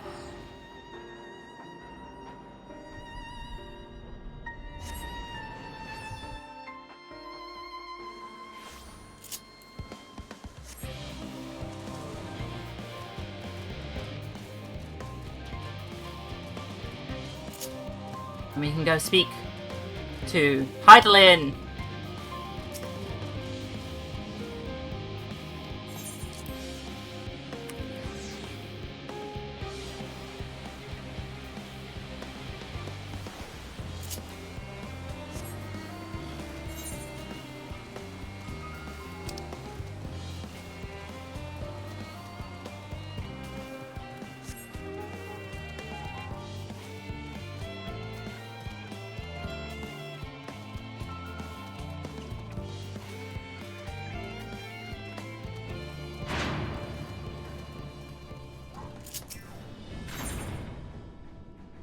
Her children, one and all.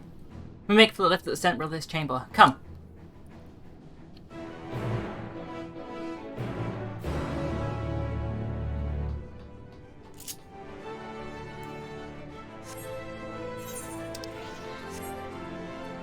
Other side.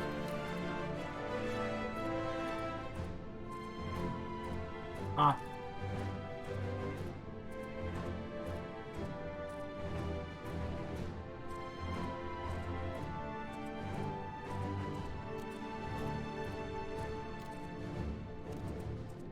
I'm nubbing on popcorn, uwu.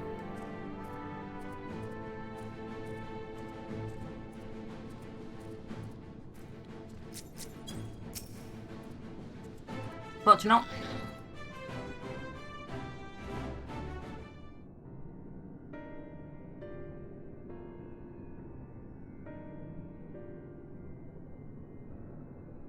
As you all know, alongside our physical world exists the ethereal plane, what we refer to as the ethereal sea. At the heart of the star, the physical and ethereal are one of the same, thus the deeper we go, the easier it becomes to pass between said planes. We utilise this principle in constructing the Anti-Tower, and once more here in Thormum Zane. As soon as it's formed a side with Terror from Resorsia, we began work on this facility. Our work culminated in a device that allowed us to peer deeper into the ethereal sea than ever before, in search of Hydaelyn's ever fainter echoes. The Altioscope. Can you communicate with her through this device? For a time, yes, but since the 7th Umbral calamity, it's been rare to even hear a whisper. If you wish to reach her, you must journey closer to the center of the star than we have ever dared, beyond the Altioscope. Even so, I make no guarantee that you will find her, nor of your safety. Not so deep in the ethereal sea. We understand, but if we are to deliver this world, we have no choice but to try.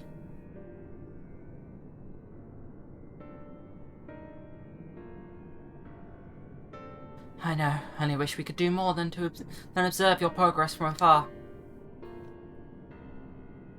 The Altioscope, circular lens by which we may peer into the ethereal sea, without placing ourselves at hazard, lies above us.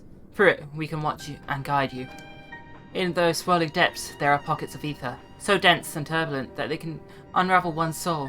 If we determine that you are at risk of coming into contact with such pocket, we will recall you with teleportation magics. To that end, it would be best if one familiar with the composition of your souls remained here to assist in assessing the said risk. Otherwise, there is an increased probability that we will extract you too early or too late.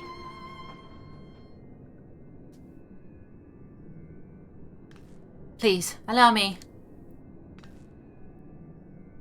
I have thought upon this much, and in truth, I do not believe that I am fit to join you in the trials ahead. The events at the Tower of Babil drained me, yes, but even before that, your capabilities far outstripped my own. This is no time to have a weak link in our vanguard, no matter how she may wish it were otherwise. If I assist in the manner that Master Fortunato has laid out, however, I may still be of use. Please will you trust me to do so? I could think of none I trust more, compared to all the effort you put into keeping us alive while our souls were in the first, preventing us from dissolving into ether on a single expedition, or to pose no challenge at all. And even if we did, I expect you would hunt us down and restore us to health somehow.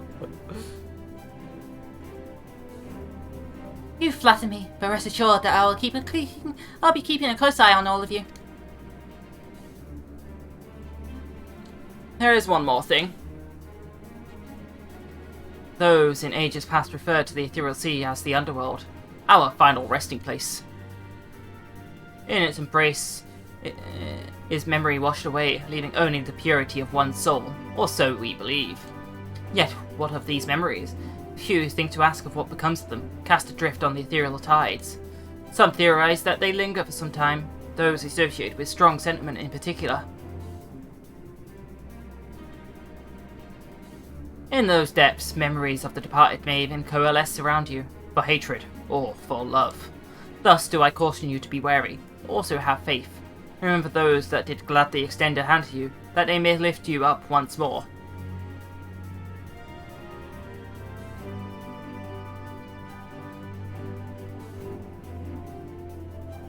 I'm guessing this is the level 89 dungeon. Yeah, the ITS scope. Okay. Perfect time for me to take a quick bathroom break. I'm going to be right back. I will be with you in about 5 minutes, okay?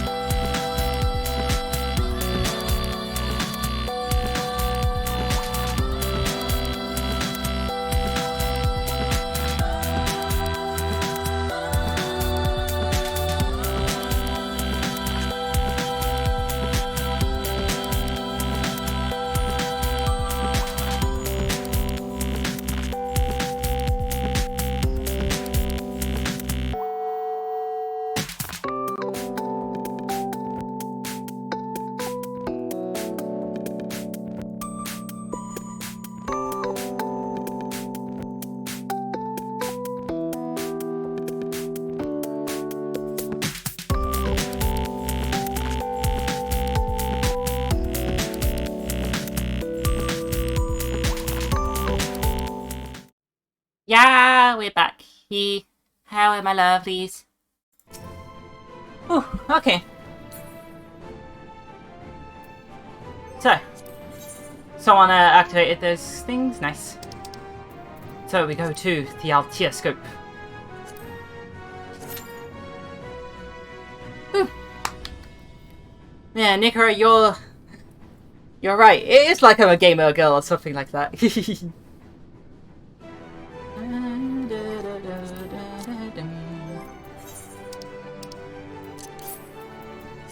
Place these in my army trust. I need to put those away. Chocolate saddlebag? Put you away there.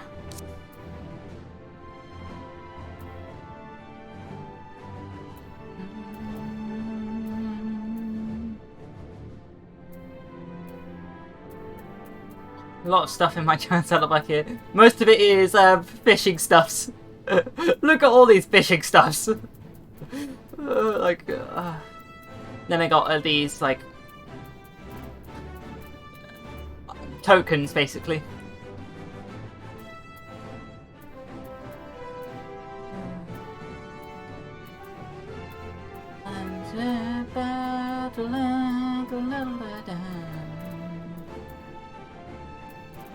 I need to invite one more person to the game to get the last mount.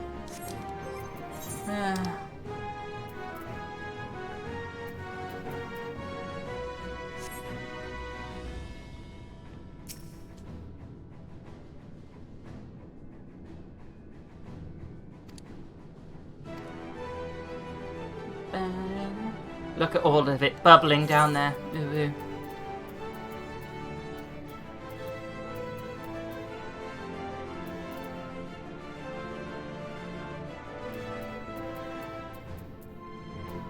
So yeah, I need a better earring for this, but yeah, oh well. Yeah, elegant tombstone of aphorism.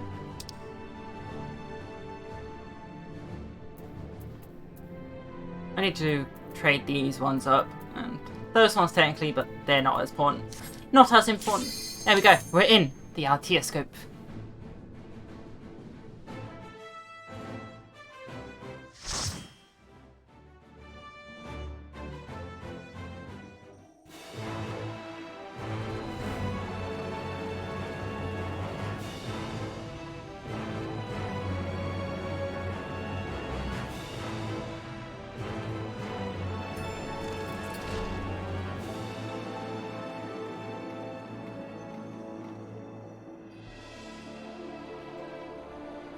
Old and empty.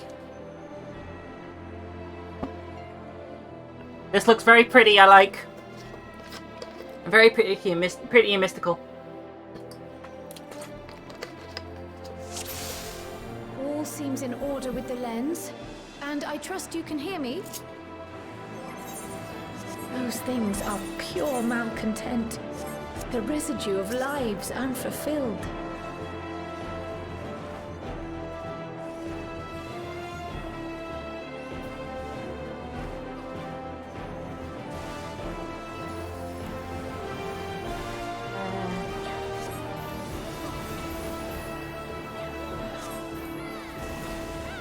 Fire! Oh, the fire!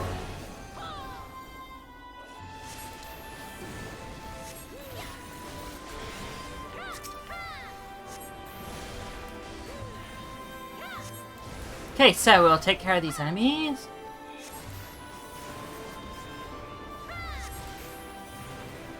I do like that most of the dungeons we have been facing thus far haven't been Allegan.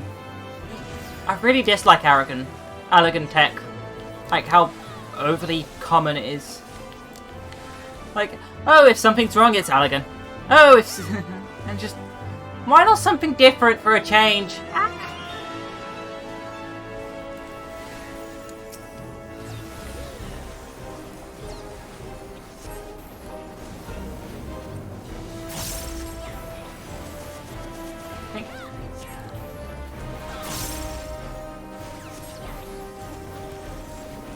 Flare. Foul. Flare. You know what? Swift cast flare. Xeno. Glossy.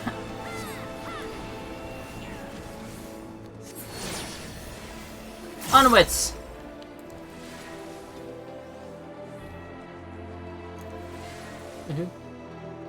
A golden flame.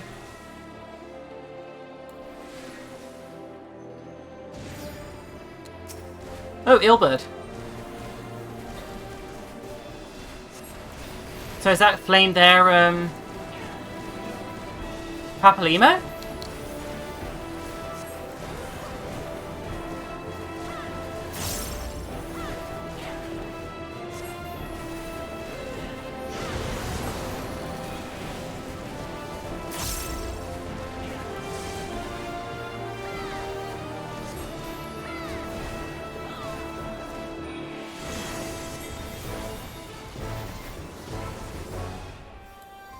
Memory of a principled scion takes the form. Oh my.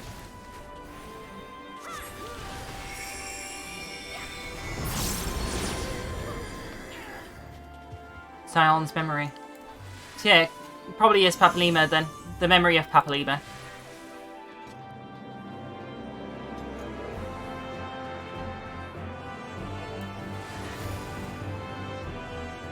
Oh, Livia! Oh. From that dungeon, if you know what I'm talking about. The story dungeon, which everyone hates to do.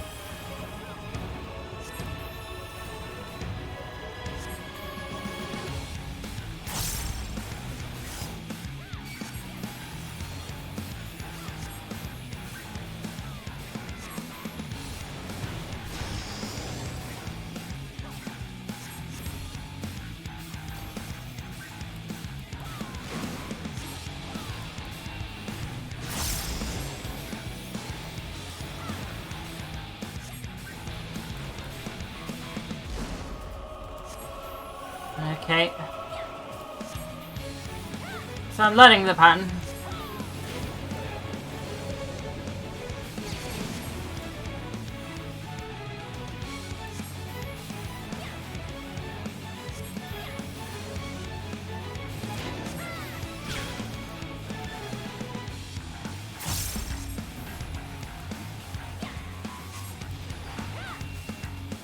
Let's get Thunder 3 out. Get a couple of Xenos. Glossies.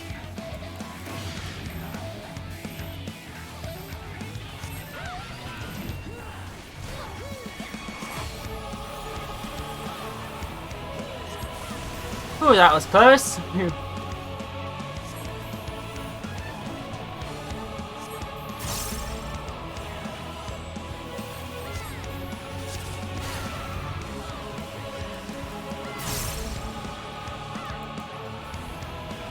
I forgot to cancel there because I was about to make a big mistake.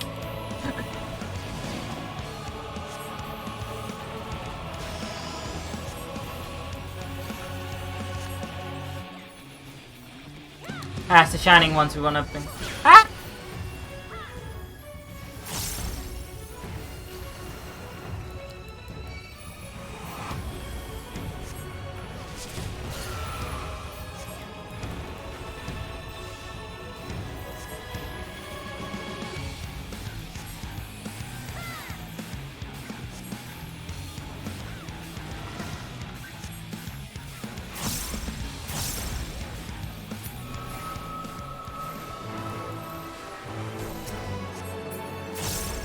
Follow the flow of ether.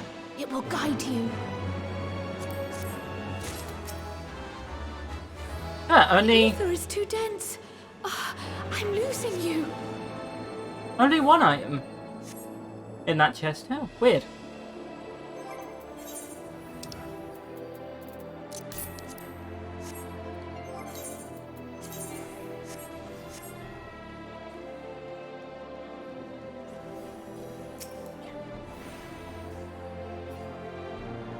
Oh, well, you can't do it. Have to keep moving. Oh, who's that one?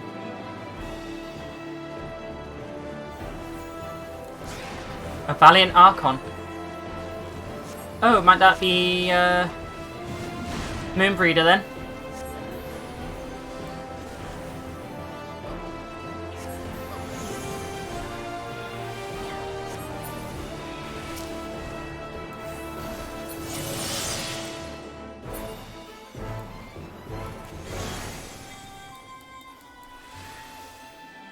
Kind-hearted knight. That's gotta be Horchefont.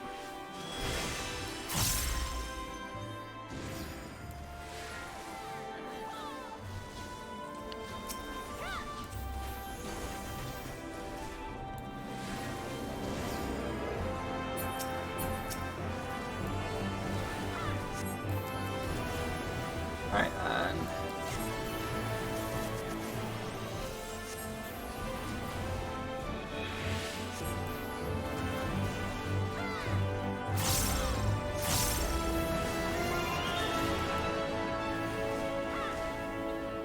Rip our buff.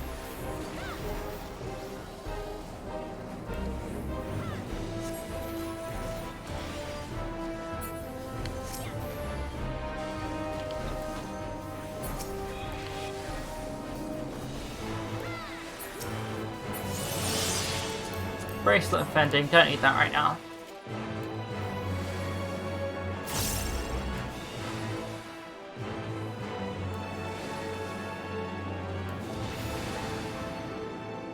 Oh, Rittertin.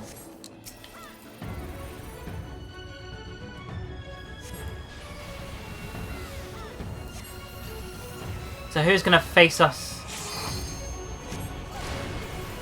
at the most, at the back, like, as the final boss?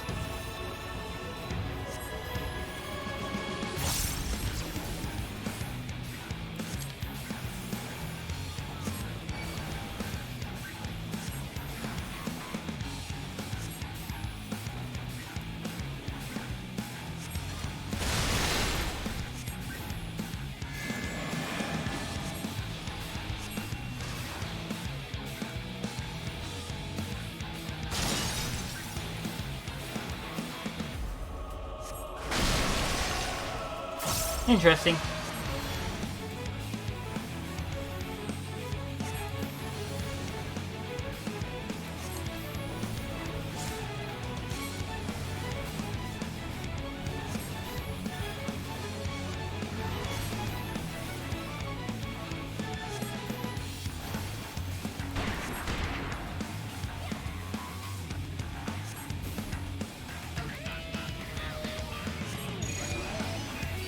Ah!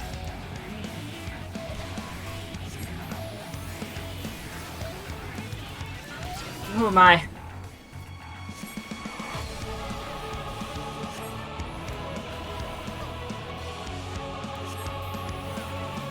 I do like the music here. Like, it doesn't have as high impact as Shadowbringer's music, but still, it's still nice.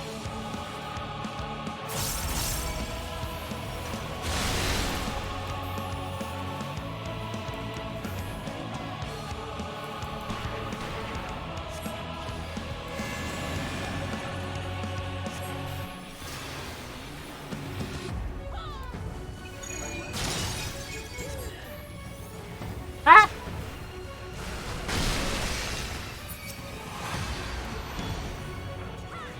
Done.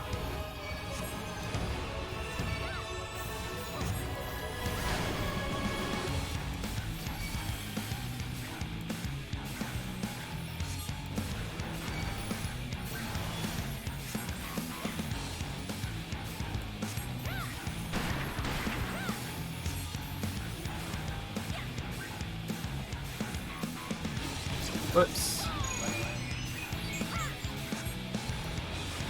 Right, and down.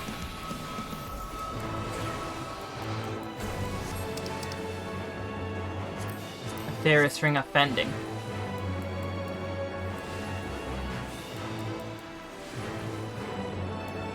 So basically it's like this equipment is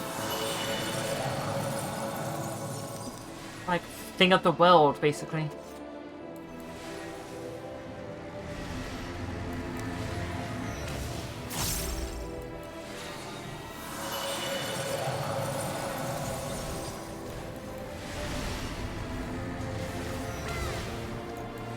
Oh my, what's going on around here? Choker of Slaying. So it's only a jewelry in this dungeon then. No armor.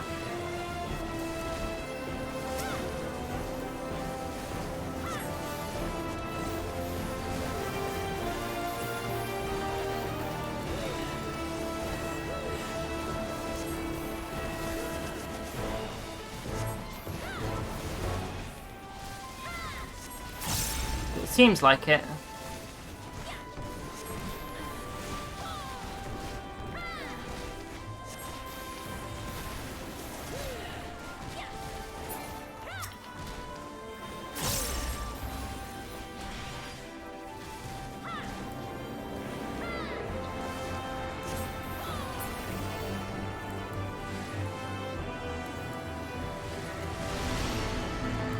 Ooh, Nymphidius Spirit. Ooh.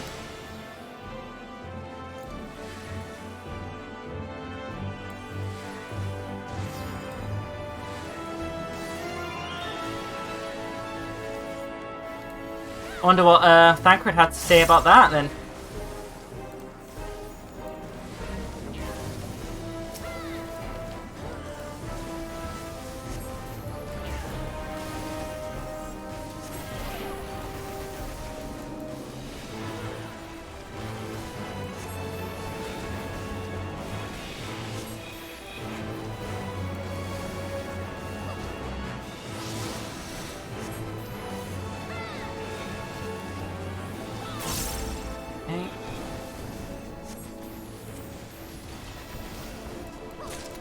Hi, Blizzard.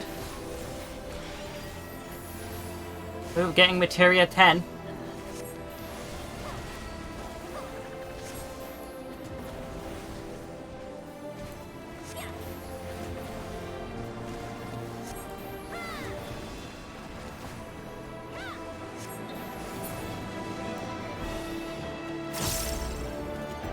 Bracelet of Aiming.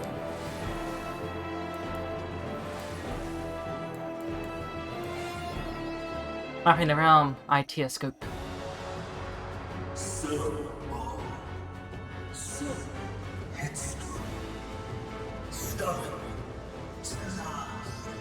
Oh.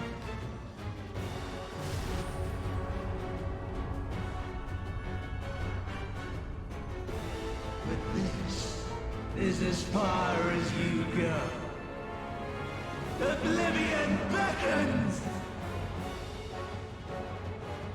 Of course. Aim on.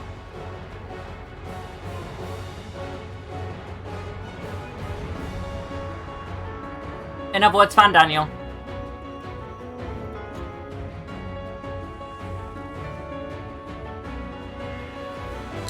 Many faces have I worn, but this is my favorite by far!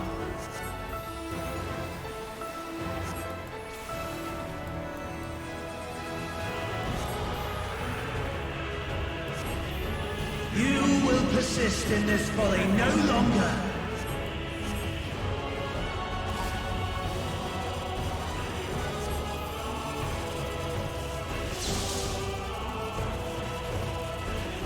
Oops. The stage is set. Whew. Oh.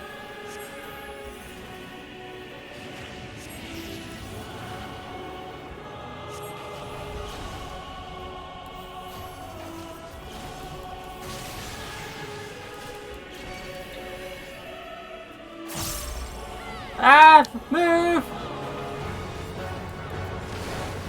Wait. His left, not our left!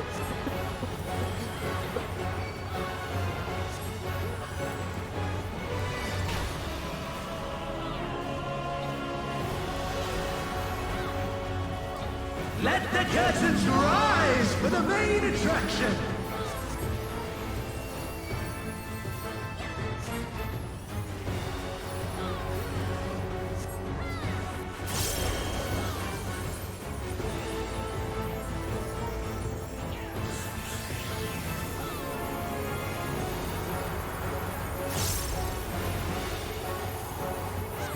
Sheba?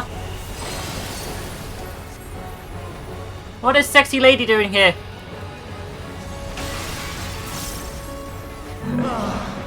What a boorish audience you are! I'm guessing it's Isel that's helping us there. That's why she was here.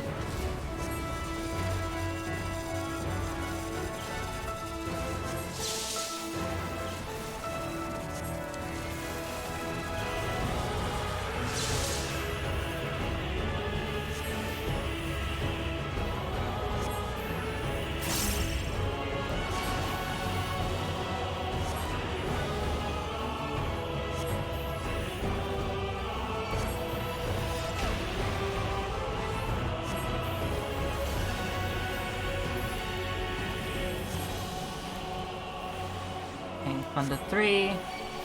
Blizzard.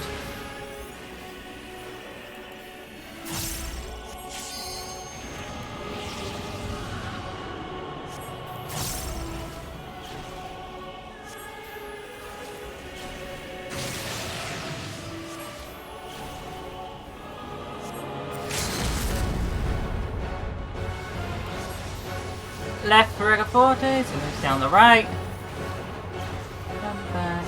Dark 40.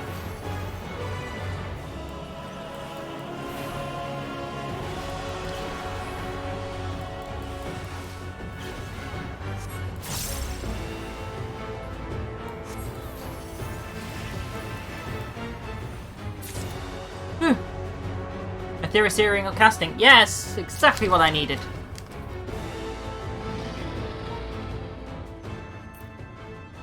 Lies!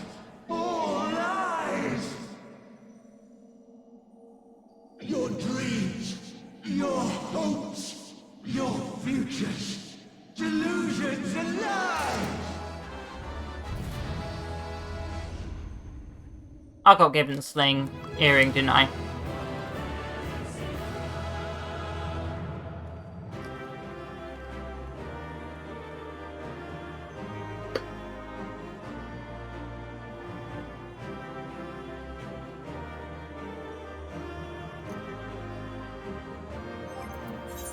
Oh, hey! Nice. Alright, I can... I'll do simp you.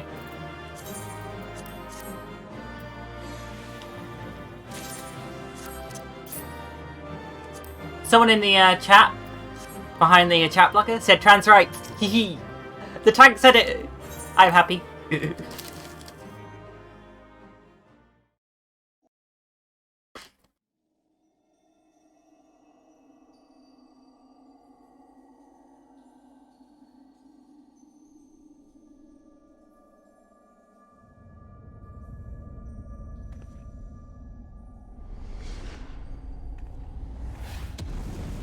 Bonk.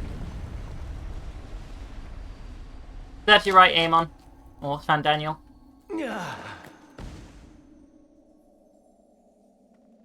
My very essence begins to wane. Sweet, sweet agony. Ooh, ooh.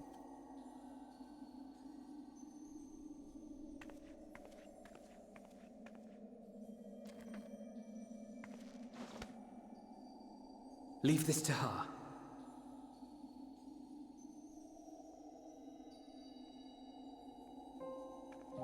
Come to deal the coup de grace. Good.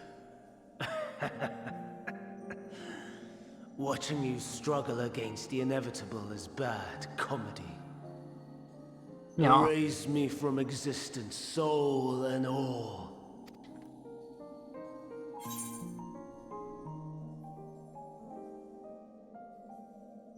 Do you have any memories of Meteion?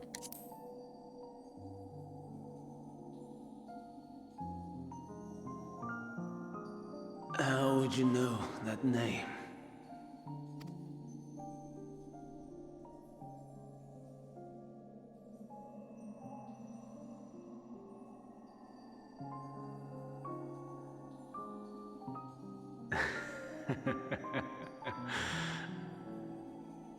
Then it was you. In Elpis. With Emmett Silk. The final pieces fall into place. In my halcyon days, as the mortal Ammon, I was haunted by a dream. Night after night, the faceless multitude, the voiceless cries, shards of shattered memories.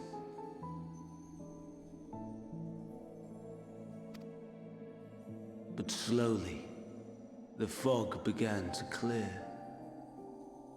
This was Elpis. And I was Hermes. Recurring though it was, I paid this dream little heed. It was only when I was granted the seat and memories of Fan Daniel that I knew these visions to be true.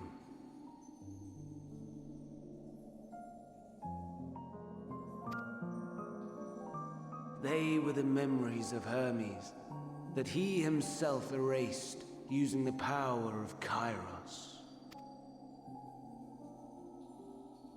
or so he thought. In his attempt to burn away the events of that fateful day, he succeeded only in searing them more deeply into his soul. My soul. Death failed to expunge them. No matter how many times it came. Rebirth after rebirth, from one Fandaniel to the next. I wonder, is Emetzelk adrift somewhere in this ethereal sea? In defeat, finally remembering your time together in Elpis? How it must gall him to be entrusted with knowledge of the final days, only to be rendered powerless to act upon it. So many lifetimes dedicated to restoring his beloved Amarok in blissful ignorance. Oh, folly. Oh dear. But make no mistake, my life as Hermes is not the reason I invited the world's end. I have lived. I have struggled. I have dredged the very depths of despair. And in the detritus of existence, I found the truth. I served a great ruler, powerful beyond measure. The world his dominion.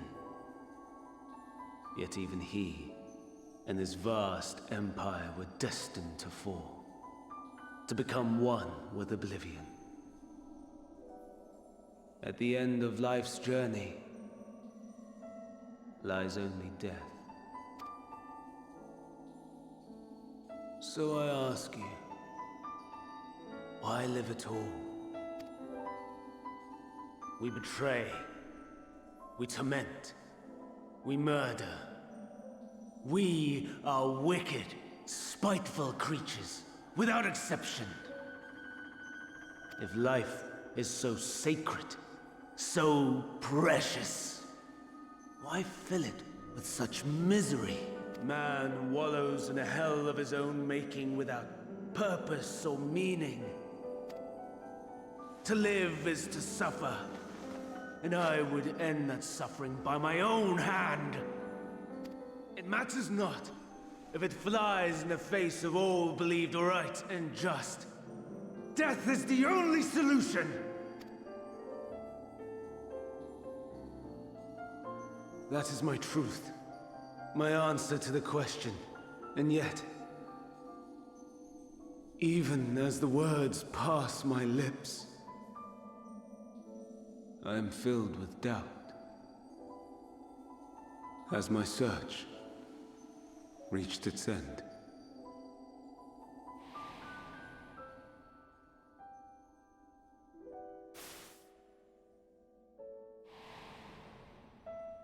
Was this the only way?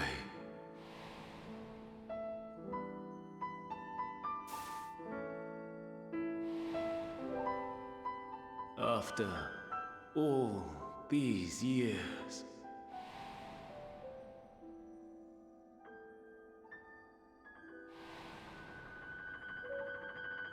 is this the answer I was hoping for?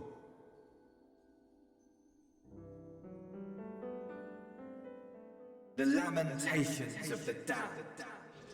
How it vexes me to see your conviction falter at the last.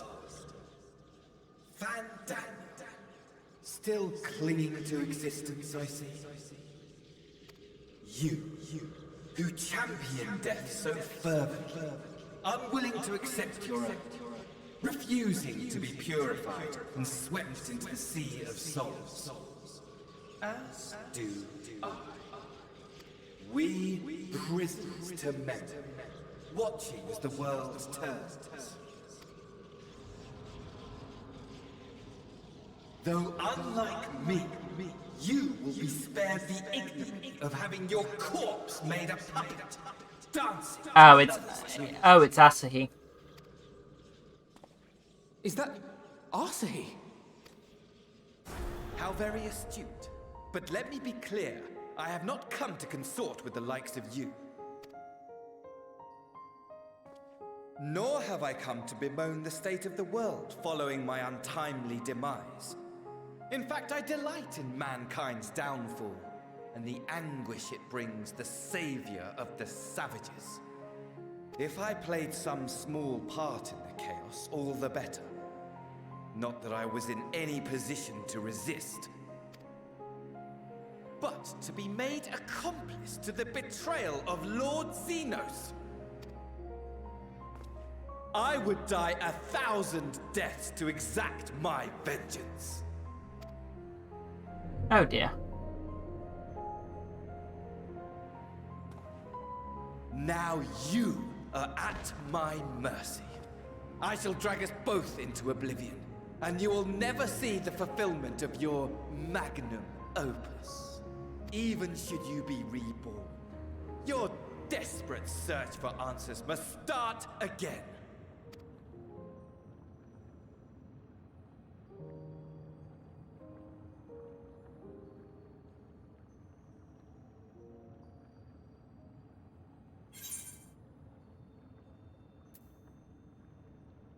Next time, we will find the answer together.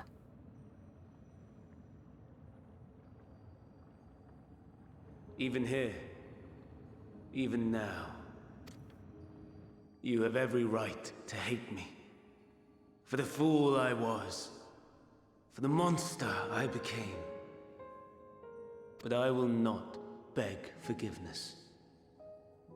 The tale of Hermes, the man who knew so much, yet understood so little, ends here.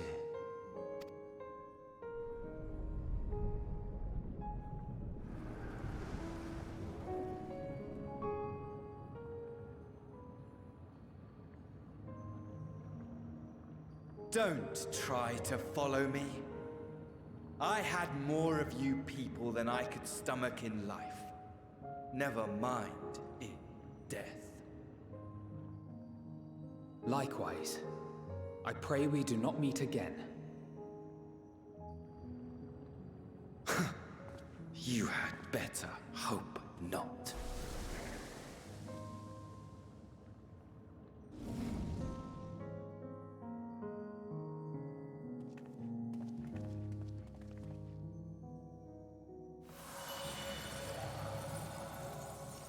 Onwards, I guess.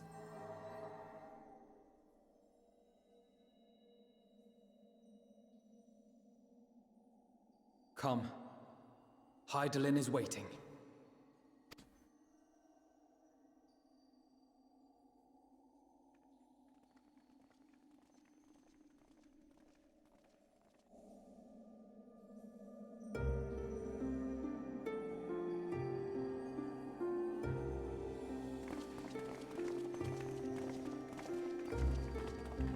If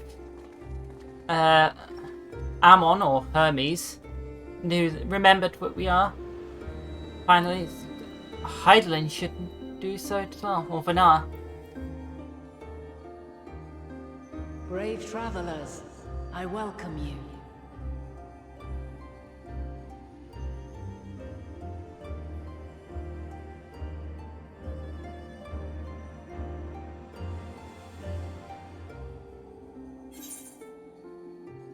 We meet again, Vanar.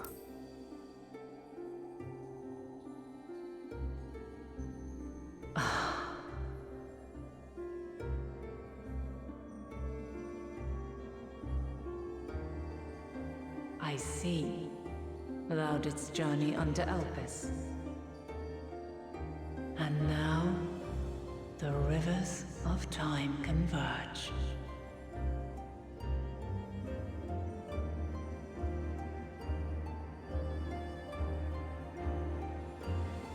I know why you have come, yet I would hear you speak your reasons all the same. You created the moon to deliver mankind from the final days. But is that really how it has to end? We do not wish to abandon this world. We want to protect the source and all of its shards. To flee is but one of two paths. The other leadeth to Meteion, far beyond the stars, where she doth chant creation's requiem.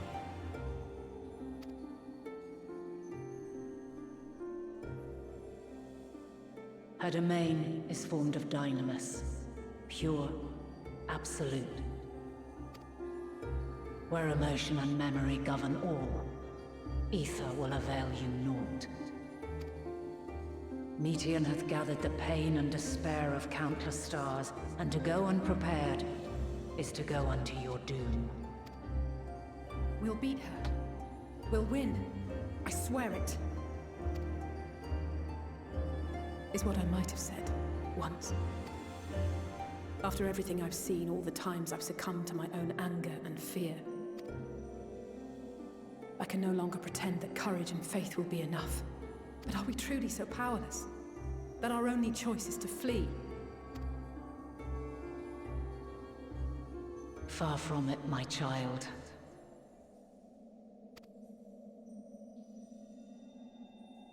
Long ago, the inhabitants of myriad stars, many more prosperous than Atheris, sought to free their worlds from life's woes.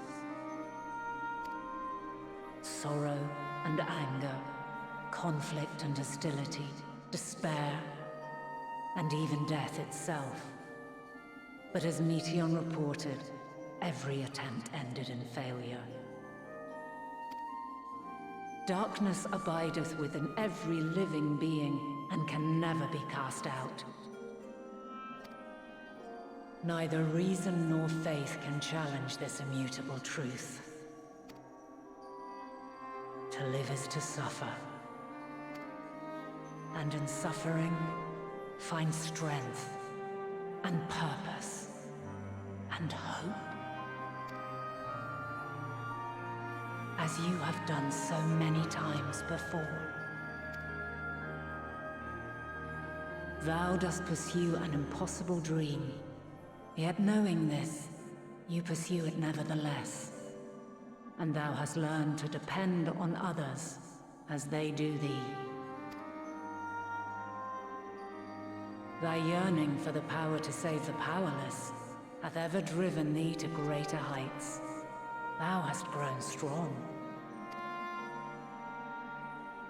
Though those closest to thee no longer walketh by thy side, their love remaineth thy guiding light. For duty's sake, thou hast been bound by truths unutterable time and time again. Yet thy heart hath never wavered, as thy companions will attest. In thy pursuit of mysteries great, all thou believest is brought into question.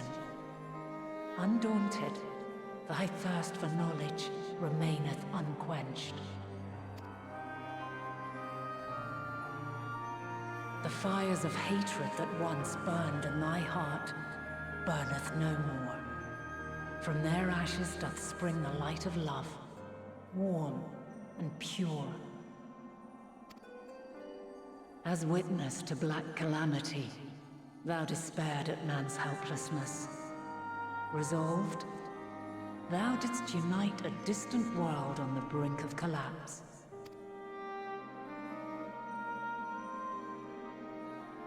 And thou, my champion, when all did seem lost, thou never abandoned hope. For every trial and every foe that did bar thy way, thou hast proven equal to the challenge, drawing courage from the many bonds forged on thy journey. You have all known despair, and though the end approacheth, you walk on, heads held high. Therein lieth your power, the strength to silence the song of oblivion. Then there is a means to confront her. Yes, if you should prove yourselves worthy. Hark!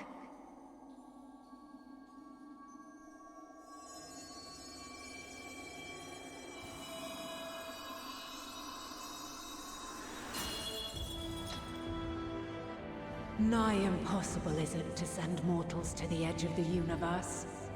Should you fail, there will be no second chance. As the will of the star, I ask of you this. Do you possess the fortitude to stand firm when all around you doth crumble? Do you possess the faith to vanquish despair itself? Should you lack the strength to best a supreme deity, I cannot allow you to make the journey. You must leave this star and never return.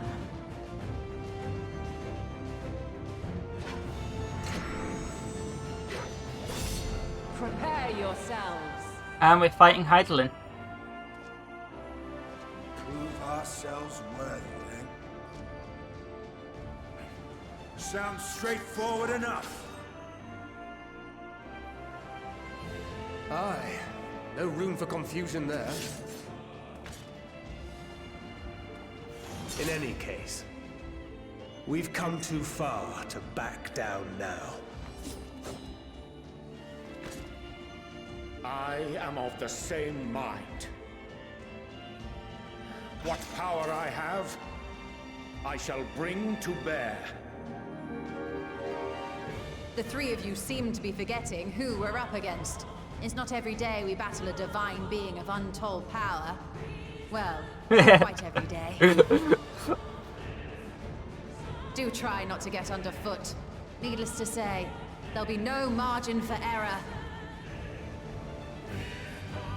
Let us hold nothing back. For the people of this world and those beyond the rift.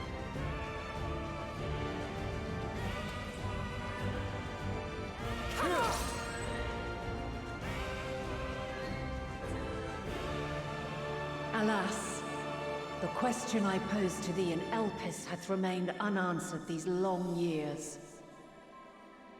I would hear thy response, warrior of light. Shouldst thou emerge victorious?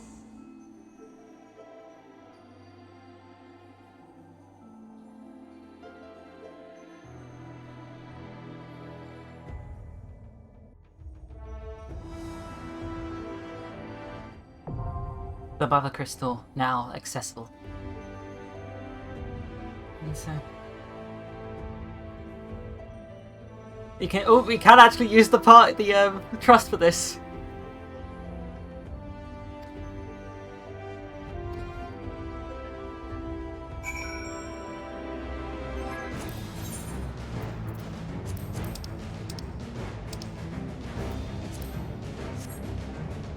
You know what? Let's go trust it.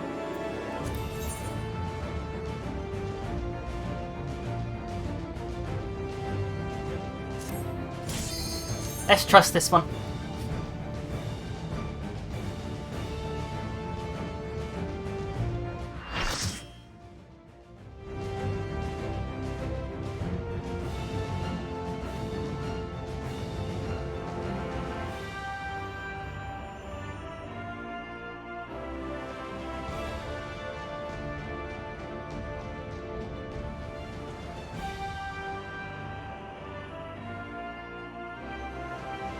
Just seems fitting to trust it.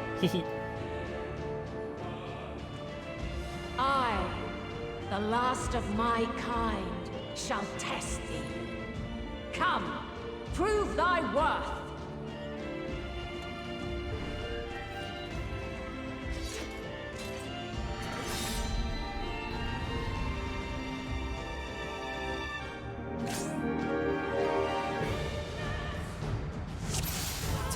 To remake of a thing.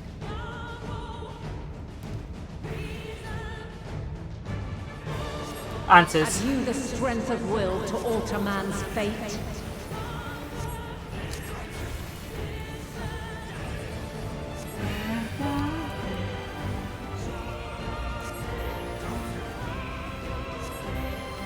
You're mine!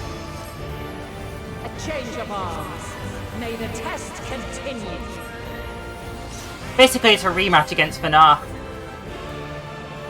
Oh, I forgot to bring it off.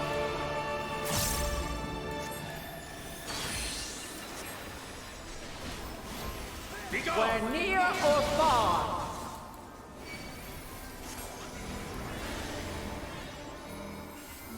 You're mine. I'm guessing that's a tank buster stack. And now this.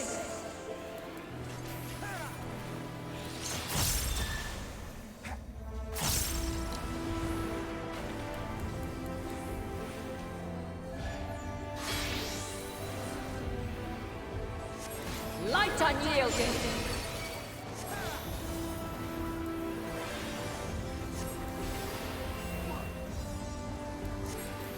You underestimate me. I have you.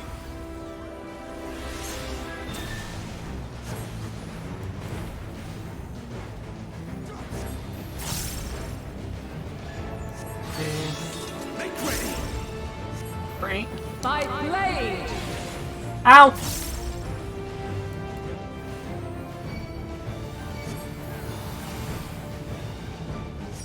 Something special for you.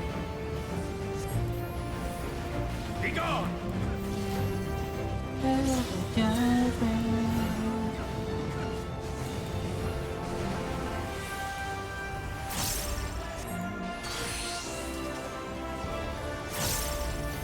We're near or far. Ah, crap! Be gone. You cannot stop us.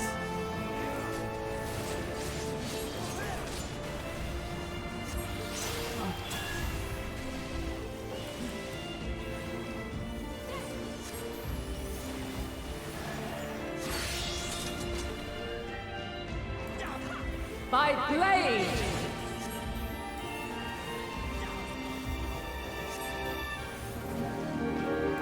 Crystals of light. To me. I will not hold back. Where's the crystals?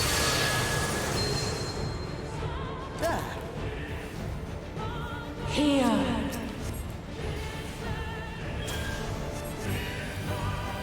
The song of creation's end. Feel. I have you now. The sorrow at hope's demise. Think. You underestimate me. And find your way in the darkness.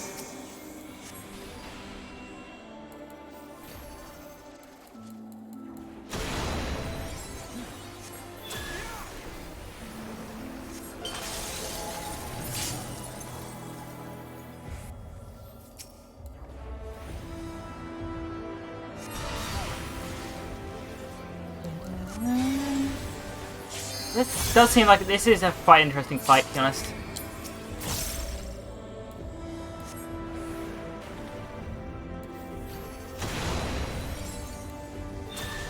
Hold still.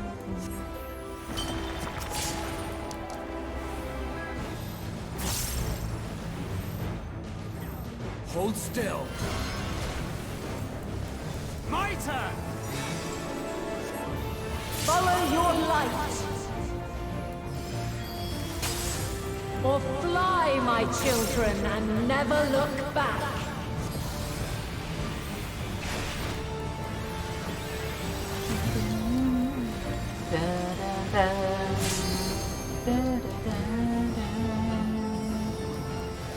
Then you are resolved.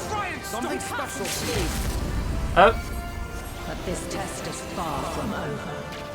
Alizé doing her, yes, I'm limit breaking now. Crystal's light.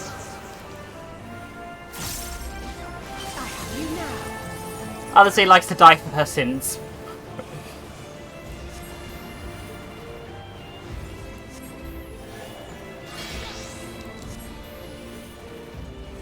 Light unyielding. Ow. I will not hold back. Survive based on virtue to will to live. Okay. Refulgence eternal. I'm guessing if that might be an.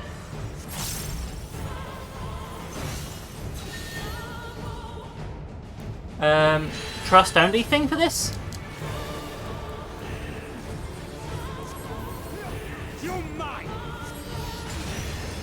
Considering how hard trials can be.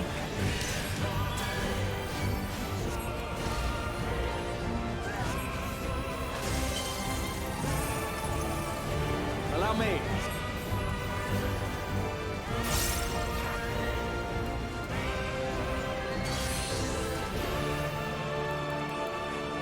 Getting close. Done, I died.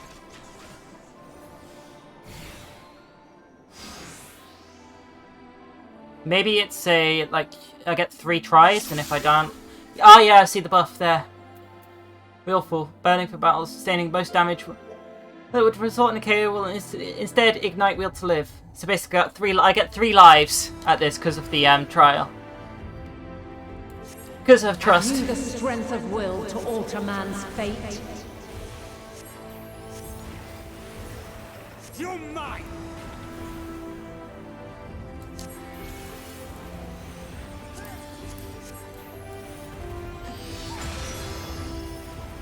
A change of arms.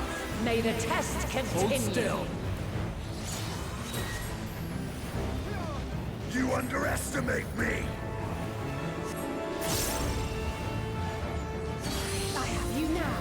Okay, getting close. Allow me. We're near or far.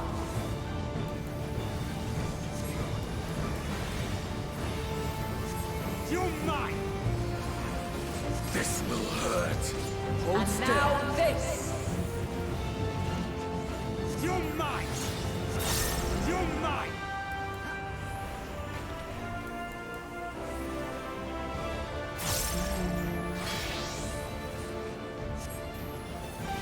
Light unyielding.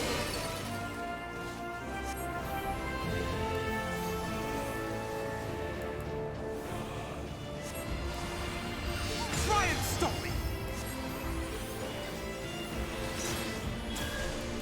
You underestimate me.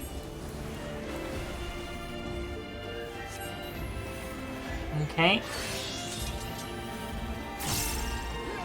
By blade.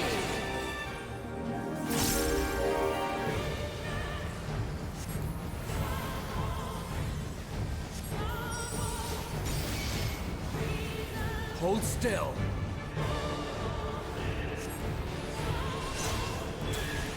Yeah, I think I'm getting to understand this.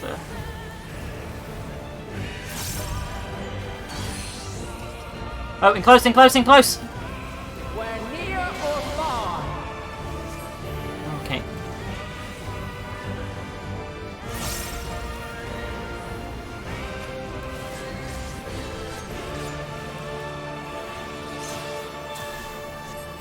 My turn!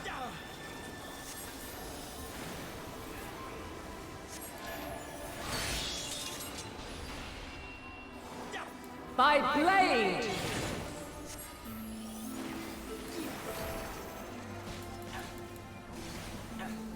Crystals of light. To me. Okay, she's summoning the crystals.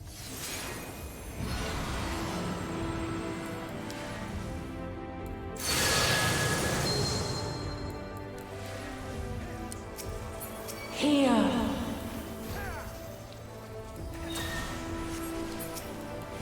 The song of creation's end. Feel. Oops. The sorrow at hope's demise. Allow me. Think.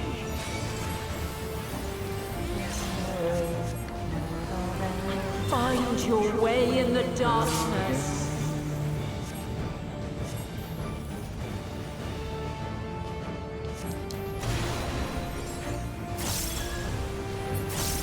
You underestimate me.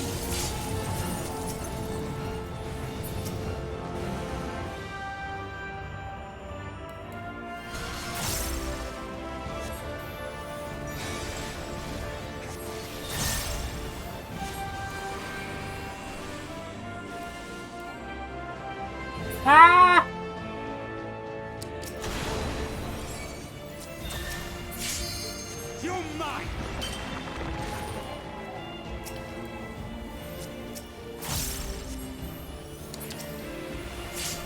Something special for you. Follow your light. Nope, hold on.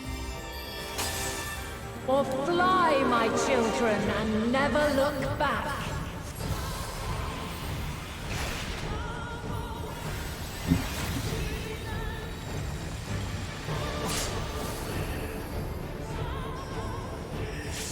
Nice. Then you are resolved. I'm learning the fight though. At least do it with the trust, you don't have to worry about peaceful, like other people just fucking it up for you. By crystal's light.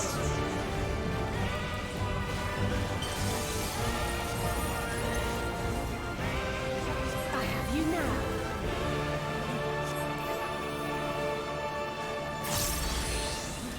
now. Getting close. We're near or far. Together we shall overcome this.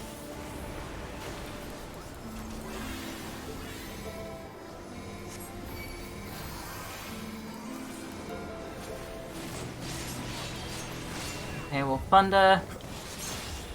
We're high or low.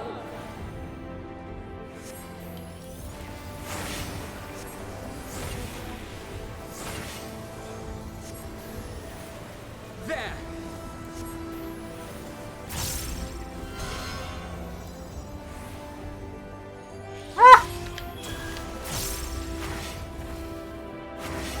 Oh. I have you now. I will not try and stop it!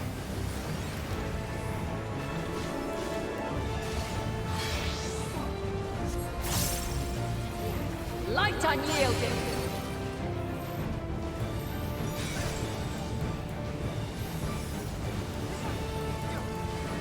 Ooh, dear me. Refulgence eternal.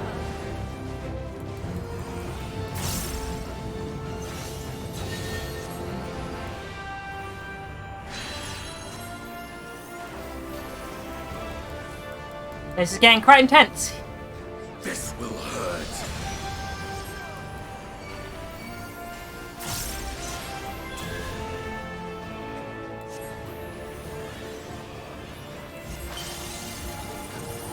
You cannot stop us! Okay, she's going to... Sword and shield. By blade.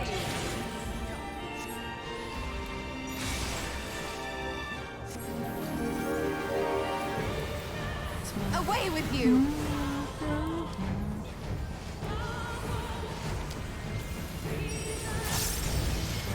You underestimate me. Succumb not to fear. Be gone!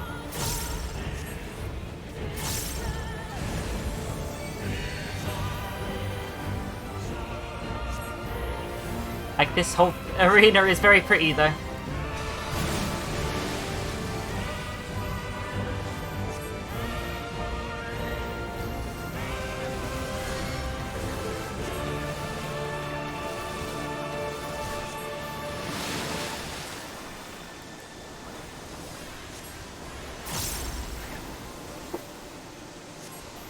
Sorry, just a second.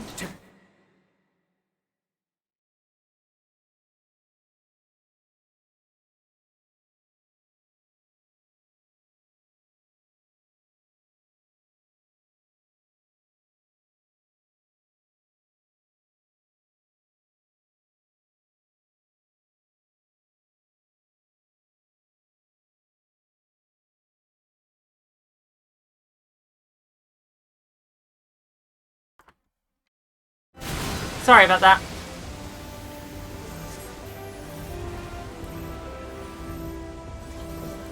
Hold still.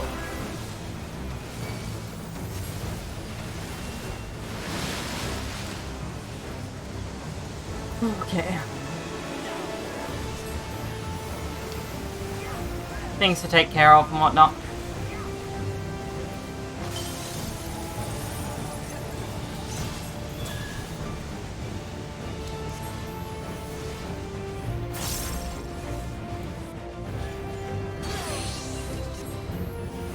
close.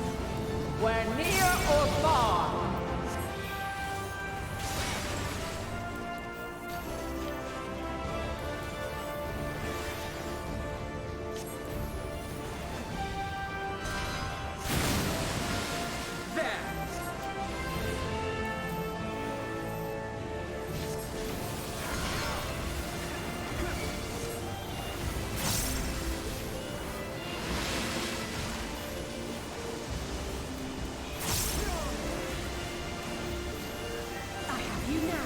Hold still. Crystallize, okay. Empowering high.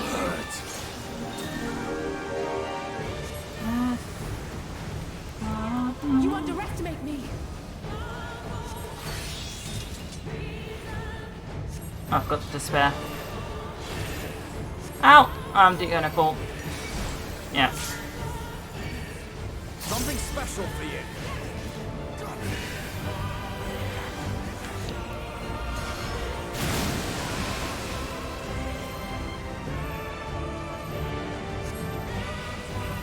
You cannot stop us.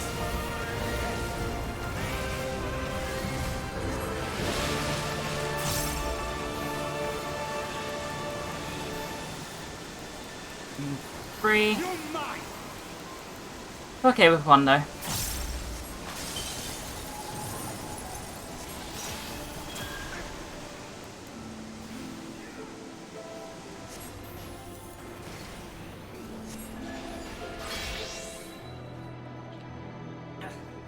Light unyielding. Air break. I will not hold back. Something special for you. Woo! E.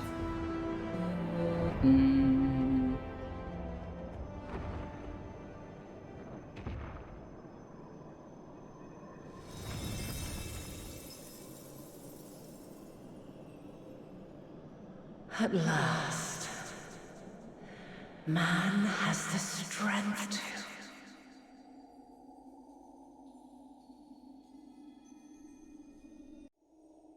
Just hope we didn't kill her. Kill her. Woo. E.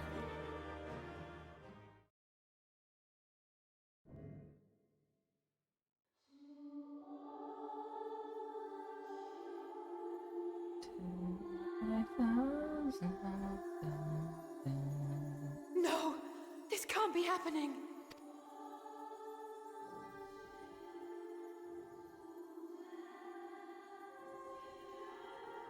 Oh, she's dying now. Though my power is in constant flux, I have always kept a reserve for this very moment. It was a true test of your prowess. You have done well. There is one thing I must ask. By sundering the world into 14 shards, the ether of all living beings too was divided. This reduction would in theory allow us to more easily interact with Dynamis. Having seen mankind brought to the very precipice of extinction, you wished for us to develop a means to overcome despair. You believed we had the potential, and sundered all creation to see it fulfilled. To deliver us to that swirling maelstrom of Dynamis in which our foe hides, and grant us the power to defeat her once and for all. Is this not true? It is as thou sayest. 'Twas the trial to which I subjected mankind, and it hath led to untold bloodshed and suffering. There was no kindness, nor justice in the tragedy I wrought. When confronted with the almighty Zodiac, my only recourse was rend him and the world asunder, that his power be diminished for a time. And so it came to pass. Now you, my chosen, have surpassed my expectations. Surpassed me. I entrust the fate of the universe unto you.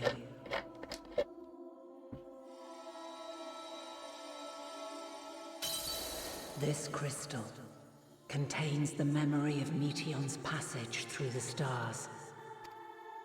Deliver it unto the Loporrits. They will guide you to her.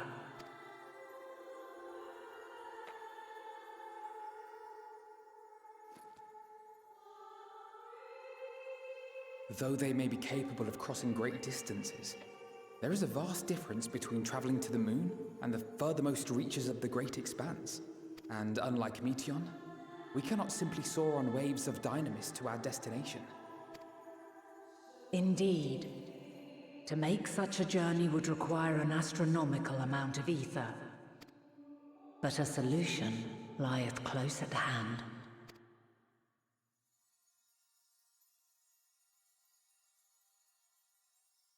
Of course. Oh? Yes, my child. Ever since I became the will of the star, the ether drawn here had slowly crystallized. Oh, the mother crystal. They who have answered my call know it well. While I have remained hidden, it has become the embodiment of the planet's will in my place. A faceless, omnipotent force of nature. The Mother Crystal, our final hope.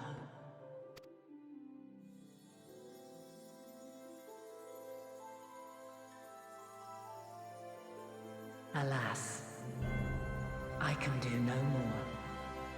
The fulfillment of this task doth fall to you, my chosen. Now, heed these words. Darkness and light, despair and hope. As goeth one, so goeth the other. Become light, become hope.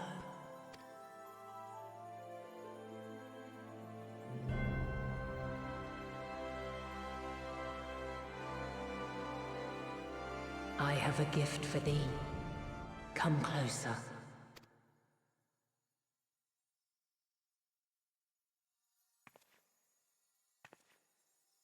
Who? Long have I searched for a means to safeguard the future of this star. Though I knew failure after failure, by recalling thy tales and my promise to thee, I found the strength to carry on. Though the world is ever changing, thy thirst for adventure hath never waned. Thine unshakable resolve never ceases to amaze, to inspire. As a mark of my gratitude, I bestow this final gift. Thou dost possess the Crystal of Azem, yes?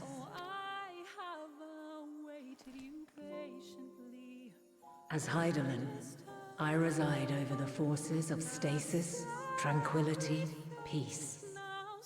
The laws which impart stability to existence itself. I will weave this self-same power into the crystal, granting thee mastery over matter, to give form to the formless. Use it wisely, or it will not last indefinitely. As thou hast seen on thy journey through the ethereal sea, souls are drawn to thee. Mayhap this trait will prove to be a boon rather than a hindrance.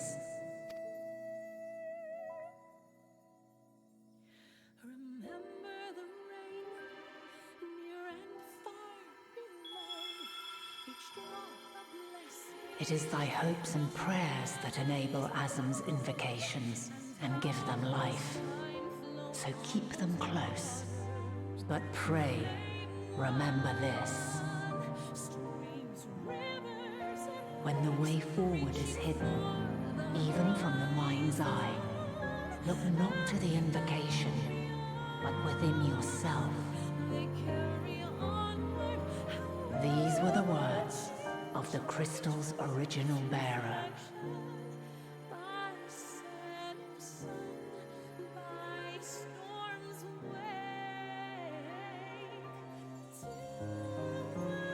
With that, my work is finished. Fulfill our promise. Right the wrongs committed when the world was yet whole. Silence the song of oblivion.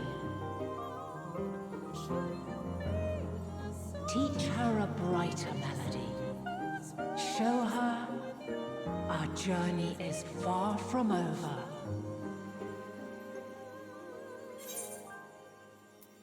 We will find our way, Benar.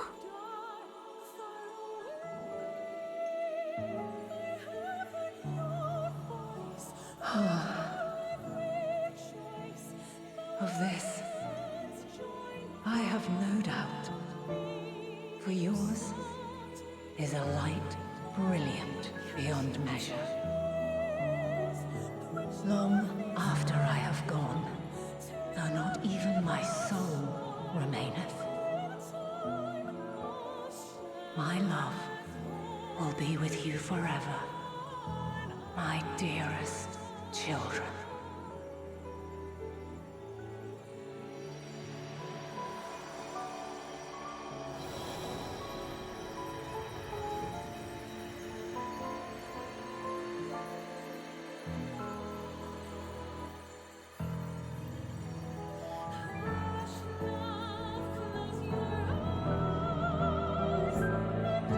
Hydaelyn is no more.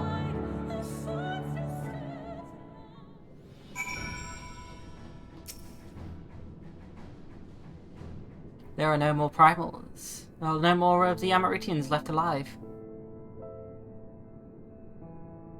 I'm glad to see you well. Though we could roughly place your souls deep as you went, we could neither see nor hear you. The fluctuations of your ether near the end gave me quite a fright. What in the world happened? Oh dear. Yeah. Da, da, da, da. Past his judgment.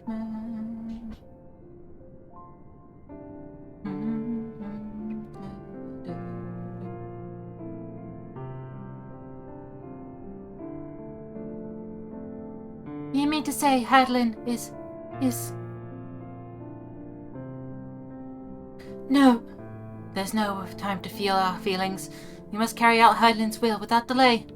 We will find Meteion if it's the last thing we do. If you wouldn't mind handing over the crystal, that is, the fancy navigatory one.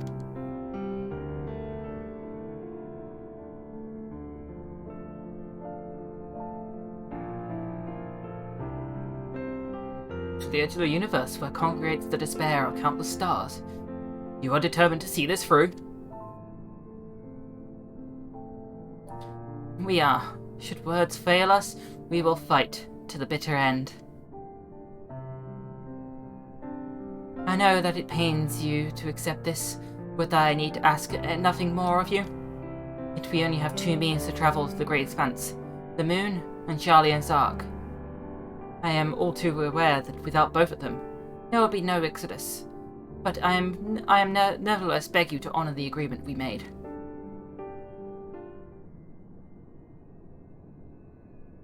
The Forum's decision will be honored. You have earned the right to use the ship as you see fit. I could not rescind it even if I wanted to. As it happens, I do not.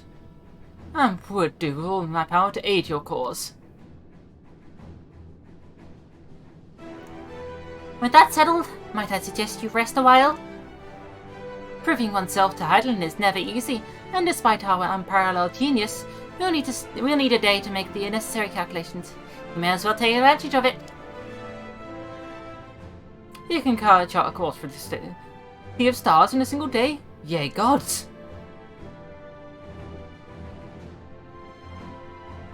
Shall we head above ground for some fresh air, then?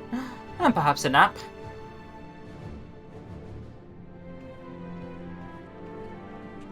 Woot woot!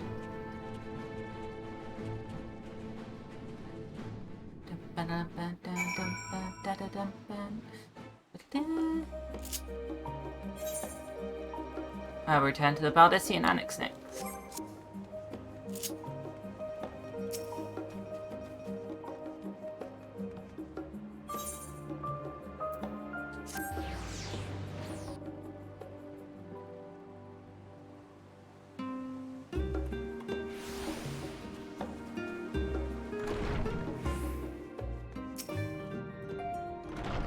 Ah, I've been expecting you.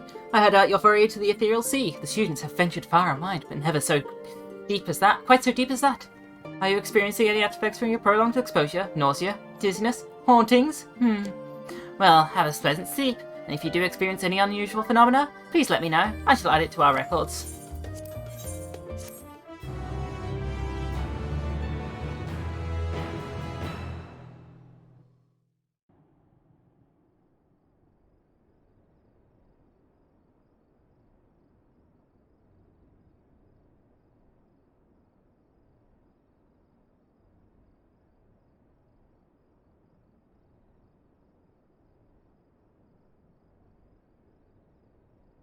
Oh, the moon.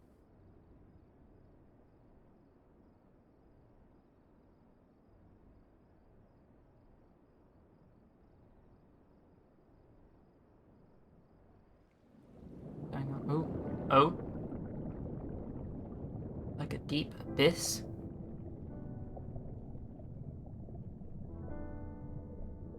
There you are.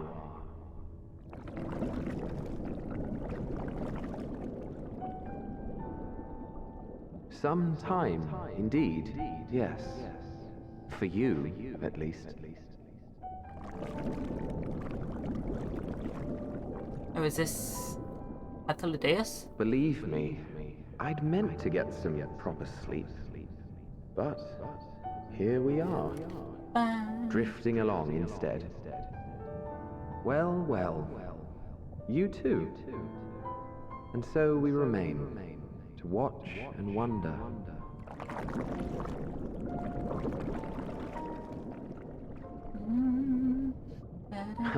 Yes, indeed.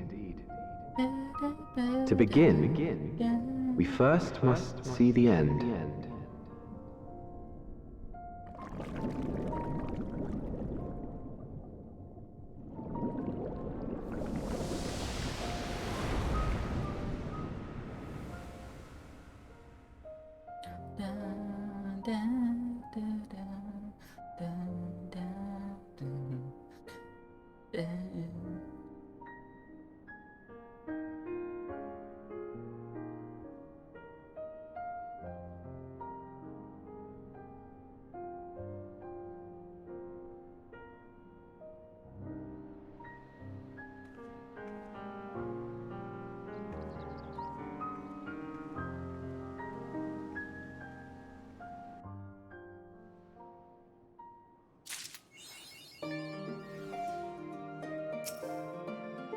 Fast within your arms. So if I go to trust now, you eat.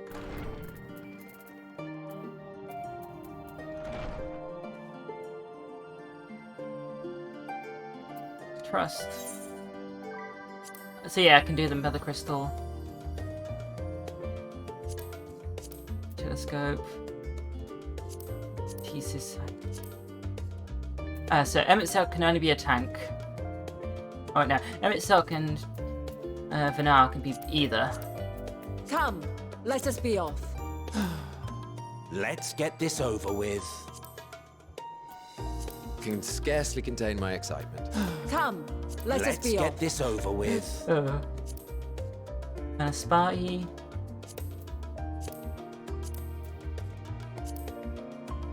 Resort, Facultan, and yeah. So if I go to avatars though, I need to level everyone up. Like, they're already like 71, 72. Aside from Grahat here, who's 81. But that's because you get Grahat at the end of Shadowbringers.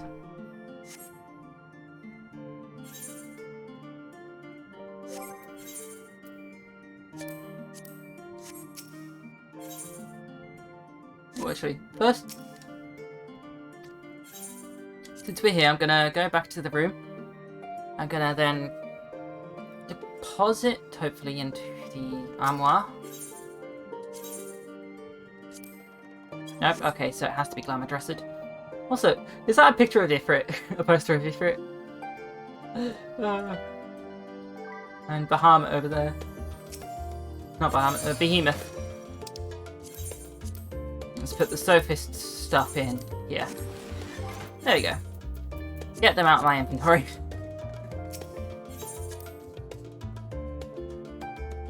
Yeah, glamour dressing them up and get them out of my inventory.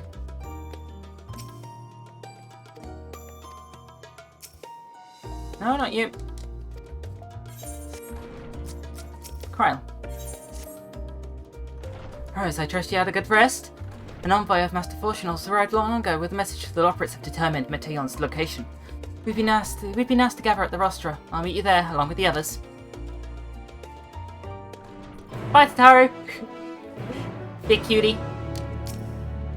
Actually, yeah, she's just a small cutie, but still. Alright, we'll go to the rostra.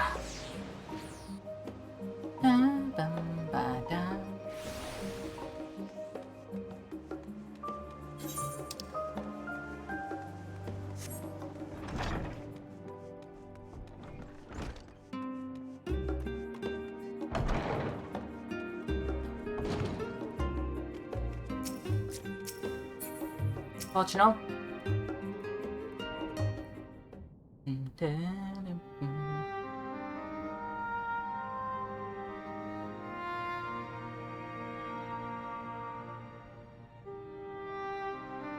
Everyone appears to be present and accounted for. Good. As you know, the Loporrits have deduced the whereabouts of Meteion by the means of a crystal bequeathed to us by Hadlin herself. Your quarry's location is far beyond the moon, placed far beyond the moon, in the farthest reaches of the Sea of the Stars. The Sea of Stars, at the edge of creation. A veritable Ultima Thule.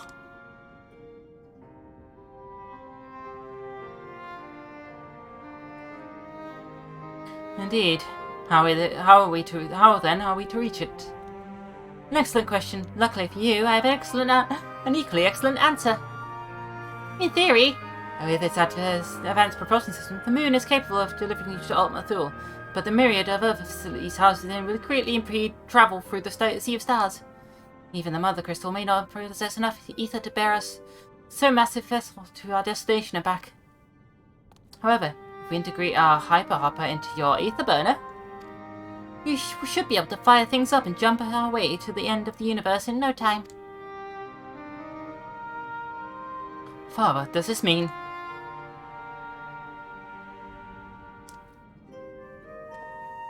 Bear in mind, this decision was not made solely at my discretion, but with the whole consent of the Forum. Hearing the Loporrits' proposal, the Forum was faced with a great decision. To commit the Ark to this endeavour would mean abandoning both our plans to evacuate the moon and resettle on another star. Needless to say, the proposition invited a fierce debate. In the end, however, the Forum was swayed by the simple fact that Hydaelyn believed you possessed the strength needed to overcome this crisis. The Great Exodus, after all, was a plan of Hydaelyn's own making. Therefore, if the 11th hour... In the 11th hour, she would offer another means by which we may seek salvation. We would be fools to dismiss it out of hand. Indeed, she sacrificed everything, her very existence, to avert the destruction of this star. That is why we have chosen to place our faith in Hydaelyn, in you. The Ark will be made ready for your voyage to Ultima Thule. One of the people that have laboured tirelessly to prepare for the expedition. They must be furious. I would not be so sure. They have not forgotten your deeds on the Magna Glacies. Nor did your instrumental role in orchestrating the delivery of adamantite go unnoticed. No, the people do not protest. Quite the contrary. They have expressed unwavering support to you and your mission. Are the Loporrits too willing to abandon the Exodus?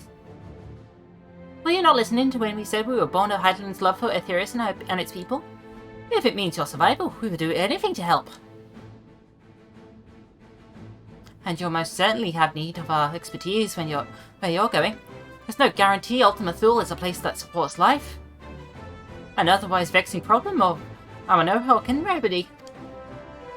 Besides, Hydaelyn chose us to lead the way to Meteion. Why else would she give you a crystal only we can decipher?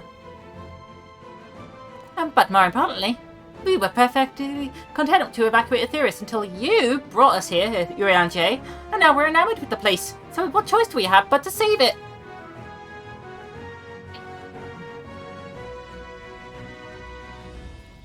Of course, none of this is possible without you and Scions. So I must ask, are you certain you wish to do this?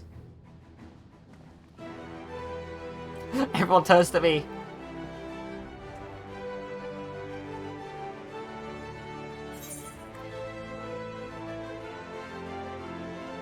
You couldn't stop us if you tried.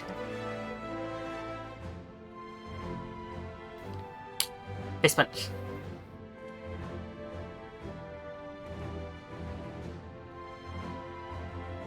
Very well. We shall inform the Forum of your decision and begin preparations to bolster the Ark with the Hyper Hopper. The Loporits will continue with the Ilsabard continue to have the necessary components transported via the Tower of Abil. Of course, it will take time until the work is complete.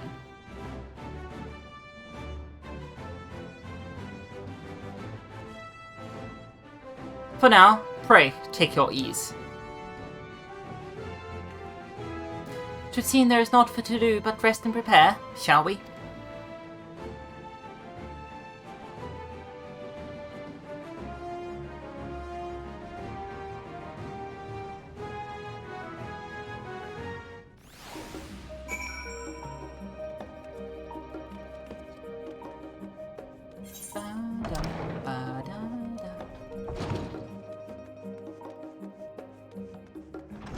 So that Hunt for the Ages will only activate once we arrive at the new place.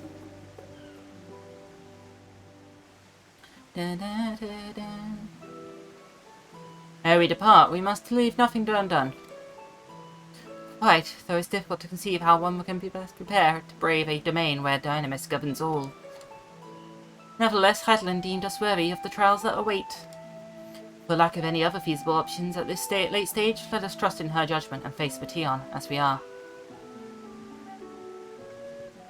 Which leaves us a not so small task of coordinating our efforts to adhere to you and Tataru. If all goes to plan, we'll be back before you know it. I certainly hope so. We will be praying for your safe return. Mayhap it will affect the Dynamis for the better. With that settled, we should get some rest and make the most of some time we've been afforded. Oh, Tataru.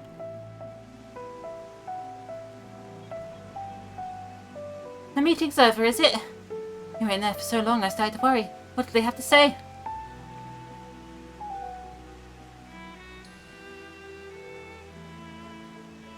Ah, sad Tataru. The Age of Creation, I see.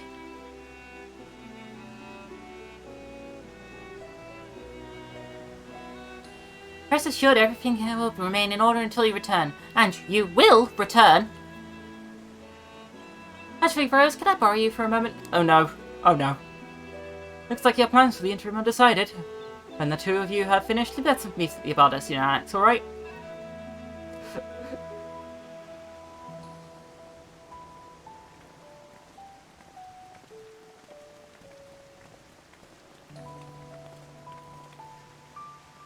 Come with me to Agora, I have something to show you. I am frightened to what Tataru here wants to show me now. Oh dear. Run! Run from Tataru!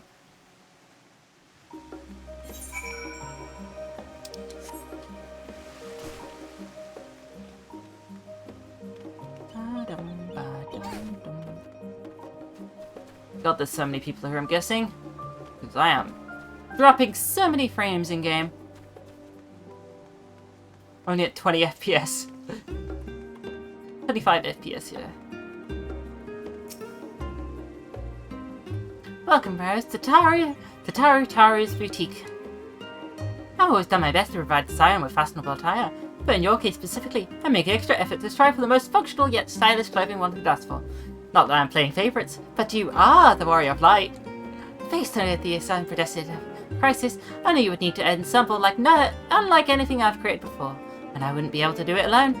So, And so, after enlisting the age of the world's finest artisans, I finally completed my career-defining masterpiece. But then, inspiration struck, and I saw a golden opportunity just begging to be seized. With the help of some veterinarian and refugees, I decided to set up shop here in Charlian. Of course, I would never change you for any of our other works. Charge you for any of our works. Perish the thought.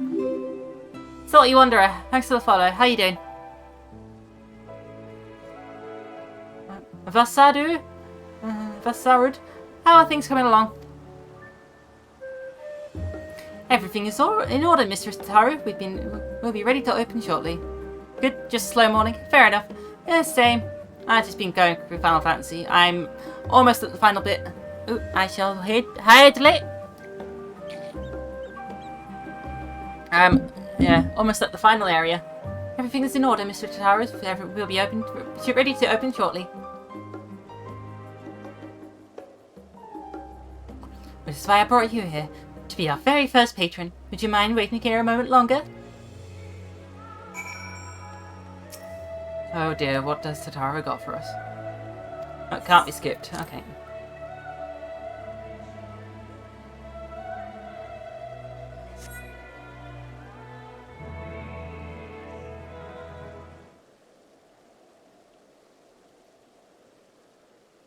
Snow. You wouldn't think the apocalypse is upon us in certain places.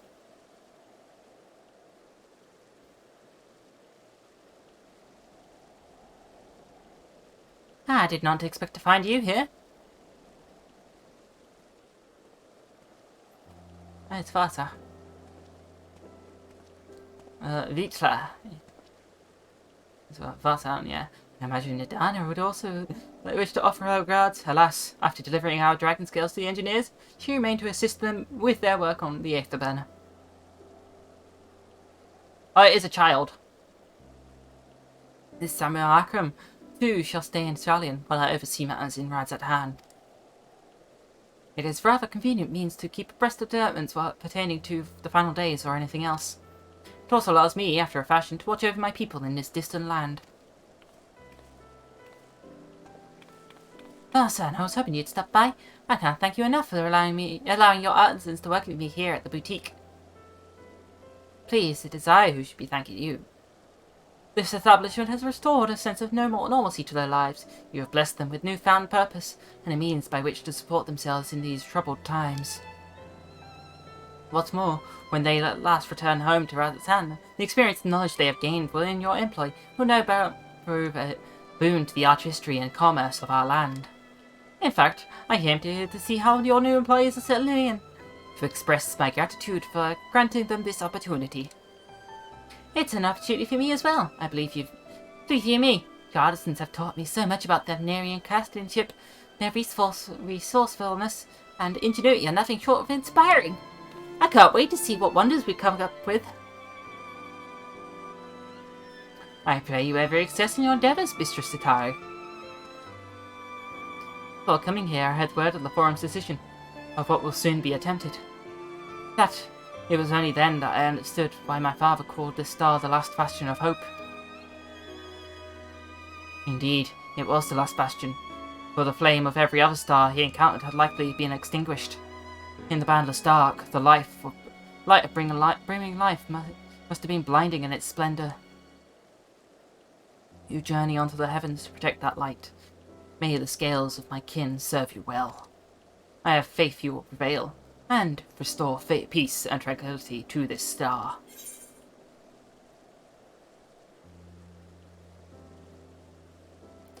Would that Ahawan were alive to see it. I will not see his sacrifice squandered, nor shall I rest until Radzat-Han is returned to its former glory. Forgive me, but I must take my leave. Fare you well, and remember, the people of this star have not yet given up hope, and neither must you.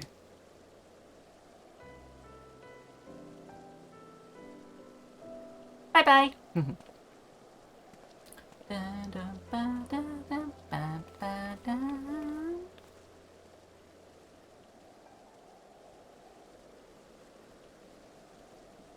Who next is going to pop up?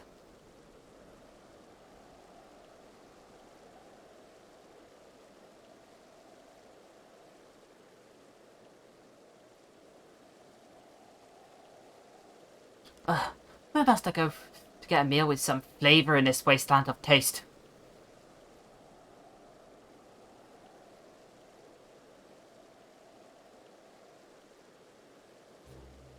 Oh, it's Emmeline.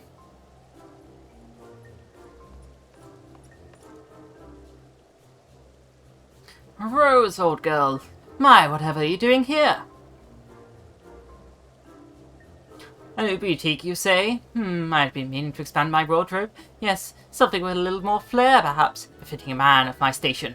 Though I have nowhere to flaunt my raiment so long as my confinement continues indefinitely. I, the young Lord Forto, insists that so long as there is work to be done, no matter how trivial, I must abide here in Charlian. Thus do I toil, though through every fibre of my being rails against it. Why, I even suffered the company of that brute Sicard to see supplies transported in a timely fashion. Yet he was the one granted leave this morning to participate in some supposed covert operation. So I suffer instead for his otherwise welcome absence. Now burdened with extra busy work, and without authority, there is no one to prepare my meals. I came here in hopes of finding a nice cafe, perhaps. Alas, the Charlian delicacies I've sampled were lacking in every respect. Oh no. Oh no. I could torture him so with the Archon loaf. No, I'm not that evil. If a hearty meal is what you're after, I suggest the last stand.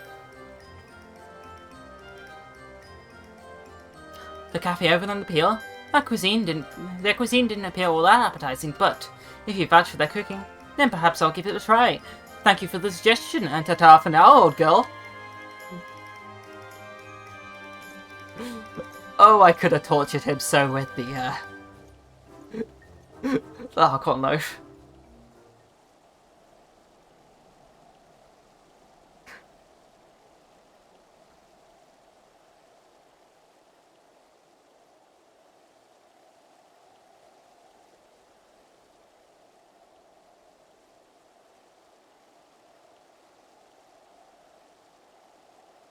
Well, well, is that frozen Tataru I spy?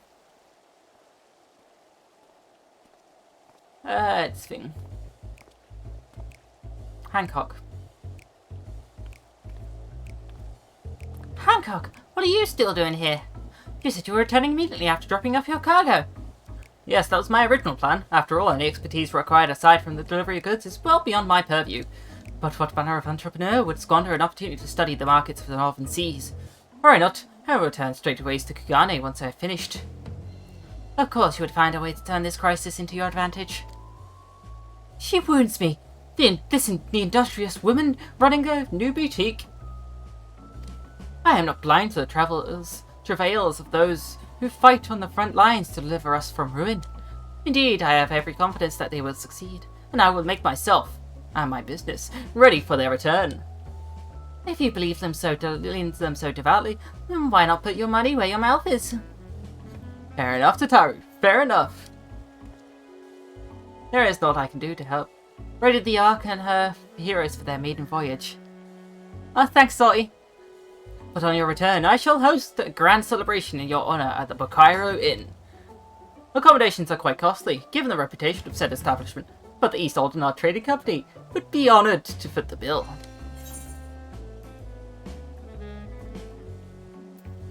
Will there be lemon cakes? Oh, a woman of tart tastes, I see. Yes, there will be lemon cakes, and much, much more. The finest delicacies the world and Lord Lolorito have to offer.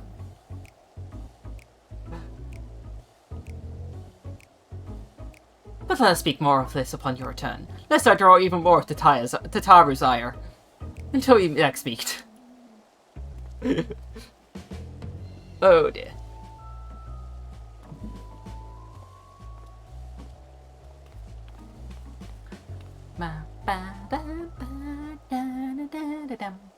Yeah, thanks, Sully.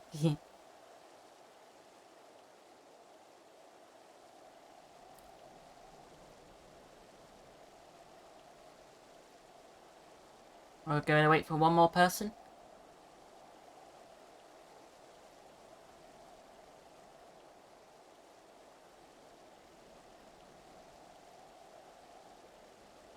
Ah, Rose. Decided to spend your time at the markets, did you? Ah, it's Biggs and Wedge.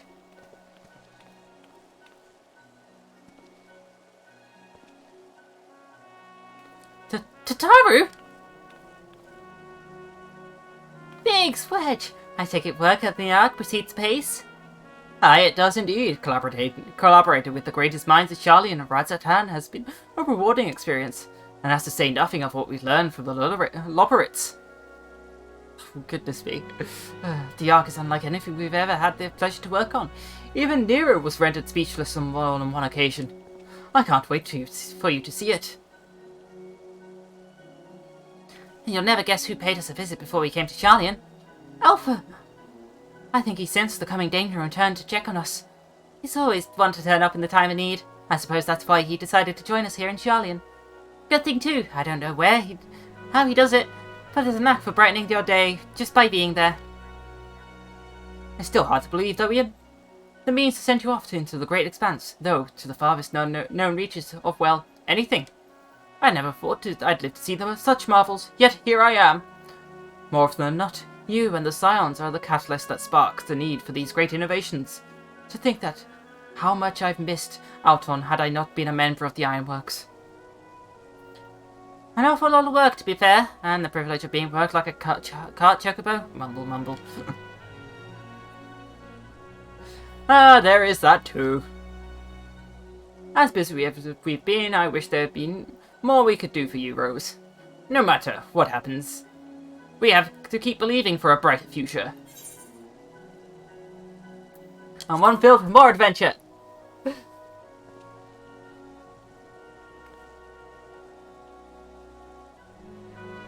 When you head back, would you tell the engineers I'll be along shortly with refreshments? Oh, that's very kind of you, Tataru. They'll be glad to hear it. And on that note, when should I should get going? Still a few more supplies together before we return. No. Oh, I love the one-sided treatment Wedge has towards Tataru. Oh, it's so adorable.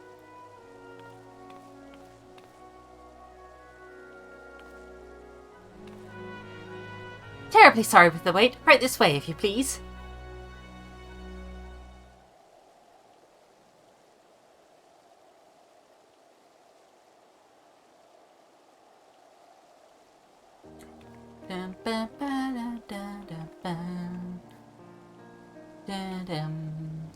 Right, I don't believe the two of you have been following this. This is Vasarut from Palaka's stand.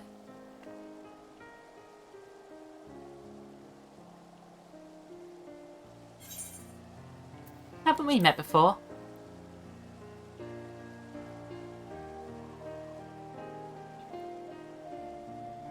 Ah yes, it was you who helped us at Perusa, was it? And again, when we crossing the ice fields, was it not? I doubt we exchanged little more than glances then. It's kind of you to remember me. Thanks to Mistress Tataru, I and many of my friends have found gainful employment in this foreign land. It is only natural to feel fear in the face of calamity. In such times we must look to one another for strength and succor. I know not whether we will come to this place. We will come to call this place home or return to Thavnir. But we are here today, and we are glad to have contributed to the cause.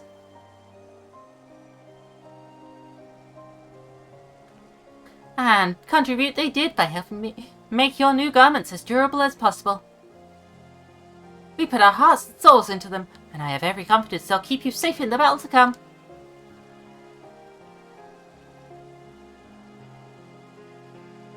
Gods, to think how far we've come since our humble beginnings at the Waking Sands. From the rising stones to the falling snows, to even the uncertain insufferable someone at Ruby's Bazaar. We were always fortunate to find friends along the way. Even when you were swept away to the first, Rahatir was there to grant you sanctuary. I'll never forget the relief I felt when you all returned to us. I thought my heart would burst. Yours has been a long, long journey, and I've been privileged to watch, often with bated breath. As long as you persevered time and again, for all the joy we've shared, there's been much sorrow as well. But I've long since learned you can have one without the other. You can't have one without the other. Which is why I promised to send you off to the Sea of Stars with a smile. And you can be certain I'll be the first to welcome you back on your return.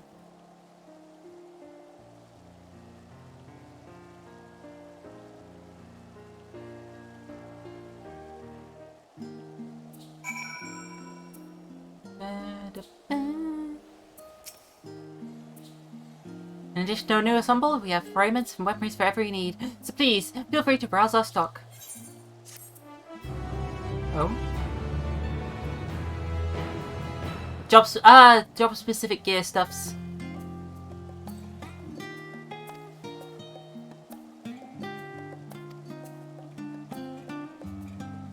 Oh, okay. So this is where you get the artifact gear.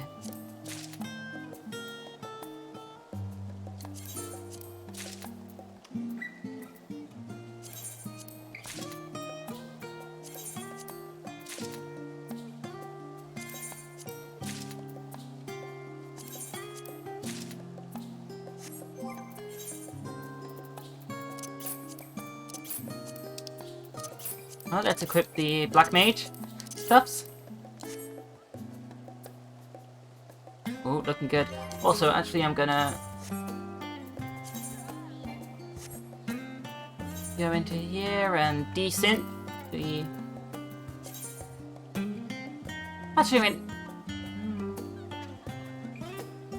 I'll keep them. Actually, I'll give them to my retainer. I realise you've still got lots to do before you depart, so I won't keep you any longer.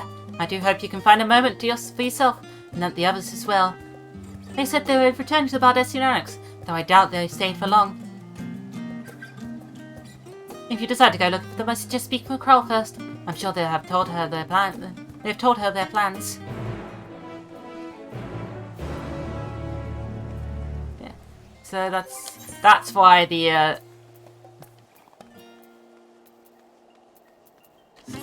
that's why the level 59, the level 89 dungeon didn't have gear, because you get gear from Tataru at level 89.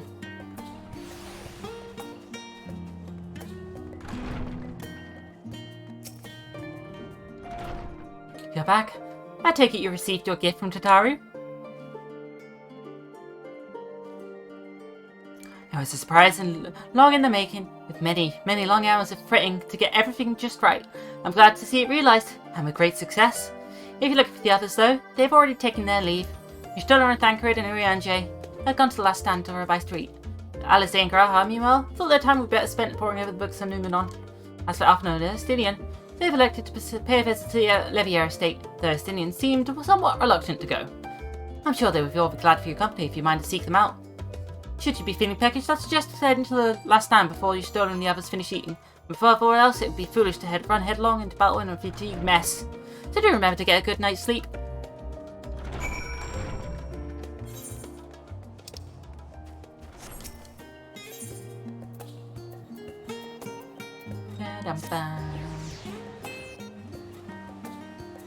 I do love the music.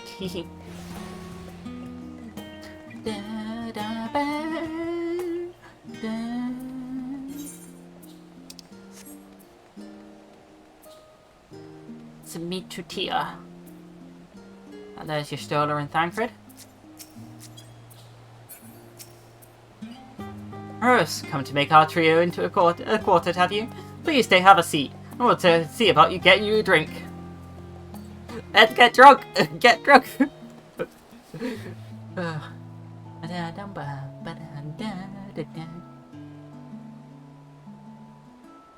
Your business with Tataru was finished.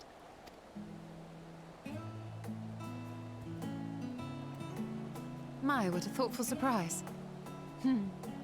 Whatever would we do without her? No. Indeed, what would we do without Tataru? And she's right, you know. It hasn't been all doom and gloom. Feels like a lifetime ago that Master Louis Soir gathered us together to form the Circle of Knowing. Since then, we have experienced much. But rather than feeling wiser, the more I learn, the more I find my knowledge lacking. Forsooth. As a student, vainly did I believe that I held the secrets of creation in my grasp. Yet that which I had seized was but an insignificant sliver of what awaited in the wider world. Every encounter, every experience hath served to open mine eyes, enlightening and humbling me in equal measure. Even from those whom I called enemies have I learned many a valuable lesson. Nah. What will we learn at the edge of the universe, I wonder?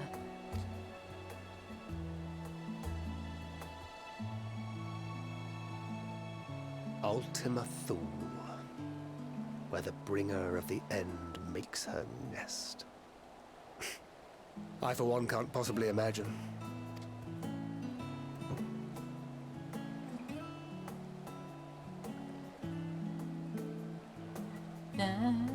But whatever awaits us there, we will survive.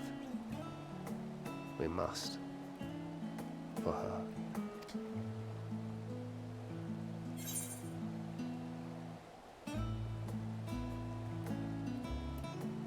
We've got nothing left to prove, not to read Normophilia. We'll make it through this together. Just make sure you bring enough ammunition.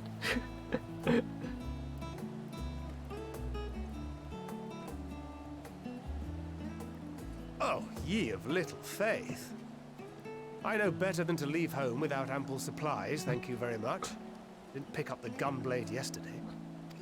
And to think I used to prefer fighting from the shadows. Gods, I really have changed.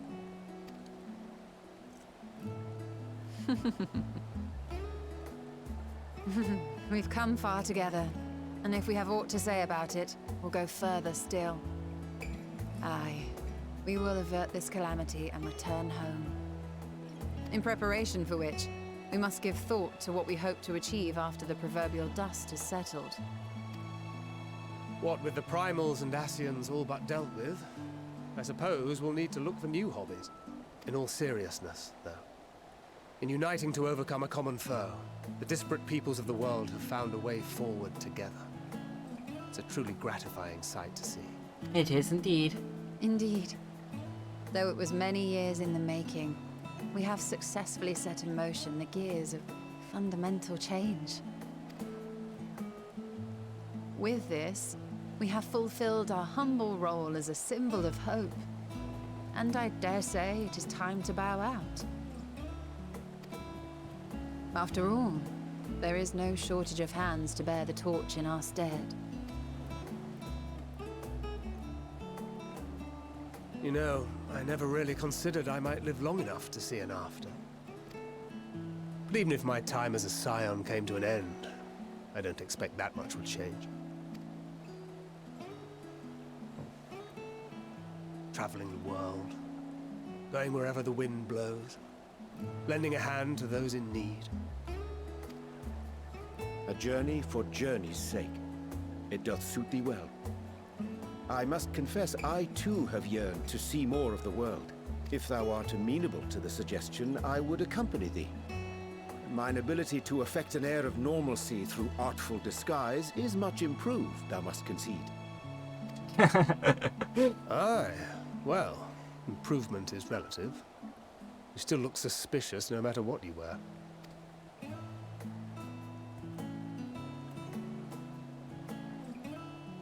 What of you, Ishtola? Any grand plans? Why, continue my quest for knowledge, naturally. To begin with, I wish to know the state of the reflections, to which end I must find a means to travel between worlds. Itchy. 'Tis the least I must do if I am to keep my promise.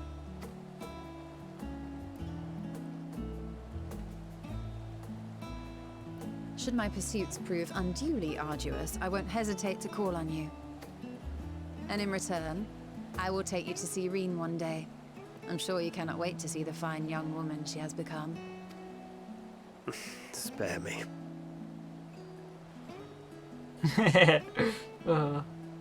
And what of thee? What wouldst thou pursue at duty's end?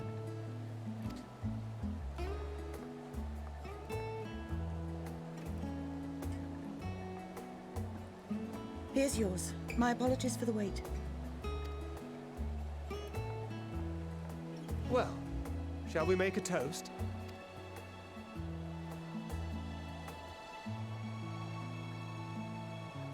To victory.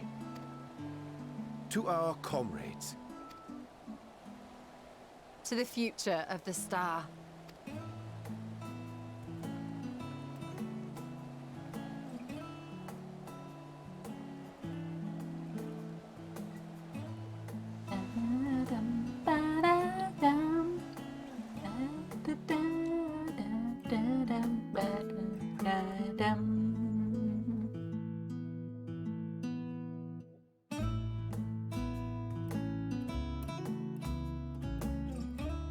It's nice just chilling, really. Like you don't get all times like this, like many times like this, just to chill.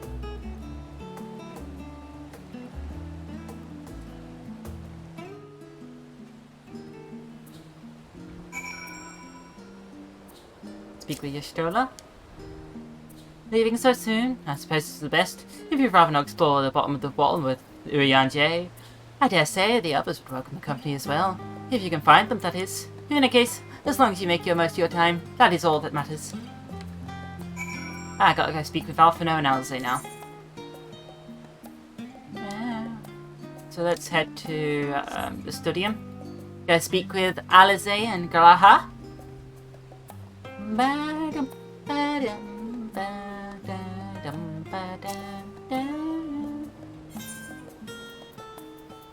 The Studium. What am I doing? Wrong way. And to the Numenum. Oh hey, Pudding Way. I hope Pudding Way has found her pudding. Rose, I've come to the Studium in order to study the ways of pudding. Alas, my creations don't jiggle as they should just yet, but I persevere.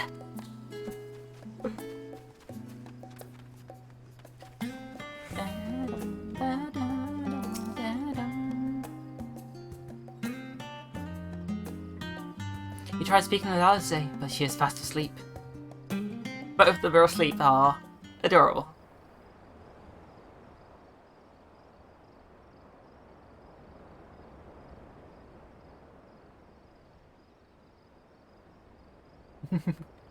Cute.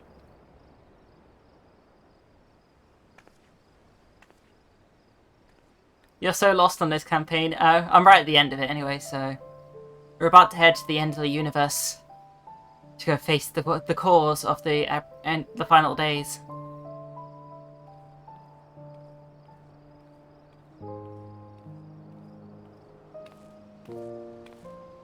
Oh.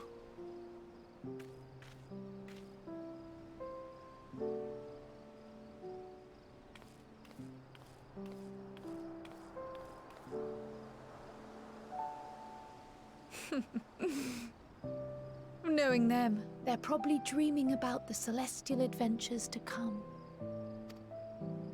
Just as well. They've been running themselves ragged of late. Unlike you and the others, I'm a few steps removed from the danger and excitement. The things you all get up to never fail to impress me. But by the same token, I can't help but worry. Not only for your safety, but for your happiness. Oh, thanks, Salty. You've sacrificed, you earned it 1,000 times over. Yeah, some of you are very funny considering how small they are. Although most of them are dicks. From the simple pleasures of From all that, anyway. tapping into a hearty meal or collapsing into a comfortable bed, to the grand triumphs of visiting legendary lands or finding true love. You deserve all the joy in the world. There are two types of Lalafell. The cute, funny ones like Kryl, Totaro, etc. And then there's the evil ones. Ones made of pure evil. Concentrated evil, if you were. There is so much that life has to offer. So much to be treasured and shared with those we hold dear. So promise me this. Come what may, you won't give up on your own happiness. When you're out there fighting tooth and nail, it's all too easy to forget. 100% cure concentrated evil with pulp. But in the end, your passions will be your greatest strength of all. Remember that.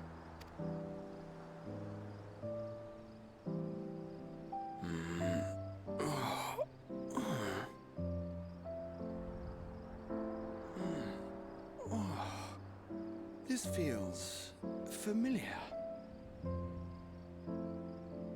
Well, 'tis good to be...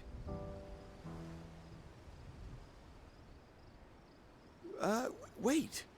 What am I... Gods, don't tell me I fell asleep. Not that there's any shame in it, but you were sleeping like babies. Oh, how embarrassing. Oh. Not a word to anyone. Understood? Not one word. Oh dear.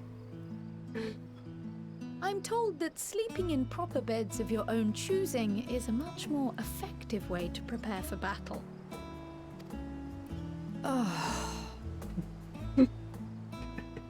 So, what were the two of you doing? Oh dear. Totally got to tell Alphino now. I had a few books to return to the library. Thought I'd take care of it while I could. And you?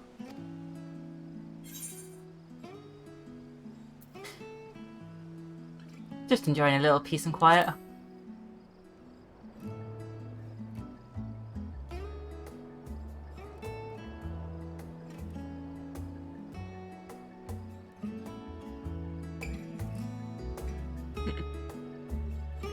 Also, I just noticed on my hands, they're black. Black nails. Look! The nails, they're black. Oh, I love these hands. These Spacona's wrist talks. Yeah, it is nice, hee. Head back up here and we'll go see Alphino.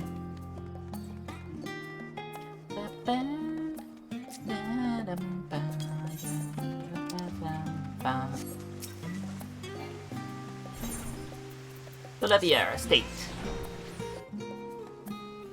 Looks like a black mage, the witch face looks great. Yeah, well I am a black mage right now, but yeah.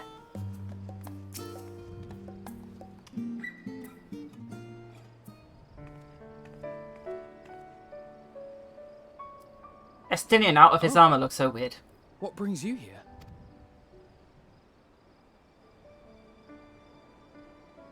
Ah, so you were worried that the Levier household might again be gripped by turmoil. All is well, I assure you. In my letters home, I had made mention of Estinian, you see. My mother wished to meet the legend in person. Your love, Uwu. And so we arranged to have a spot of tea together. Where were you in my hour of need? Fell beasts I can face, but I'm not made for idle chit-chat with lords and ladies. Well, I for one thought you held your own. Mother was the picture of delight. I might have been delighted myself, were we in a tavern with more agreeable drink. The thought of fleeing crossed my mind, but what then?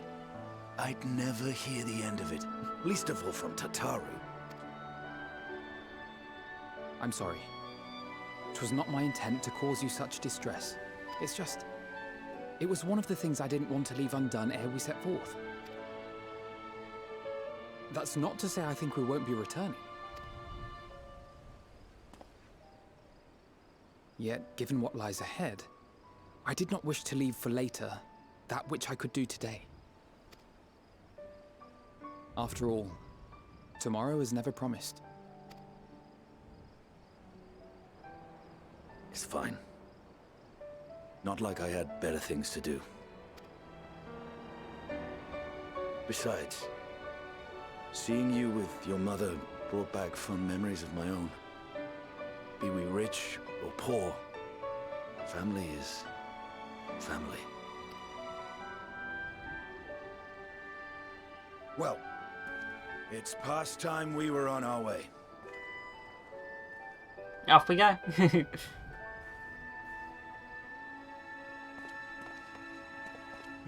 Wait!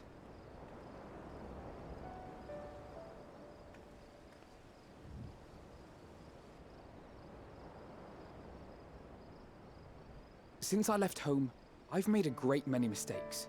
Mistakes for which I can never make amends. But through it all, you didn't give up on me. To have returned here with you at my side, it means more to me than you know.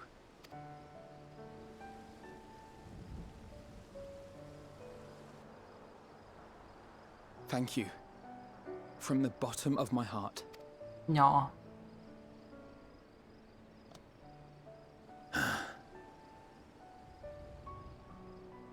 Forgive me, but it needed to be said. I'm the one who owes you thanks. Oh? Were it not for you, I would not be alive today, nor come to terms with Nidhogg's spirit. I am ever grateful.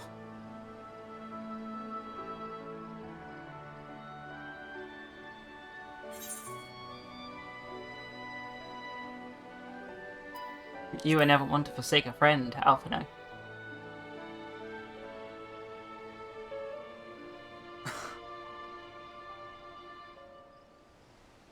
No, I'm not. And I'm proud of that.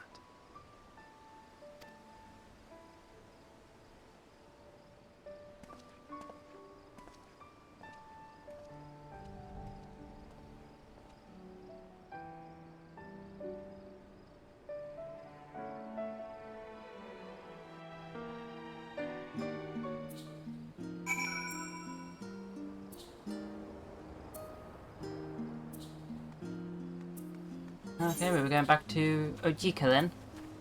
Yeah, although there is a thing here. Let's look out. Let's sightseeing vista.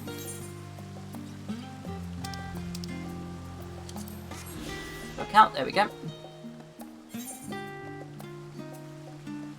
There we go. Back to the annex.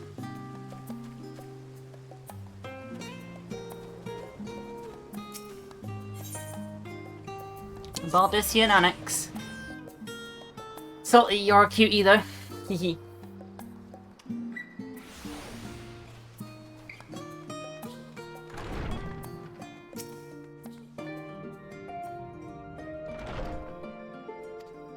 So yeah, we're going back to the thing. Nah, you're the cute.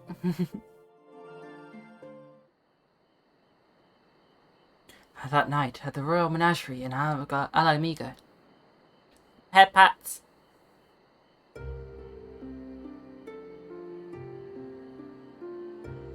Ooh. Oh.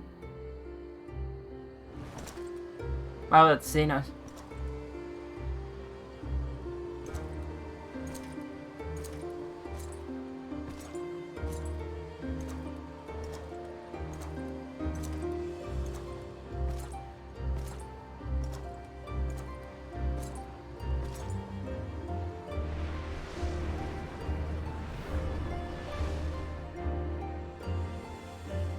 You will never get what you want. Not even the battle you pine for so dearly. Oh, he's pining the words which Alizé said to him.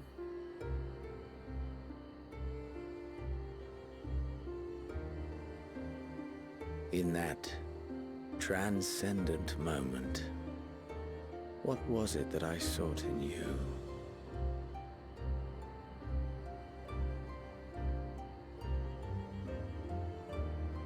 And what was it that you sought in me?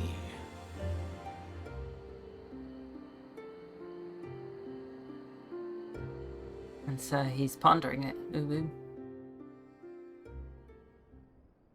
And thus it dawns. The day of reckoning.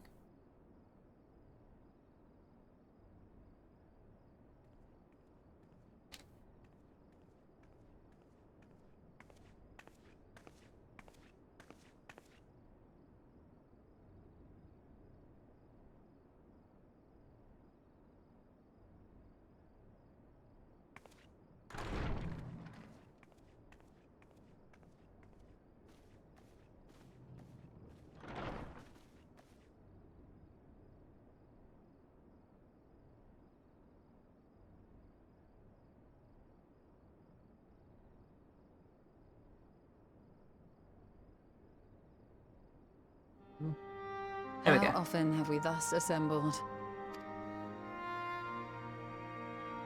To combine our knowledge and seek solutions to the problems before us. Clicky click. Back at the Waking Sands, it was all we could do to address the most minor of troubles. Who could have realized what we'd find when we began to look to the sources of the realm's woes? At the Rising Stones, we made great strides and shared many moments. From the joyous to the sorrowful. We've had occasion to call other places home too. Be it Ishgard or Kugane, we were fortunate to find sanctuary wherein we might take stock and continue our fight.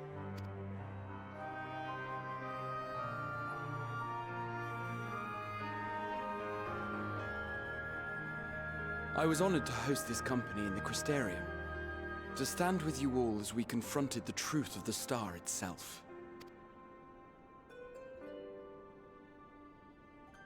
And now from this place, we go to fight the most important battle of all.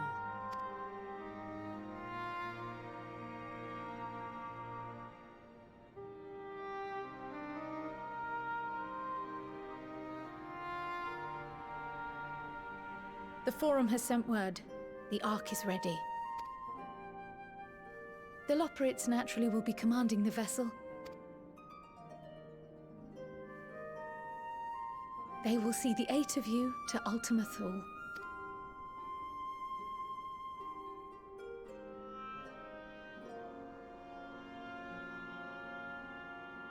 And off we go. The edge of the universe. The edge of all creation. Where no man has gone before. Upon arriving, your objective is to find and vanquish Meteion. As a final formality, the Forum bade me ascertain your resolve. So, are you certain you wish to do this?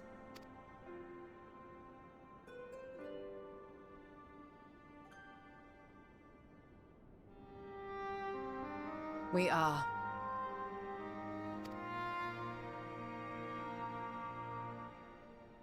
Then, ere you report to Thalmasane, I leave you with these words.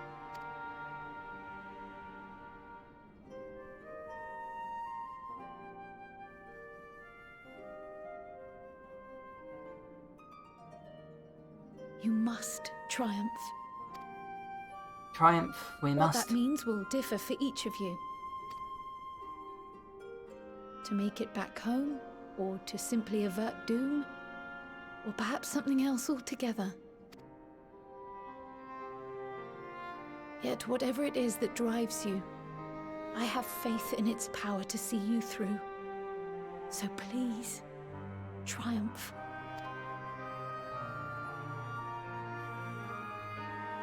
Triumph, as we who remain behind believe you will.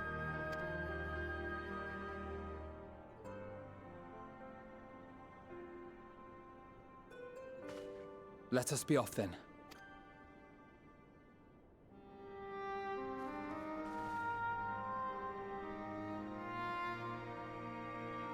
Wait!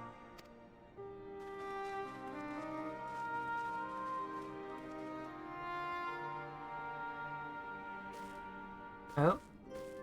Both Kryl and I will be there to see you off, but as your receptionist, I feel I need to say this here.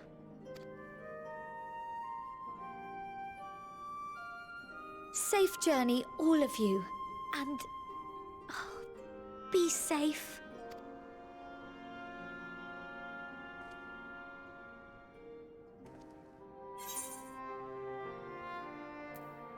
You too, Taro.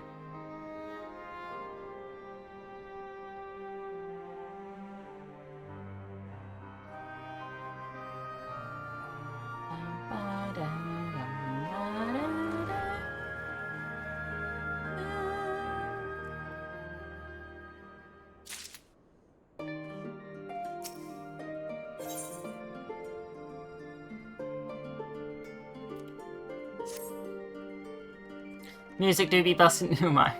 I suppose it's very part ways, for now at least. But I say to her, wisdom to share ere you depart. Mayhap the teachings of Galuf Baldessian will suffice? Surrender not to anger or hatred, he said. Look beyond them, and there find true strength. What one sees beyond is open to interpretation, I think. But for me, it would be the things I cherish most in life. I believe. Things I believe are worth fighting for. Something to consider as you venture onto the Sea of Stars.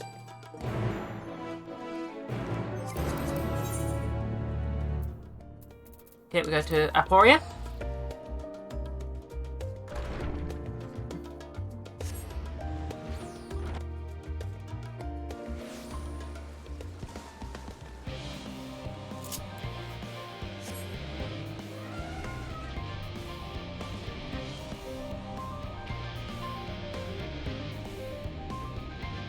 Peace.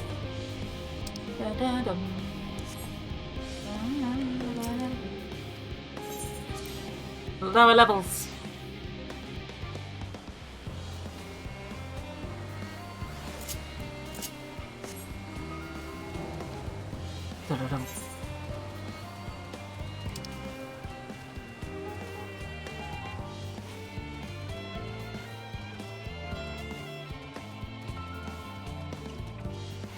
No, to the Thormazine.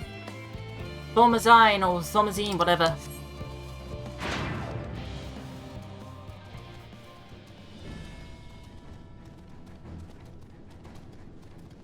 Everyone's come. Got a pet alpha. Bleep bloop. Mission model Omega appears to be staring intently at the Ark. Where? Trying to cheer you on. Nyah. Pet alpha.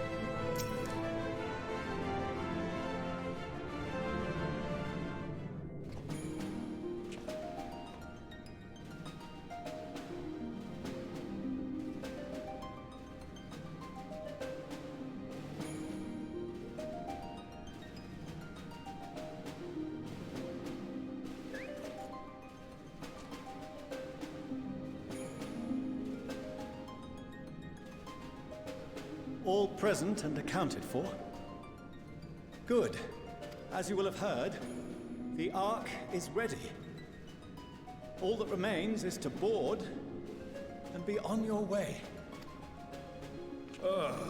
I've seen my fair share of tight schedules, but this was bloody murder. Not to the moon, to the edge of the universe. But we did it. We finished the ship. We've been to the moon. We've already been to the moon. It's safe, fit for purpose, and looks good to boot. Aye, it's a Garland through and through. Also, really Sid's voice actor's changed again. Thank you. Don't mention it. Ever since that episode with Omega, I've been toying with the idea of star-faring vessels. And as they say, necessity is the mother of invention. We've learned a lot, let me tell you.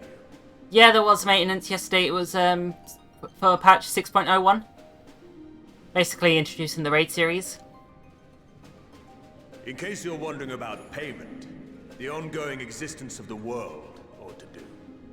But feel free to throw in a colorful recounting of your journey on your return. So, have you thought of a name? A name? Wasn't everyone just calling it Father's teeny tiny toy boat? Well, seeing as its purpose has changed, I thought a more eloquent name was in order. I suggested as much to Fortuno, who seemed quite amenable to the idea.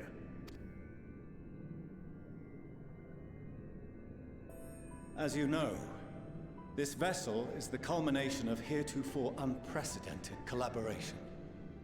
And though said collaboration is owed to the Scions, there is another whose noble deeds made our work possible.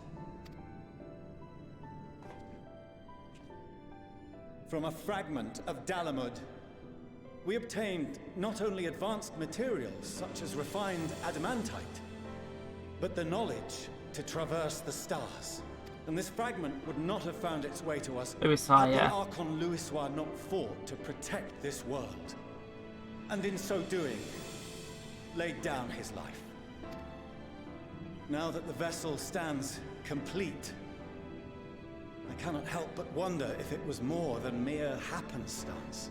If it was my father's intention to guide us here. In the hopes that his guidance will see you all safely home, I name the vessel after that self-same fragment of Dalamud he delivered unto us.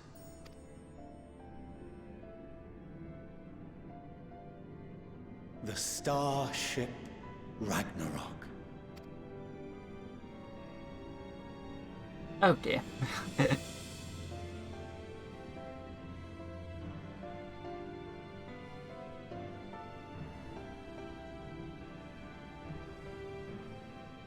Sorry for the wait.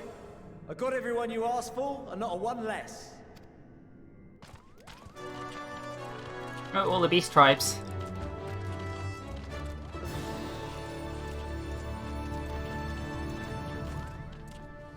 What are you all doing here? Oh, I invited them. The representatives of those tribes with religious inclinations. What is Moogle going to do? I know, right? You've done a fine job of readying the Ragnarok, but for it to take flight, we'll of course need the power of the Mother Crystal. Given its immense size, however, transporting it would be an absolute logistical nightmare, not to mention we'd need to shatter it into tiny shards for feeding to the engines. But a brilliant idea came to me. We convert the crystal's energy into forms that can transport themselves!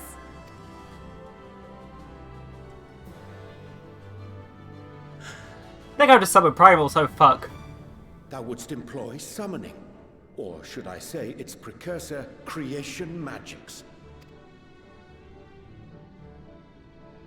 Care to explain for our benefit? As you may have witnessed at Bestway's Burrow, the Loporrits are capable of creation magics, which they use to shape the moon's environment. Yet simple though they make it seem, 'tis a highly advanced and exacting art. To perform it correctly requireth that the wielder holdeth the object in his mind's eye in clearest detail. Hence the ancients' meticulous management of concepts. Drawing upon this art, the Ascians conceived of summoning as we know it, a derivative that replaceth the complexity of concepts with the simplicity of zealotry to make manifest a creation. I see. By combining the Loporrit's magics and the tribe's faith, we convert the Mother Crystal into primals of purer form and greater obedience. Summoning as it was intended, one might say. Indeed! Indeed! While Hydaelyn gave us the ability to use creation magics, she forbade us from using it to make anything possessed of a soul, or similar. She didn't say anything about fulfilling the desires of others, though. So, borrowing our friend's faith, we'll create deities using the Mother Crystal's power and send them to the Ragnarok! Am I the only one here concerned about the risk of being turned into a tempered minion? Oh, right, I was getting to that. From what I've read in Sharlayan tomes, it appears the Ascians incorporated an additional nasty element into their summoning method. The fervent desire to assimilate others into one's belief. Beings thus created are instilled with the self-same desire and use their powers to enthrall people, starting with the summoner. In contrast, our creation magics, the original and the best, except no substitutes, don't incorporate any of that rubbish, so there's no risk of tempering. I mean, if the being was on the scale of Zodiac, you might feel a little tug, but I think we'll be safe enough. Truth be told, I do not understand the intricacies of this plan. But none of us would ever turn our backs on you. When the avatars of our faith ran amok, you intervened without decrying we who birthed them. Where others vilified and suppressed us, you offered understanding and friendship.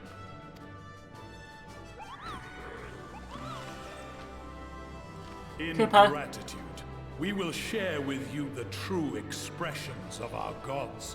Not malevolent deities, but benevolent saviors.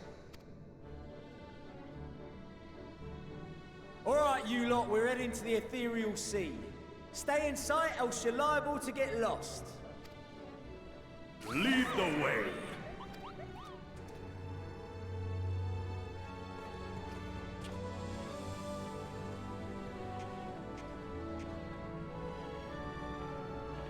May we have a moment? In anticipation of the day man might journey to the stars, we developed these.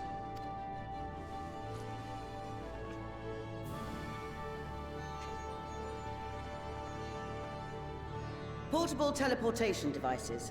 One for each of you, designed to work in tandem. Press the button on one, and in a matter of moments, all 8 will activate and send their owners back to the Ragnarok. There is no telling what hazards you may encounter. If you find yourself separated or lost, please do not hesitate to use them. Be safe, all of you, and come back. Yeah. You as well. I pray you take care. Looks like everything is in order, so I'll go ahead and board.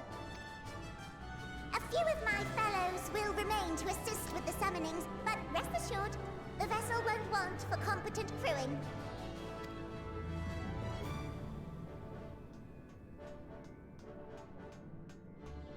If you are ready, then you should board as well. Go, and Godspeed.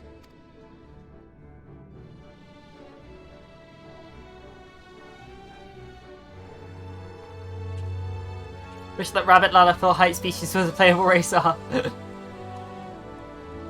Yeah, the Loperites. Wish any of the beast tribes were playable races, to be honest.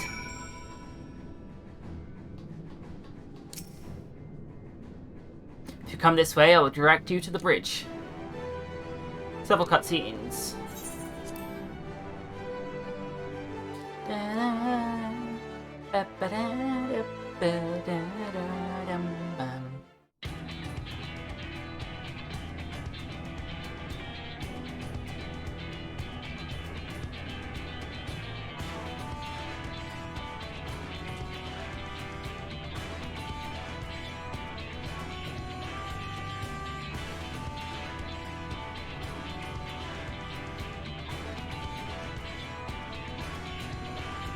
What is I'm sleeping way, oh dear. Welcome to the bridge, everyone! I hope you have everything, because I can't be bothered turning back. Oh dear. Oh dear, oh dear. Right then, make yourselves comfortable. We're setting off in just a moment.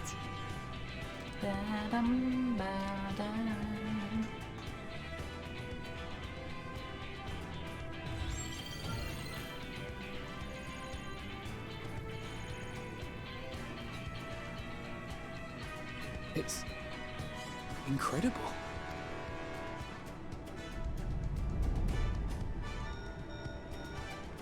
This is Fortuno. Can you hear me? The preparations for the summonings are complete. In accordance with the 14th phase of the plan, we have moved the Ragnarok to the launch site. The gates are open. You may depart when ready.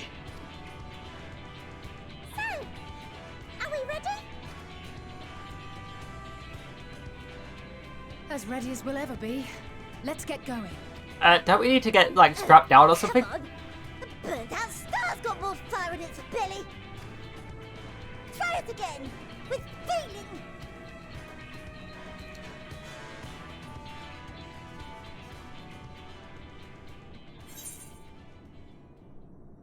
Issue the command to lodge.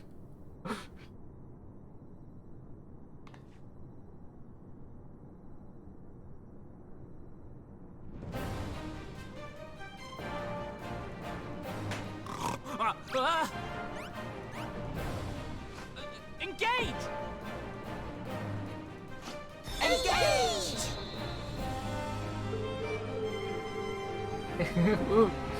Engage!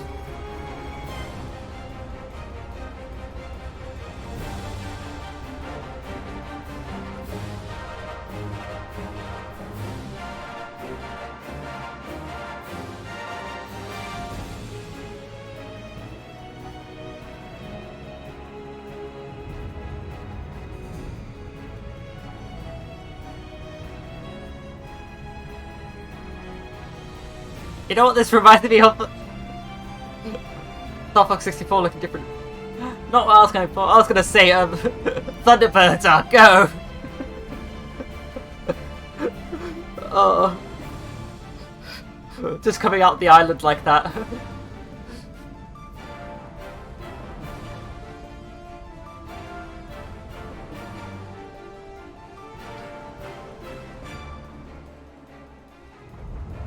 Oh, summoning.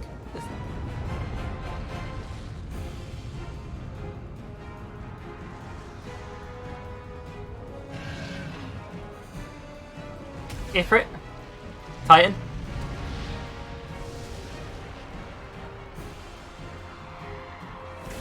I think that was Garuda, or was it like... I can't tell! Light is too bright. There's Bismarck. Good King Mog! Good King Mog! There's Garuda. There's your girl. That I must carry landwalkers into the sky! I cannot imagine a greater indignity! Oh! It's Do not sulk so, for thy mighty winds exist not only to buffet and batter. Nay, they may serve also to thrust forth with vigor. Such is thy glory, and thus it is an occasion to rejoice. So come, let us revel!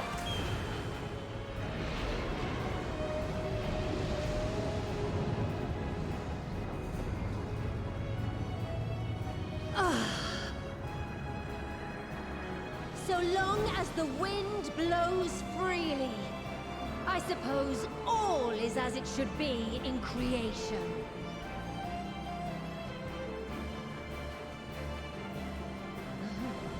I will render unto them a storm, that they may pierce the firmament and fly free!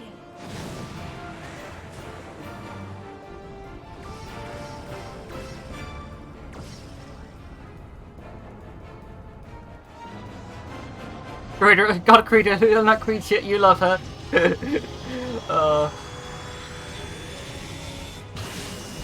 I love Susanoo, just the Lord of Revelry, basically.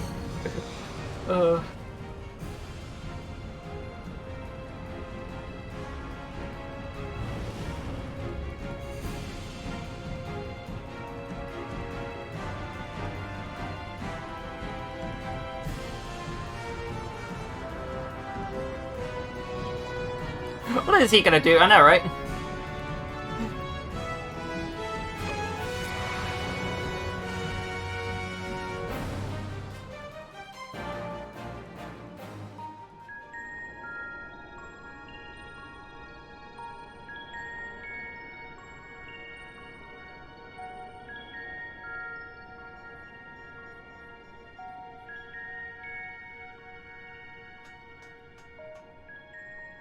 Still in one piece?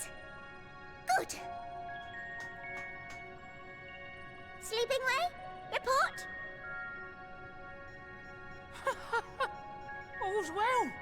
Fantastic, even!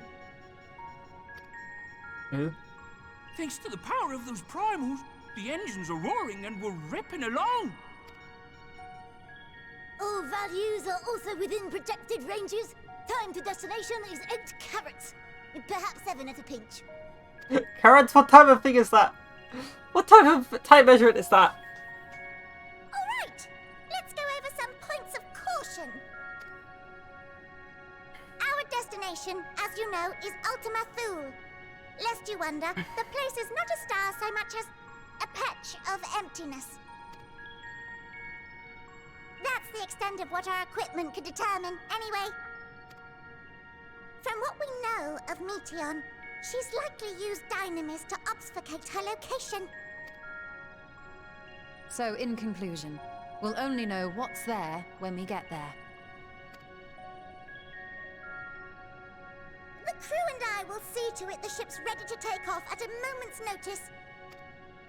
We'll support the search as best we can, but it'll be your paws on the ground, assuming there is any. But everything will be fine, I'm sure. Heidelin believes in you, so you ought to believe in yourselves. Just don't do anything I wouldn't, like waiting too long to use those portable teleporters of yours. Personally, at the slightest sign of trouble, I'd mash the button to bits, and you should as well. Button mash! Understood. We promise to be careful. I suggest you brace yourselves. We're about to arrive and the vessel will shake a good bit.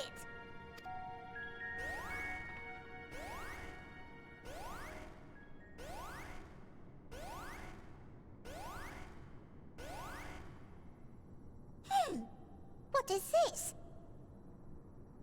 Something is interfering with the equipment. Oh dear.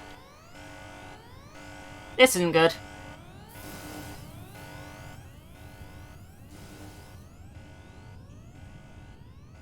Greetings. Yep, Meteion. Meteion.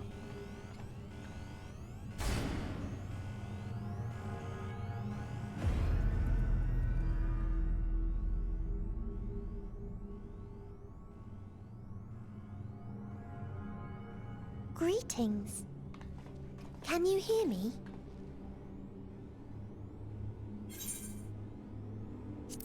Meteion.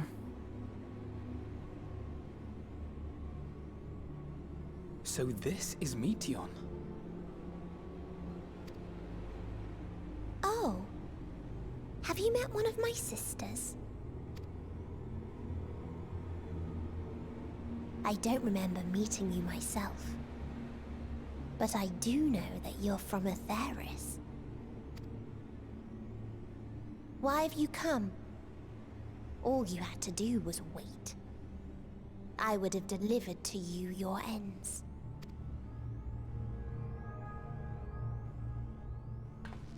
We didn't ask for that. I don't understand. All life is destined to end. Why choose to prolong your suffering? Effort, ambition, love, they amount to naught. Happiness, should you find it, is inevitably lost. Stolen away by events beyond your control.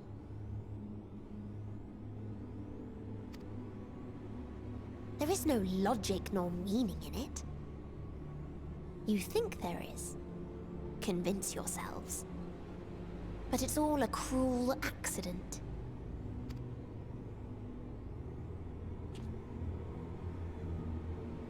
Yes, he's a child. Come now.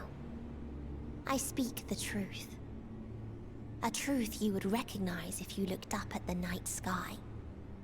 Basically, what happened is Meteion was designed. Meteion and her sisters, the Meteor, were all designed with a purpose of going into the stars to find, like, what other life forms live for.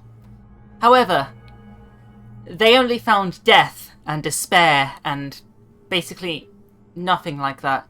Like, all life is destined to die and thing. And so, that caused an echo chamber between her and her sisters, which caused them to despair and whatnot. And because they use Dynamis, which is powered by emotions and to affect things, that's causing the bringer of the ruin. That's causing the ruin to the world, basically.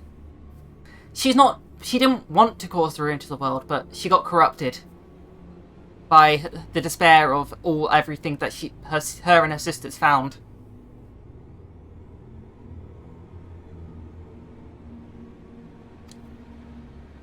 Unbroken emptiness.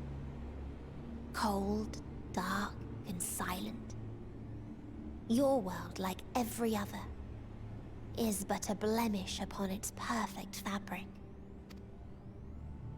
Life is an anomaly. It is unnatural and cannot continue.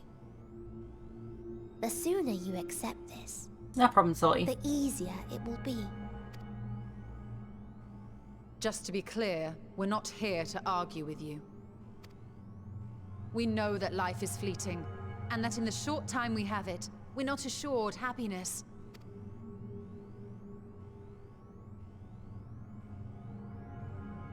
Indeed. I've seen far more sorrow in the eyes of many I've met. I myself have plenty of regrets. And one day they'll die with me. Gone to dust with my good deeds and unfulfilled dreams. But we accept this. That our existence may seem pointless. That sorrow, rage, and despair will always dog our heels. And we press on regardless. That is why Hydaelyn guided us here. In her boundless love for mankind, she has prepared us for this trial. And in her name, we have come for you.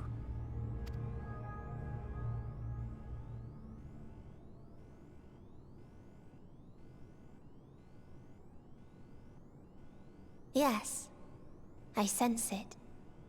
A burning passion like unto fury. I know it well. For the same passion once burned in many a star before yours.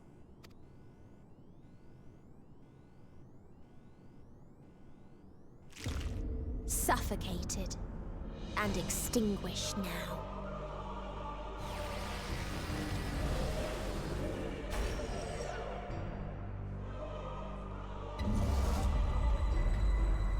Oh dear. I can't breathe. You approach the bounds of my ultimatum, where emotions dictate reality, where resignation and acceptance unite to embrace the end, where those who yet valiantly cling to life can thrive. I'll do it after this cutscene, Salty.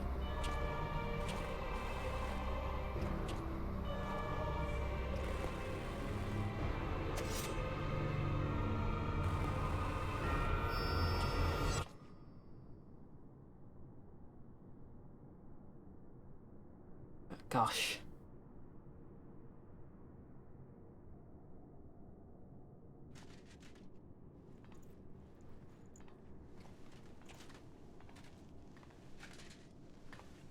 By the Fury.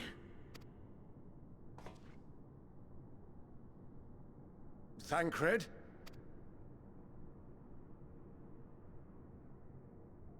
Meteion has gone as well. Mayhap he awakened first and gave chase. Everyone? It appears we are at our destination. This is Ultima Thule. Not that we knew what to expect, but I wasn't expecting this. From atmospheric composition to ambient temperatures, all readings are within permissible range. This place is capable of supporting life.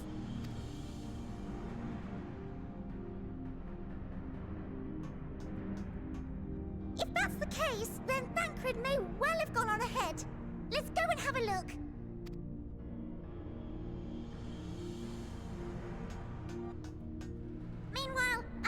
of you to perform a full inspection of the ship, as well as a biological scan.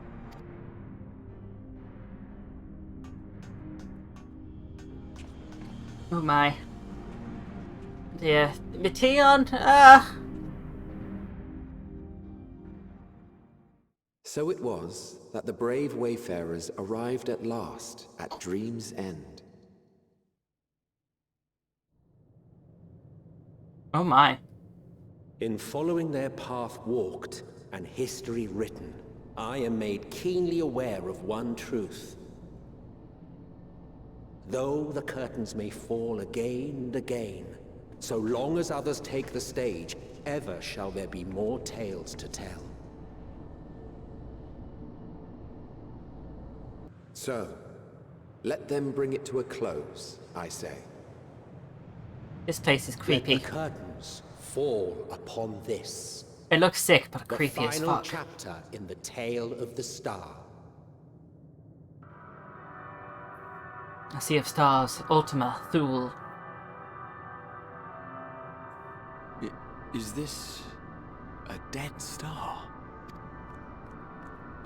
As I live and breathe, I live and breathe.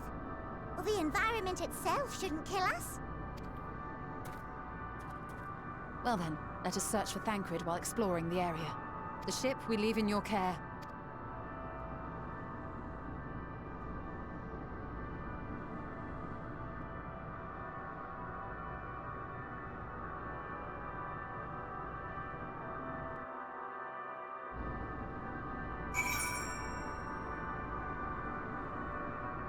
Okay, there are 3 Aetherites here. Anyway, let us get an ala for you. Hee hee. We will get the... When I do alas, I like to roll the dice. And depending on what I roll, is depending on how intense I go for the ara. It is a 3. Oh, and ara.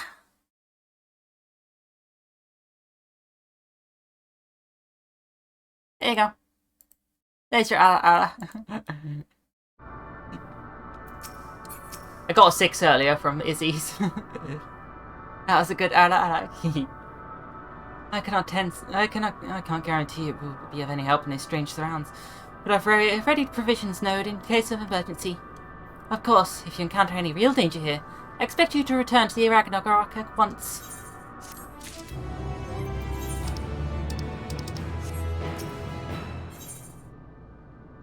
A strange new world. Oh, it uses weird, like, things. We are fortunate that this place can support life, albeit barely. I suspect given the torpid, stale quality of the air. But never mind that. We must find Thancred. Let's begin the search from the prow of the ship. That begins as good as any. Try not to stray too far, lest we lose sight of one another.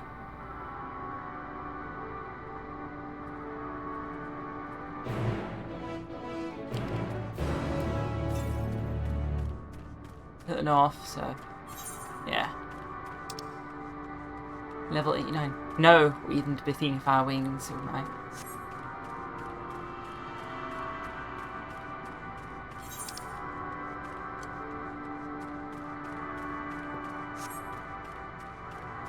Lesser Stellar Dragon.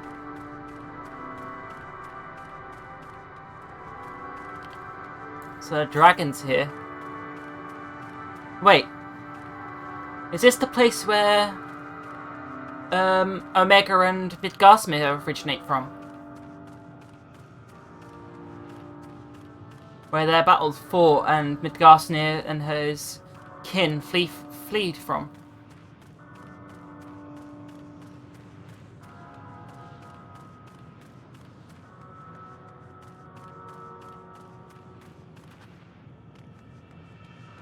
Nice creepy atmosphere, I know, right? Ruins, but of what I wonder? Perhaps we can find something to help us understand the nature of this place. A relic? An inscription? Anything. Molten structure.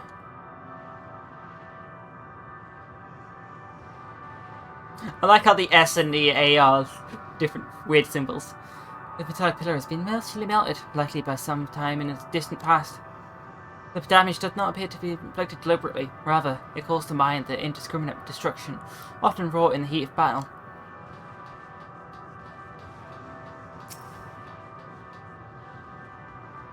Look here, this part is relatively intact. The intricate design at the top suggests it was man-made, though its builders were surely not men as we conceive of them. Having said that, I swear I've seen this pattern before.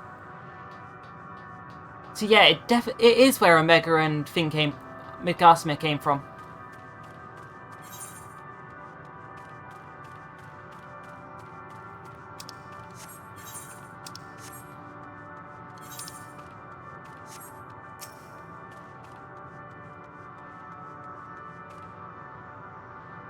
I thought this hill might afford a better view of our surroundings.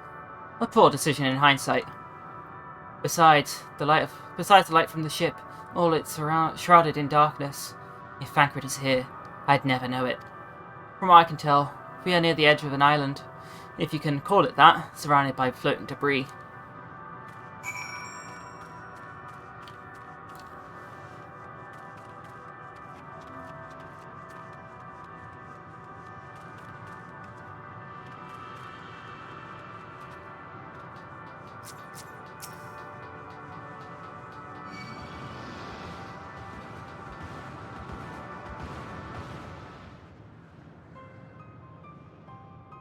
Were you able to find anything? As I feared, there's still no trace of Thancred.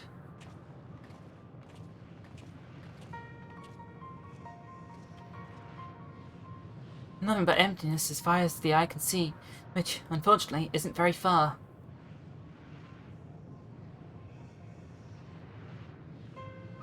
I can't help but suspect that someone, or something, is here. There are times I suspect it drawing close, and then a chill washes over me, leaving me exhausted. Leaving me with feelings of death and anguish.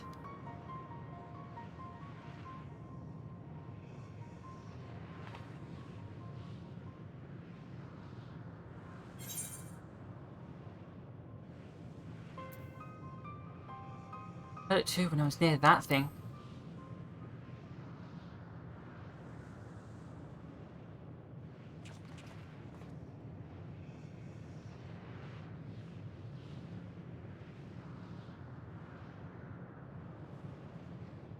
What are you talking about? There's nothing there.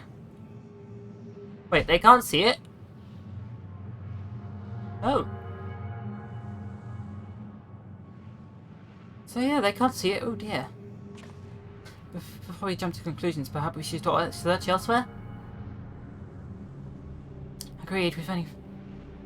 Very creepy indeed. We've only found more questions than when we are desperate in need of answers. There's a fair stretch of terrain from the ship's starboard we have yet to explore. Let's search somewhere. Let's try searching there then.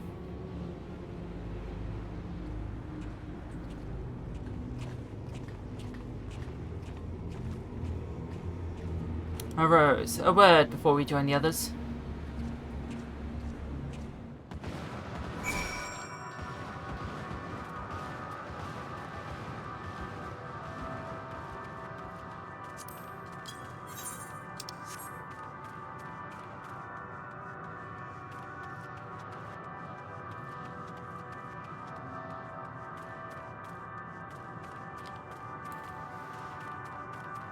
Maybe it's because we made a pact with Midgardmere that we can see this? See the dragons?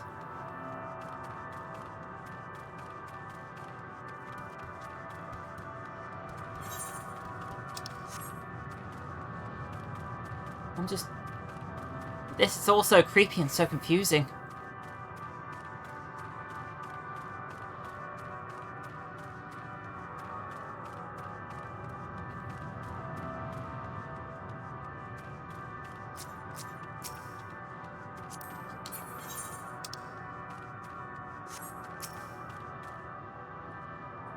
You see them too, don't you? The dragons.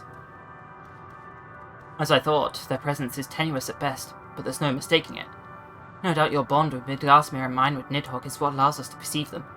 Could these apparitions be related to the dragons that now live on Aetheris?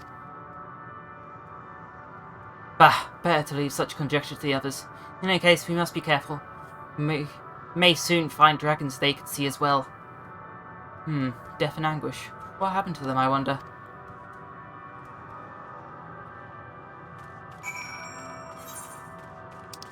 Okay, we're going to the Aether, right?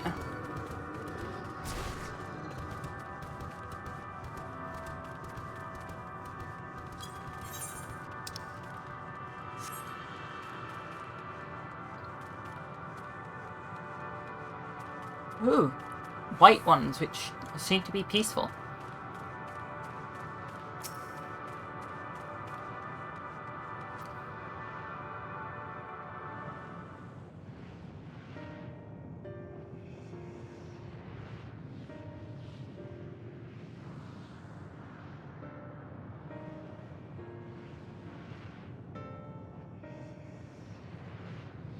Dragons?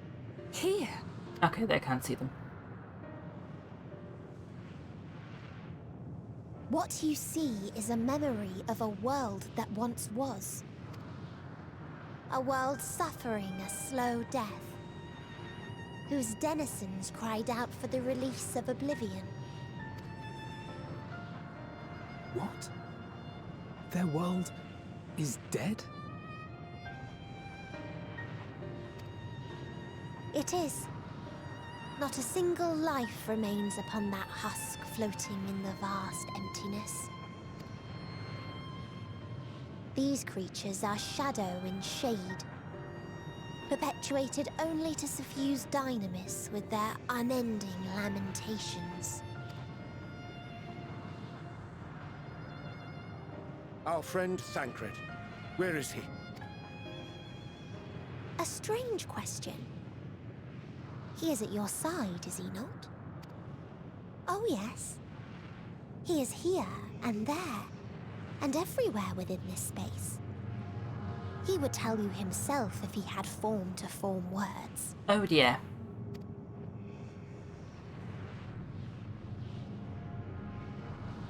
Huh.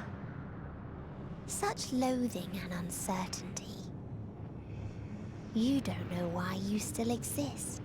In like manner to the oblivion I send. I tried to drown out your ether with dynamis. Beginning with this Thancred, who came at me despite being unable to breathe. Oh, because his Aether was, like, weaker quality than ours because of the event that happened at the end of Aaron Reborn and start of Heavensward. Such a simple thing, unmaking men. In the blinking of an eye, he was gone. Didn't even have the chance to be transformed. Yet somehow, he managed to leave a slither of himself behind. What you call the heart? Or perhaps the soul. In his final moment, he cried out from it. A single word. Survive. That wish proved stronger than the despair that ruled here. It overpowered it, causing this space to be remade.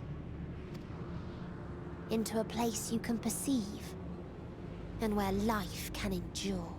That you draw breath is proof that his soul lives on. Oh For my. how long, however, remains to be seen. Well then, we should hurry and tend to business. Huh?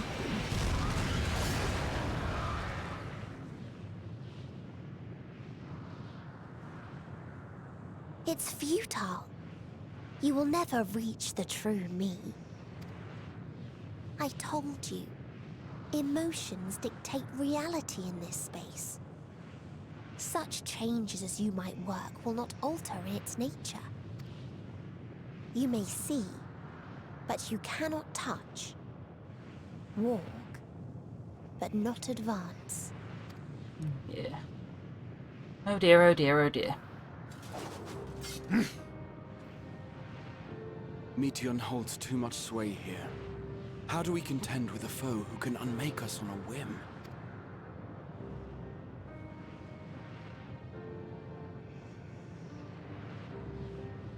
I do not know. But Thancred gave his life that we might come this far. We must press on.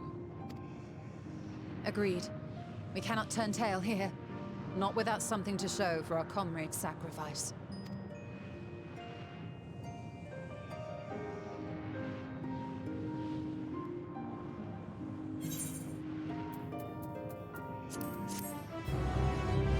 Oh dear. Alright, I'm going to attune to the Seath, alright?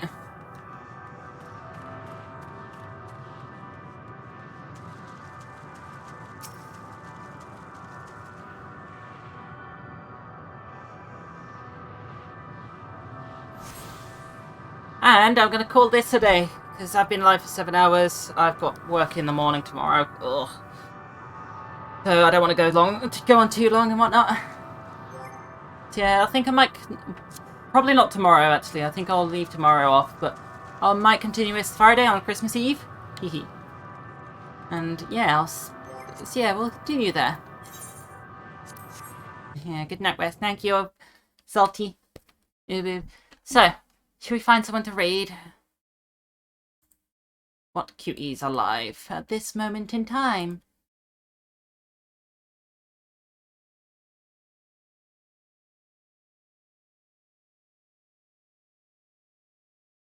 Let's see.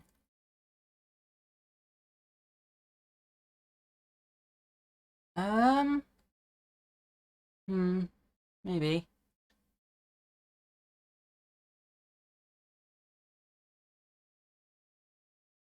Yeah, let's go say hello to you. We'll go say hi to the peculiar little rabbit. Tell her she's a big cutie. So, I will see you all then. On Friday, maybe. Hopefully. And, yeah, I will see you then. Take care, everyone. Love yous all. Oh yeah, my raid message I usually use is here. Hehe.